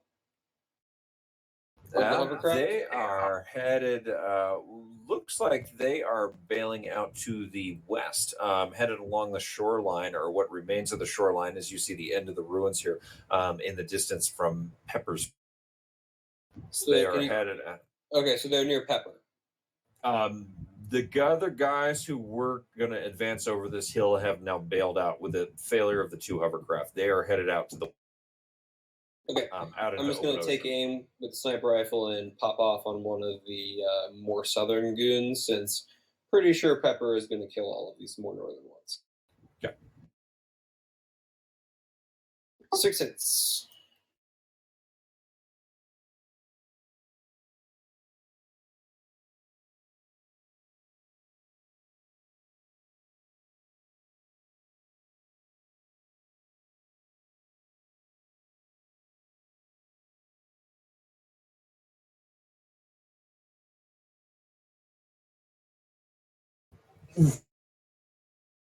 In the distance, you watch a head explode. Looks like a large troll who was peppered with some of that frag grenade and had some breaks in his faceplate is now fully killed as you've taken off his entire helmet and turned it into broken ceramic. As this big guy will drop, if I can actually highlight his circle. There we go. And we move on down the line, unless you want to do something else, OGH. Yeah, I'll reload. Okay. Beautiful. Click, clack, click, clack. As you pull a magazine out and swap. AK-97. Oops, this guy doesn't have an AK-97. Miller, roll me a perception check. Yeah, sure. Is that visual or anything specific? Visual. Visual perception.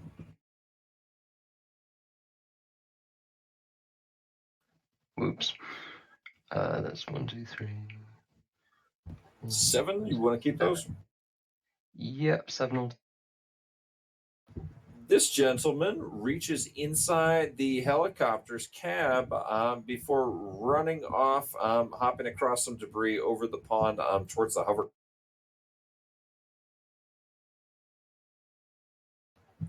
He rendezvous with the other gentleman on the back of the hovercraft as they proceed to get off and begin running towards the west here, off into the.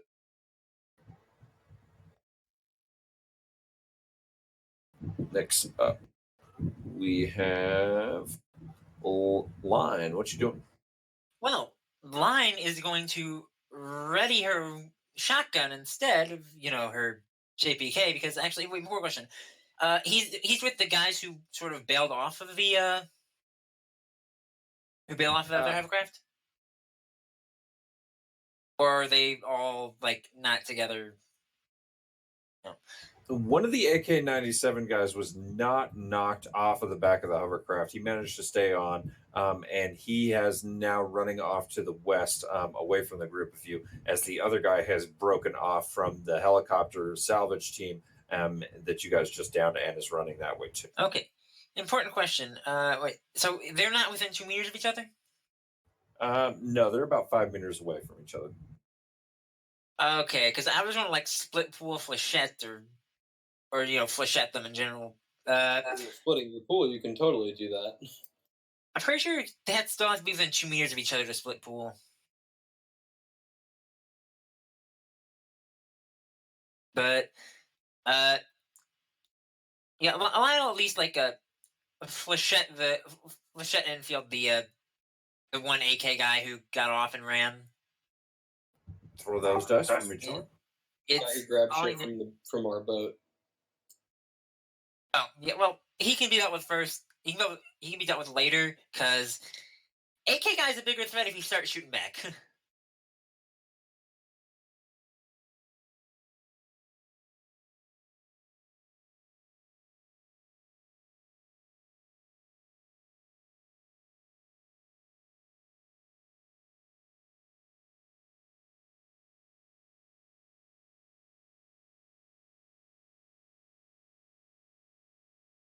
And I can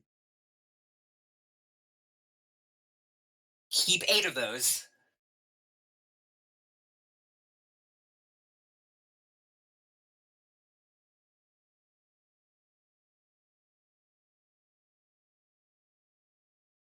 I hope this is covered by our ammo reimbursement.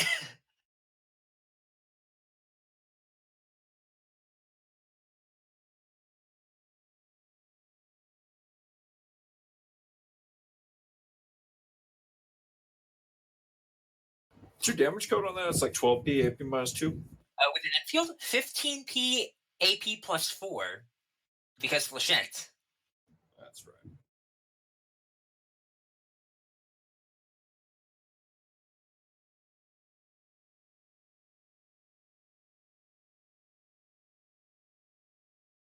You watch him stagger to the side as he suddenly loses his footing as the full force of one of the flechette bursts manages to catch him at an odd angle, and his balance is severely jeopardized, moving across the precarious ruins.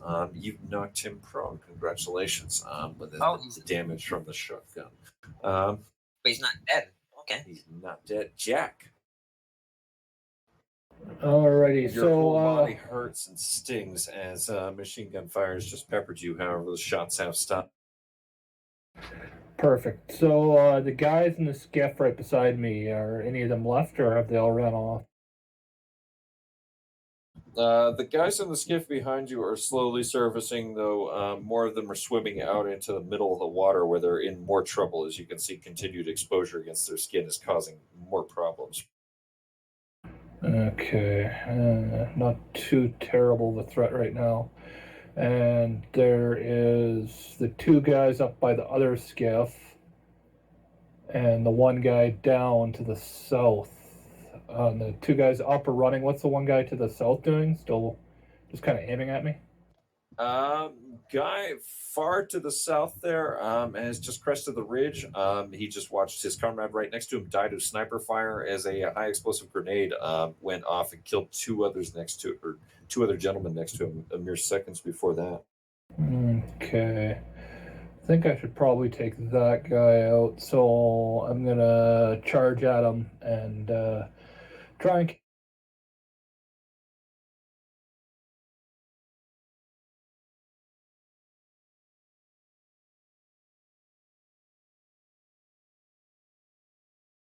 Throw it.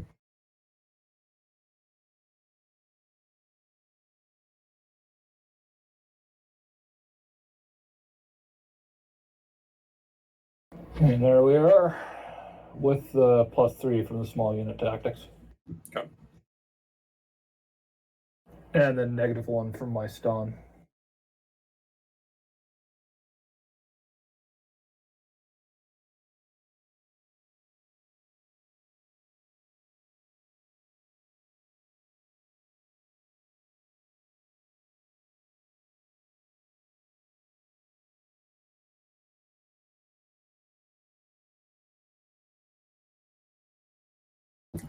This human gentleman is obliterated on your punch as you close in on him just in time to reach out and activate the pneumatic spur within seconds of making contact with his flesh, knocking a huge chunk of his skull apart as you watch his jaw and upper skull separate.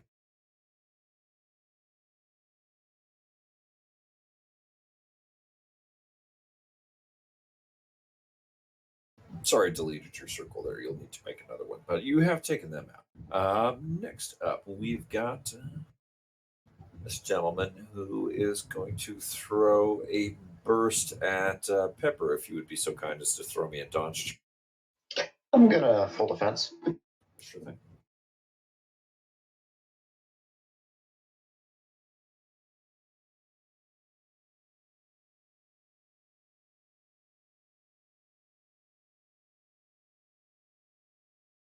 Any minuses?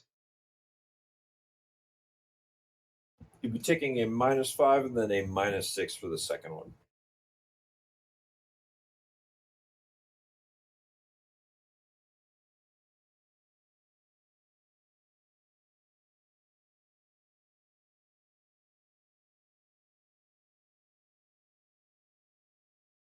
Dissatisfied with either of those? I'm satisfied with both of them.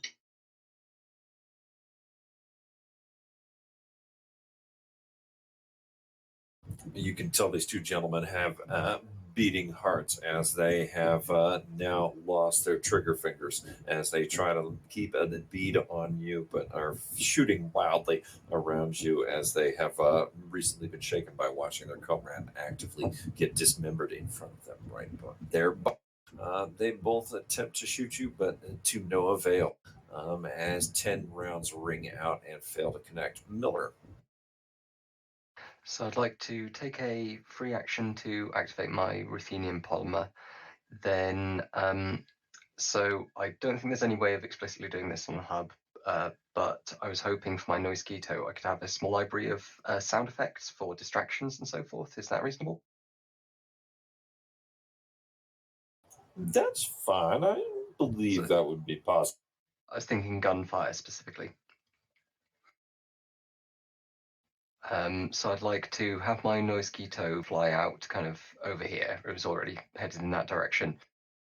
And play very loud the sound of automatic weapons fire to cover lines shooting, giving the impression that the shot's coming from over here, and poke my pistol up over the cover and fire 3 shots myself. Her gunfire doesn't need the impression of coming from where she is. She used a shotgun. Well, just give the impression that it's coming from all around them and get them to, hunker down and panic rather than running away with importance. Just trying to figure out what this would be exactly. Why don't you go ahead and throw me Con plus logic, maybe? I don't know. We'll go with con plus intuition instead of charisma. Okay, that works, yeah.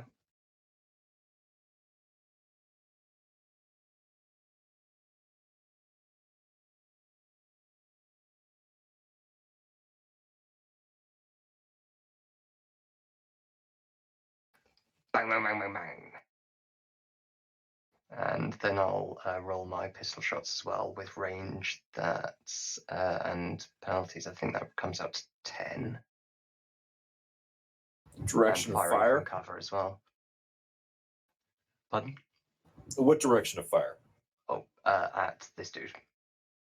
Not at him, but just in his general direction. Oh no, I'm trying to shoot him personally. Because, may as well shoot someone. But hopefully, he'll get the impression that the gunfire is coming from the other. Okay, give me that shot here as you actually take a few shots in addition to making some fake shots with that little noise.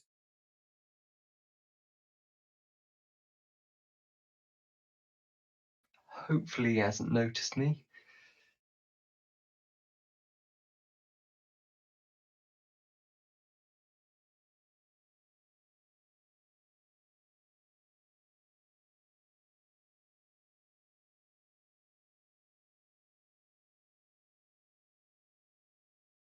Okay. It's my super quiet pistol, though it's got XX, so wherever it hits, it's not going to be quiet. So we're shooting at the first gentleman with the AK-97 who was on the hovercraft, who's now bailed off and running, or were you shooting at the guy who was already trying to salvage your helicopter? Whichever one looks like he has least awareness of me. Actually, damage code? The guy sprinting away, 10p AP -2, and that was a 3-round burst.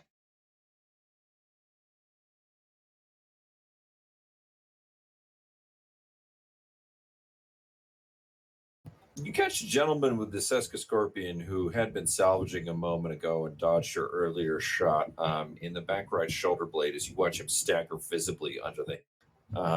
Doesn't knock him all the way to the ground, but you could swear he almost got down there as he obviously has lost a good shooting arm and is now struggling in pain to get up the slope and keep on moving. Any other actions? Nope, that's it for me. Okay, and this guy's already shot. So Pepper and OGH, who's got higher react? I've got reaction 7 right Or now. edge. So Edge. 5. Edge, 7 reaction. I think we're tied. Yeah. What's next? There's some acronym that I can never remember. Eric, intuition. 7 intuition. You're ahead of me. Damn All you, right. good at math. Just glorious meth. Anyway, I'm gonna. That man, he missed his time. I can't allow that to happen again. Ooh.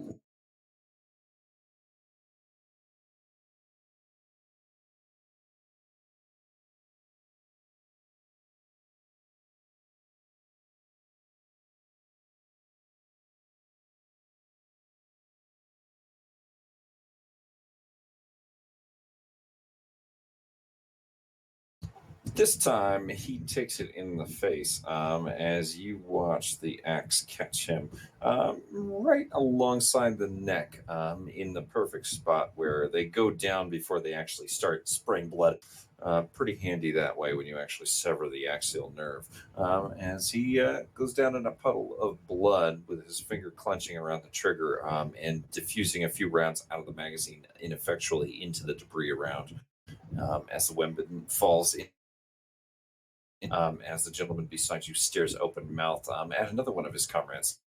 OGH, you just watch the troll skim over and tag up that other body on the south side as a gentleman over here towards your west side holds a smart gun trained on Pepper, while 2 other gentlemen over here, one of them just has taken a pistol shot to the back, and the other has dodged out of the way of line and continue to run up this slope and off to the west. I shot at the 2 fellows near the hovercraft. I split my pool. One I got 4 hits on. The other I got 5 hits on. Sweet.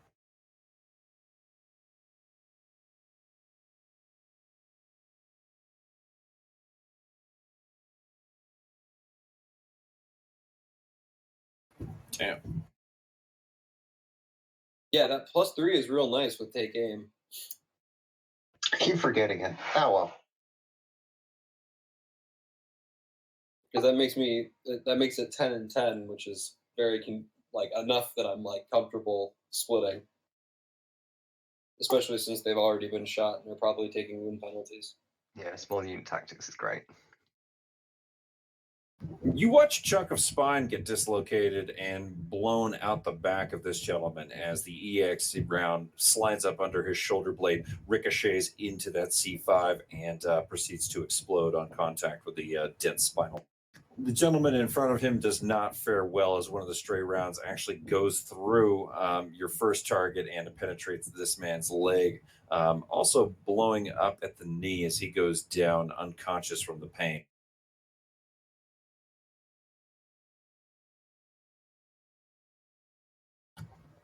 There is one combatant standing in the field left. Who's next up? Line? Yep.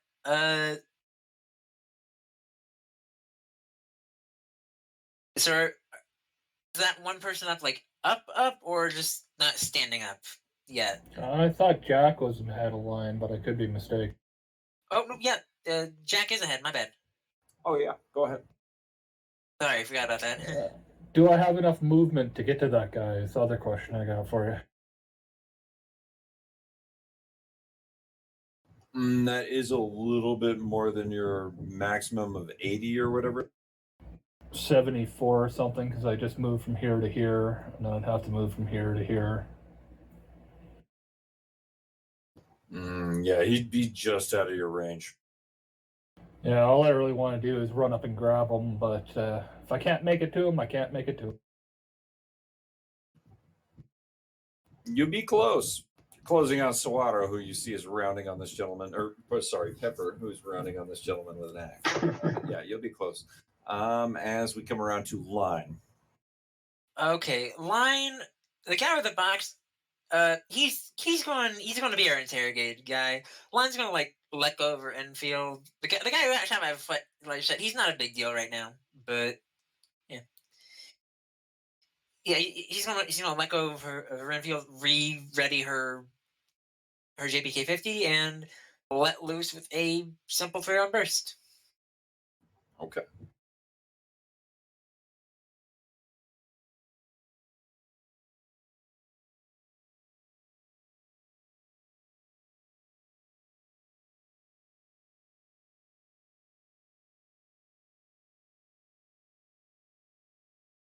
keep all those, and yeah, hopefully the guy who stole stuff from the helicopter goes down. Oh, Also, I'm for pretty reference. sure I obliterated him. Oh, that was him. So he is. Yeah, there's two down there. Fine, You're just shooting at the last one here. -2. He's a Cisco. So.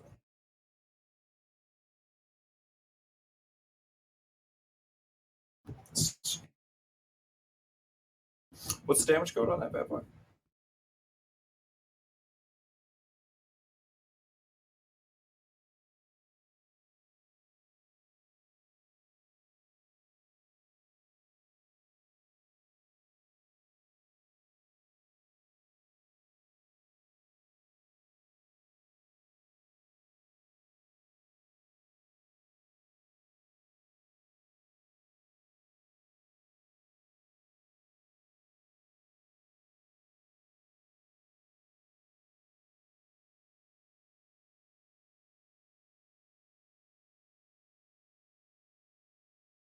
hopefully this guy goes down. Oh shit. What? Yeah, he goes down hard doing the electric boogaloo as he is caught virtually unaware by your attack. He barely has time to move as one of the rounds flies past. The other two catch him in the neck and the temple. As the sheer impact of the the round hitting him is enough to knock him down as you watch him do a little sideways jangle. He is gotta let unconscious.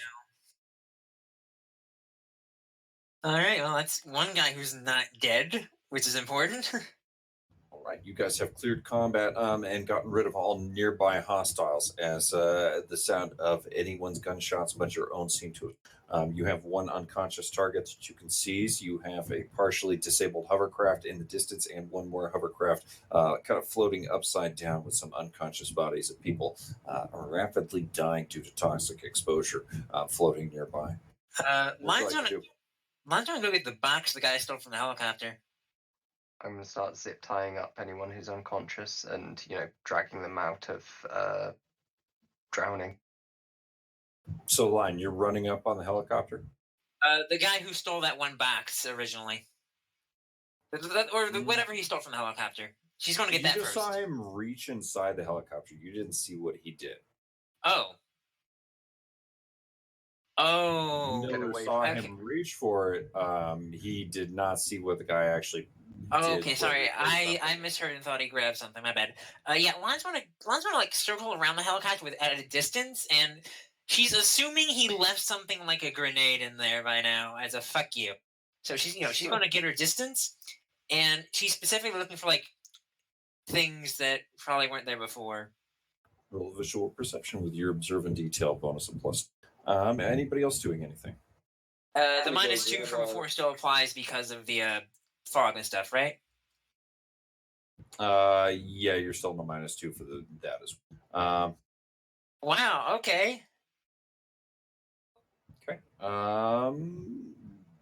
OGH, you said you're grabbing the Grabbing the pilot, and I guess we're making for this hovercraft to get off this fucking island because we haven't actually started our real run yet. Yeah, Jack's gonna see if he can flip the flipped over hovercraft. We got a working one. We don't need to flip You're over gonna that flip one. it? Yeah, may as well try. Well, there might be something useful, or we could take both of them. I don't know. Whoever's driving is only going to be able to drive one.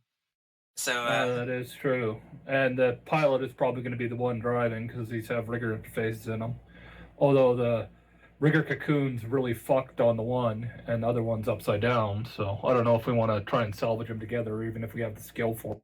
we don't, and we don't have the time. Assume we don't have the skill. Again, Miller said he could like repair stuff in a pinch, but I am no time. Industrial mechanic. He doesn't but, have a nautical mechanic, yeah. Yeah, no experience working with boats, so mate. Okay. So, Line, you don't see anything wrong with the helicopter from the outside. Okay. Line's going to, like on my team, don't see anything wrong on the outside. Going to check inside. Shall I maybe send my Noisquito in rather than you going up close? Good idea. Yeah, I'll send my Noisquito in. Don't want Line getting blown up by some proc spawn. Okay, roll me e-warfare as you take a look through the sensors of the Noisquito as you approach the cockpit of the plane, while use everyone else perception is for that? bustling. Yeah, you can use perception as well. That's fine. Everyone else is there loading stuff up. Zeus. Jack, if you want to flip that hovercraft, it's a body plus strength check. It is partially submerged right now, but hey, who knows? It's probably still sailable. It's still floating there. Well, Taking on water. if we don't really need it, there's not much point in flipping it, right? The only reason we would flip it would be to leave it with our Johnson because his helicopter has crashed and it's good service and something we could recover, especially as we've already destroyed an entire pirate fortress.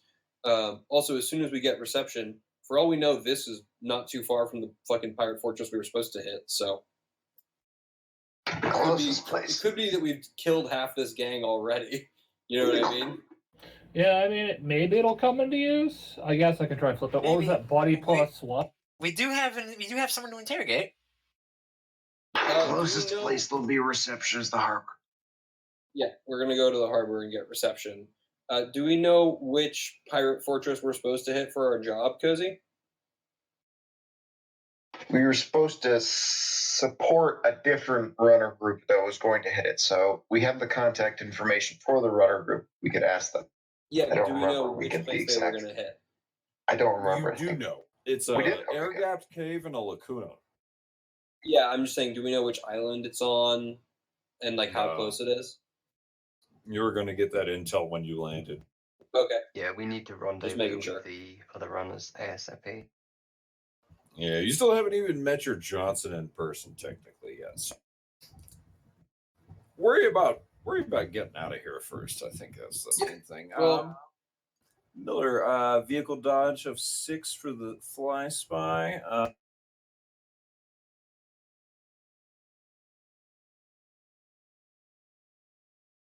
Ooh.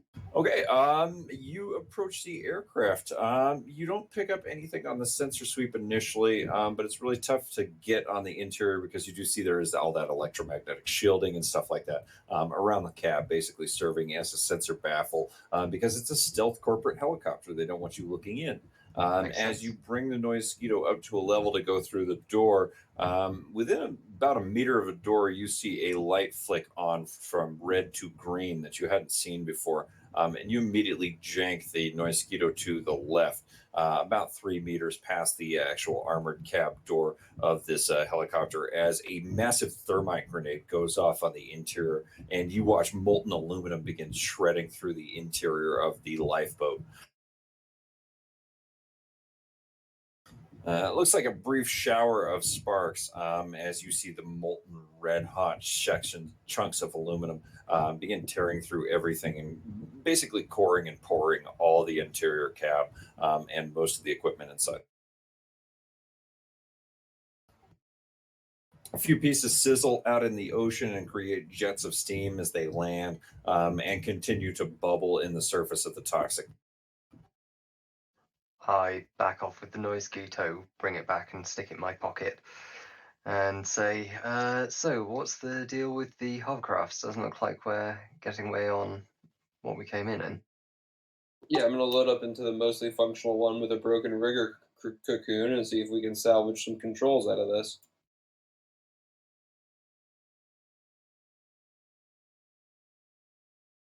Also, is our pilot still conscious?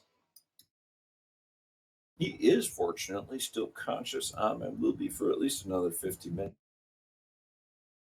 I will ask the pilot if he can drive this thing to harbor. Oh, yeah.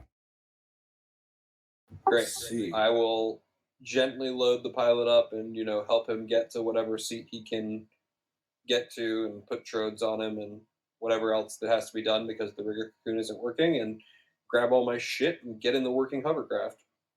Sure thing. You guys hop on the platform on the back. There's room for about 5 of you. It bucks a little bit as you get on board, Jack. Obviously, this wasn't made for trolls, but they need to adapt. Come on, it's 2080 already. Get over it, people. As you rip the rigger's body out of the cocoon and pitch it into the ocean unceremoniously. Fortunately, at that one spot where his skull was caved, you won't have to look at his face. As you set your own rigger down alongside there on his stretcher and proceed to basically hijack all those trodes and hook your own rigger up. He goes under, as he says, painless stems. He's quite high. However, he is seeming to keep it together as you watch the hovercraft turn back on, register some signals, and back out and begin pulling along the water here. At this point, he's asking for your instructions. As you can see, the open ocean in front of you and the rest of the LA harbor as Fun City's lights rise up in the distance, and you can begin to see daybreak as the rain begins lightening up. Off to the interior, if you head to the northeast, you can see a lot more pirate camps. To the northwest, you can head towards Redondo Beach and lovely Palos Verdes, where you can see Horizon Security Patrols and PCC Security.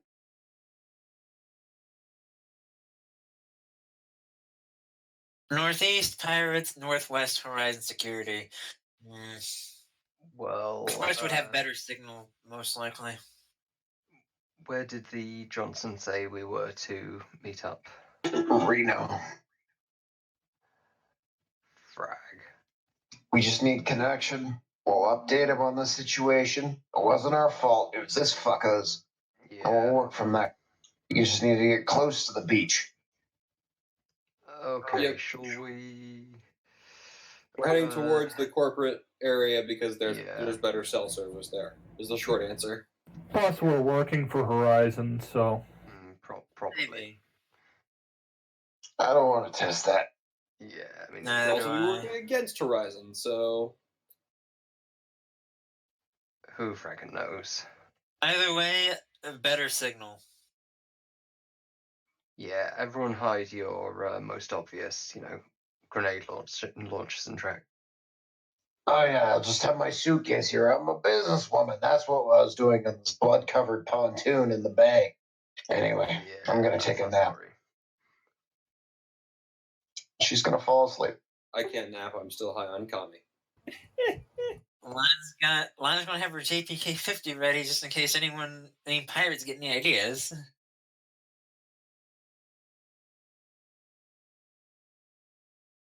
But we're gonna head towards the harbor until we get service, and then probably stop going into the harbor until we can make a phone call, Cozy. I think that's the consensus. Yeah. Fantastic. So you're going to get service sitting about half a click out on the harbor, actually, as you see a number of pirate ships and little shanty towns rising off in the former ruins of Long Beach around some of those nice high-rise, sitting about 10 to 15 feet above sea level high-rise sections of town. The harbor looks like fairly nice. It looks like civilization. And about half a click out, you get power back on your comms as they begin charging wirelessly again, and that amazing 18G access comes back. The tricks. The rigger is going a mile a minute. As you can tell, his crash is imminent here. It's about 7:55 p.m. He's got about 10 to 15 minutes until he goes unconscious. Let's call the Johnson, see if he can get an aquatic extract. Yeah, Good call. I think it's Miller's time to tell Mr. Johnson how badly his logistics have failed us. Yep. I'll start dialing the Johnson on a bit.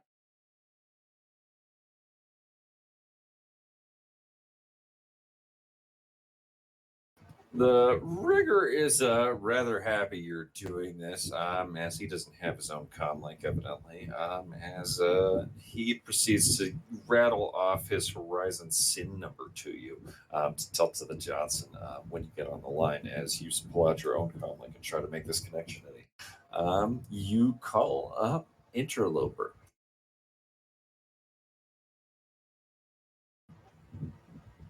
Hello. Mission number report. I give the mission number in a monotone, flat voice. You didn't have a mission number assigned Oh. yet. Sorry. I say, we don't have a mission number. We're out in the cold. I have the SIN of the pilot that brought us here. I rattle it off. And we're going to need a nautical pickup ASAP. Hold on 1 minute.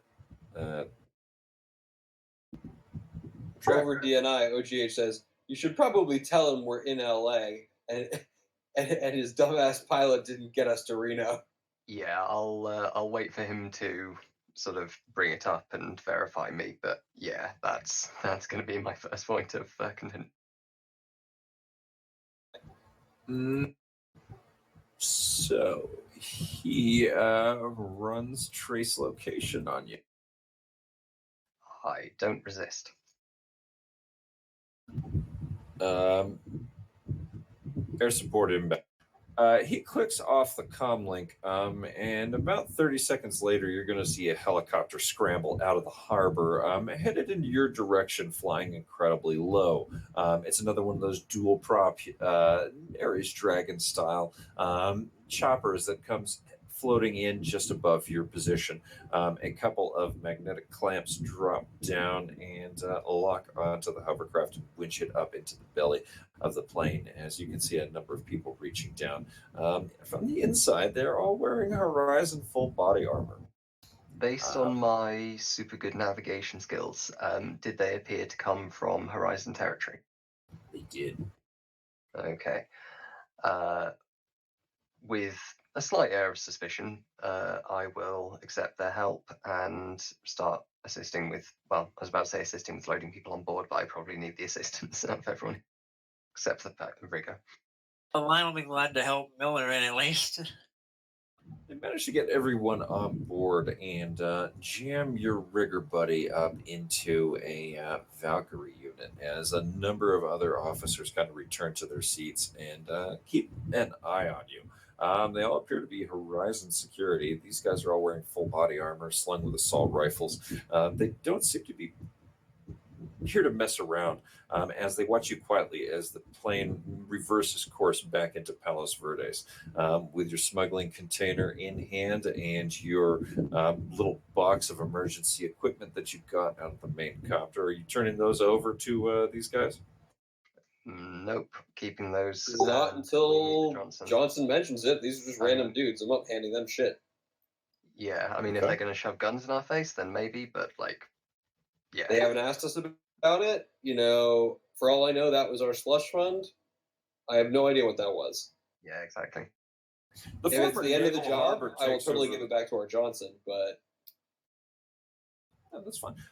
The end of this flight is taking you over the former shipyards and naval docks that used to make up the western part of Long Beach as you come alongside Palos Verdes Island's green and luxurious properties. Just to the west, you can see nice luxury estates rising into the daylight, but you land in what looks like an industrial shipping yard on top of a fairly nondescript building. Glass exterior, about 8 stories, complete square. However, it does have a helipad on top, fairly large one, and some reinforced structural ports with one of those single door elevators that kind of leads up alongside an emergency access stairwell. You make your way inside the elevator and are promptly brought down to the 6th floor, where you make your way out into a room that has about 4 office cubicles set up, or at least partitions set up to make 4 different rooms. In this case, you're brought from the stairwell over to the northeast corners room, where there's a large oval table. There's a number of comm links in front of it, all Horizon branded. As you can see, a single TRID display in the middle is constantly running HNT, Horizon Network Tridio, as a number of television shows are being Tridio shows are being constantly promoted. There's a nice little complimentary would this be a continental coffee bar on one side of the wall? It's a very nice change of pace from the toxic environment you were just in, as a pair of guards resume positions at exits on the northeast and west side of the room, while the rest of the guards file off into other rooms, and you can see a security camera trains on the five of you. Are you taking seats? What are you doing in this room that you're ushered into? Waiting to actually talk to our Johnson. Oh, I'm crashing from Kamikaze right now. Oh yeah, I should roll my stun. See if I pass out completely. Kami is unresisted, so I'm just taking 6. Sure thing. Is it unresisted? I thought you Yep. got to resist it. It's unresisted. Oh, perfect. Then I am unconscious. I'll be glad to keep you up steady. Let's put him in a chair. Yeah, Are there any croissants? There's croissants, there's muffins, there's some of those bagels that you could probably beat someone to death with the amount of unarmed skill. Yeah, that's all mine. Delicious, that blueberry. I'm getting a muffin. Oh yeah. You pop a muffin. Everything seems fairly nice. Nice fresh produce from the PCC, shipped in from Arizona daily. After a couple minutes in here, the guards are shifting. They're watching you. You can see a looking not at all like Neil the Orc Barbarian. He's young, he's clean cut, he's orcish. He could be Neil's twin brother, Keith the Barbarian. Who knows? Either way, he's looks like he's very happy to see you as he walks around to the front of the room, in front of all of you, kind of away from that coffee table, and smiles, looking at the not unconscious members of the group. Mr. Klein, you're late. It's wonderful to see you. Oh, I wish. Mr. Klein's busy right now. My name's Teddy Klein. How's it going? Listen, Teddy, it's been a long night. The troll is obviously inebriated on some sort of combat stimulant. You got the scream sheet? Have I got a scream sheet for you? You saved us a near $500,000 Nuyen insurance loss on this guy's control rig. Fantastic work. We've also managed to get a good deal of his SimRig feed, and some of the overhead drone aerials we had will produce a fantastic training video. You guys have done a real great job today for our group, ensuring that we have the proper training going in for our Johnsons on why we never used trainee warrant officers for our transportation and logistics needs on Black Ops. I want to thank you for your participation today in this very valuable Horizon project. Is there anything I could do for you? I understand your contract fees have already been negotiated. I understand some of you want gear. Let's talk what you need, chummers. You have just done a great job for us here. As he has released your escrow payment, those of you who have maintained wireless access will now see a sudden transfer of 30,000 Nuyen into your accounts. So you consider our contract complete? Yes, if you will make your way back up to the top of the building. If you are done, we'll have this helicopter shuttle you over to an airfield near LAX and get you back to Seattle, as I understand your want may. DNI, is everyone good with this? This smells. Corporate fucking Tridia, the lowest form of media. Yeah, it's fine. Who gives a shit? Okay, well, I'll stick with my. If anybody wants combat. to judge OGH's intentions, please do so. Yeah, I will. I will do some judge intentions. Fortunately, I am still rolling on drugs, so.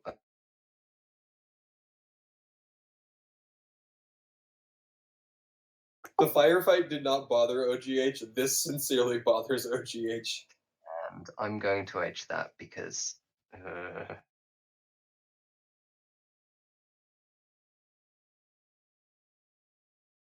Okay, so 6.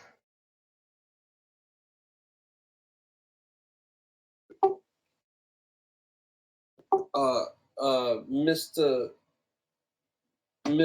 Klein the second, part of my personal deal is I have a very specific brand, and if this is going to be in your corporate training videos, that would be kind of like a brand infringement. So if you could make sure that my personal image is changed to that of someone that is distinctly not me, legally distinct, not using the Tusk Life brand, that would be very appreciated.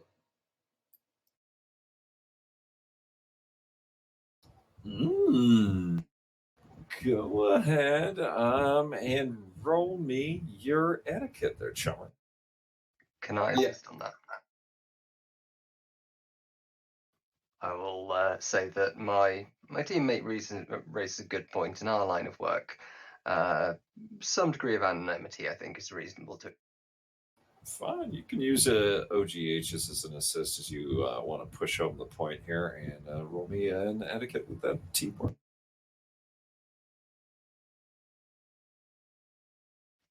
I assume, sorry, corporate specialty applies here. Ooh, I yeah, appreciate no. that.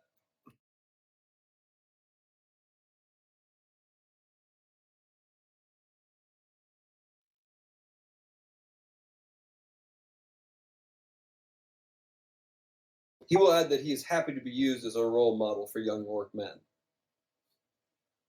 Just not in his brand specific attire.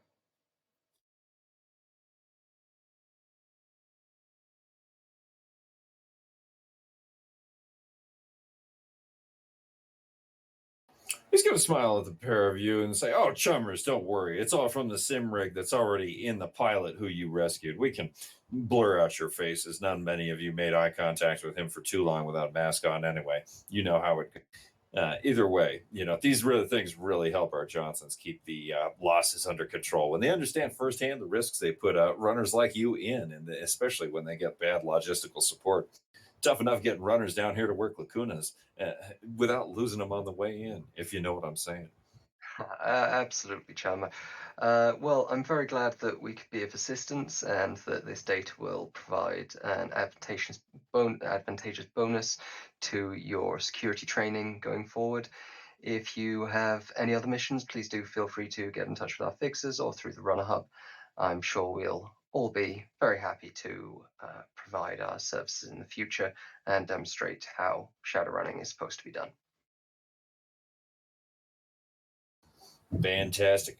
Yeah, just let any of the secretaries know on the way out if you are hanging out and need any gear. We'd be happy to transfer you over to one of those high desert Delta clinics. Either way, it's been a pleasure working with you. Hope you all have a wonderful evening. And by the way, get a shower on your way out. Most of you stink like the ocean, if you know what I'm saying. You're not wrong. Well, with what you're paying us, we'll be able to afford a good hotel. Thanks, Ome. You have... Yes, finger guns, exactly. All the finger guns. Finger machine guns, finger miniguns. I need a Bunraku. Anyway. Yeah,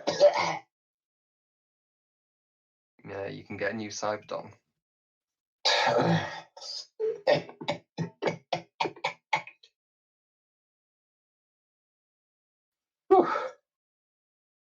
Well, good job, everyone. I didn't contribute much to the combat, but at least I made sure we get paid.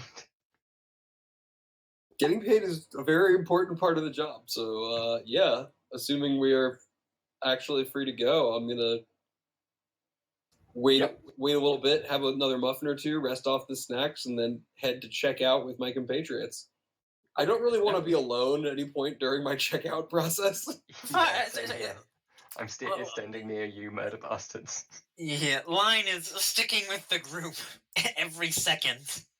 After Klein leaves, the other two guards leave the room, and you are treated to Teddy Klein, of course. He's not actual Gary Klein. Come on, who do you think you are? Every 15 minutes or so, you're going to get one of those lovely consensus questionnaires, mostly about Neil the Orc Barbarian, but about some of the new sports ball and urban brawl products they've been launching, and urban brawl team names for the newest season that's going to be starting here pretty quick. If they used real bullets, it would be a real sport. I'm just saying, Pindu. As the meth crash comes, and she'll just wander out alone. And with that, I will wander out and go to get my payment arrangements done. Sure thing. So who is taking gear? Line is going to take the 90K as like in gear, for the for Synaptics, their 95K. Line is paying for the rest out of her own pocket. I'm going to be taking the gear and upgrading 3 of my limbs to standard. Ooh. Yeah, Jack's going to be taking the gear and probably doing something similar, although I'm going to have to calculate exactly what he's upgrading. So you're going to have to give me a bit for that. OGH will be taking the gear. Sorry, I will give you a list in the next 5 to 10 minutes. Okay, no worries. So yeah, I might just take the that, Synaptics and do the payment thing too, but I want to see what my other options are and then deeply stress about it more than I need to. So your minimum increment for gear to Nuyen, every 6,000 in gear you don't take will become 2,000 Nuyen of actual rewards you're going to be taking. All right, so anything less than that 6K doesn't count for anything. Anything more than that 6K counts for something, but not much. Oh, damn. I want 75K worth of. Wait, is that 75? Oh, no, so that's 90K. I will round in your favor just because you do have a little GMP slack here as far as the reward goes. So if it's mostly like if you've got minus 10K or 9K that you're getting rid of out of gear rewards, that's going to be translated into 4K of Nuyen. So in the case of 75K, what is that? 15K less? Yeah, so that'd be 6,000 Nuyen. Okay, cool.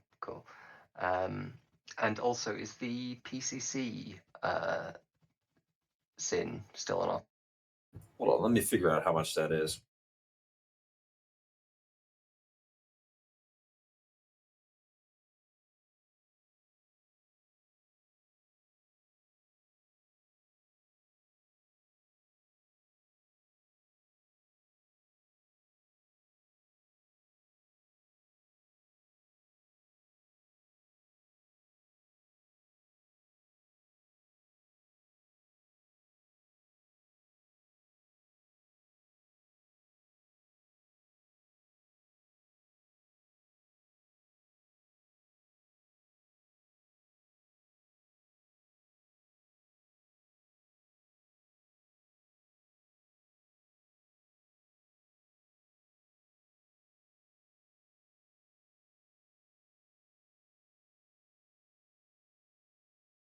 So the PCC SIN will cost you 4 GMP out of the reward, which would translate out of 24K gear reward.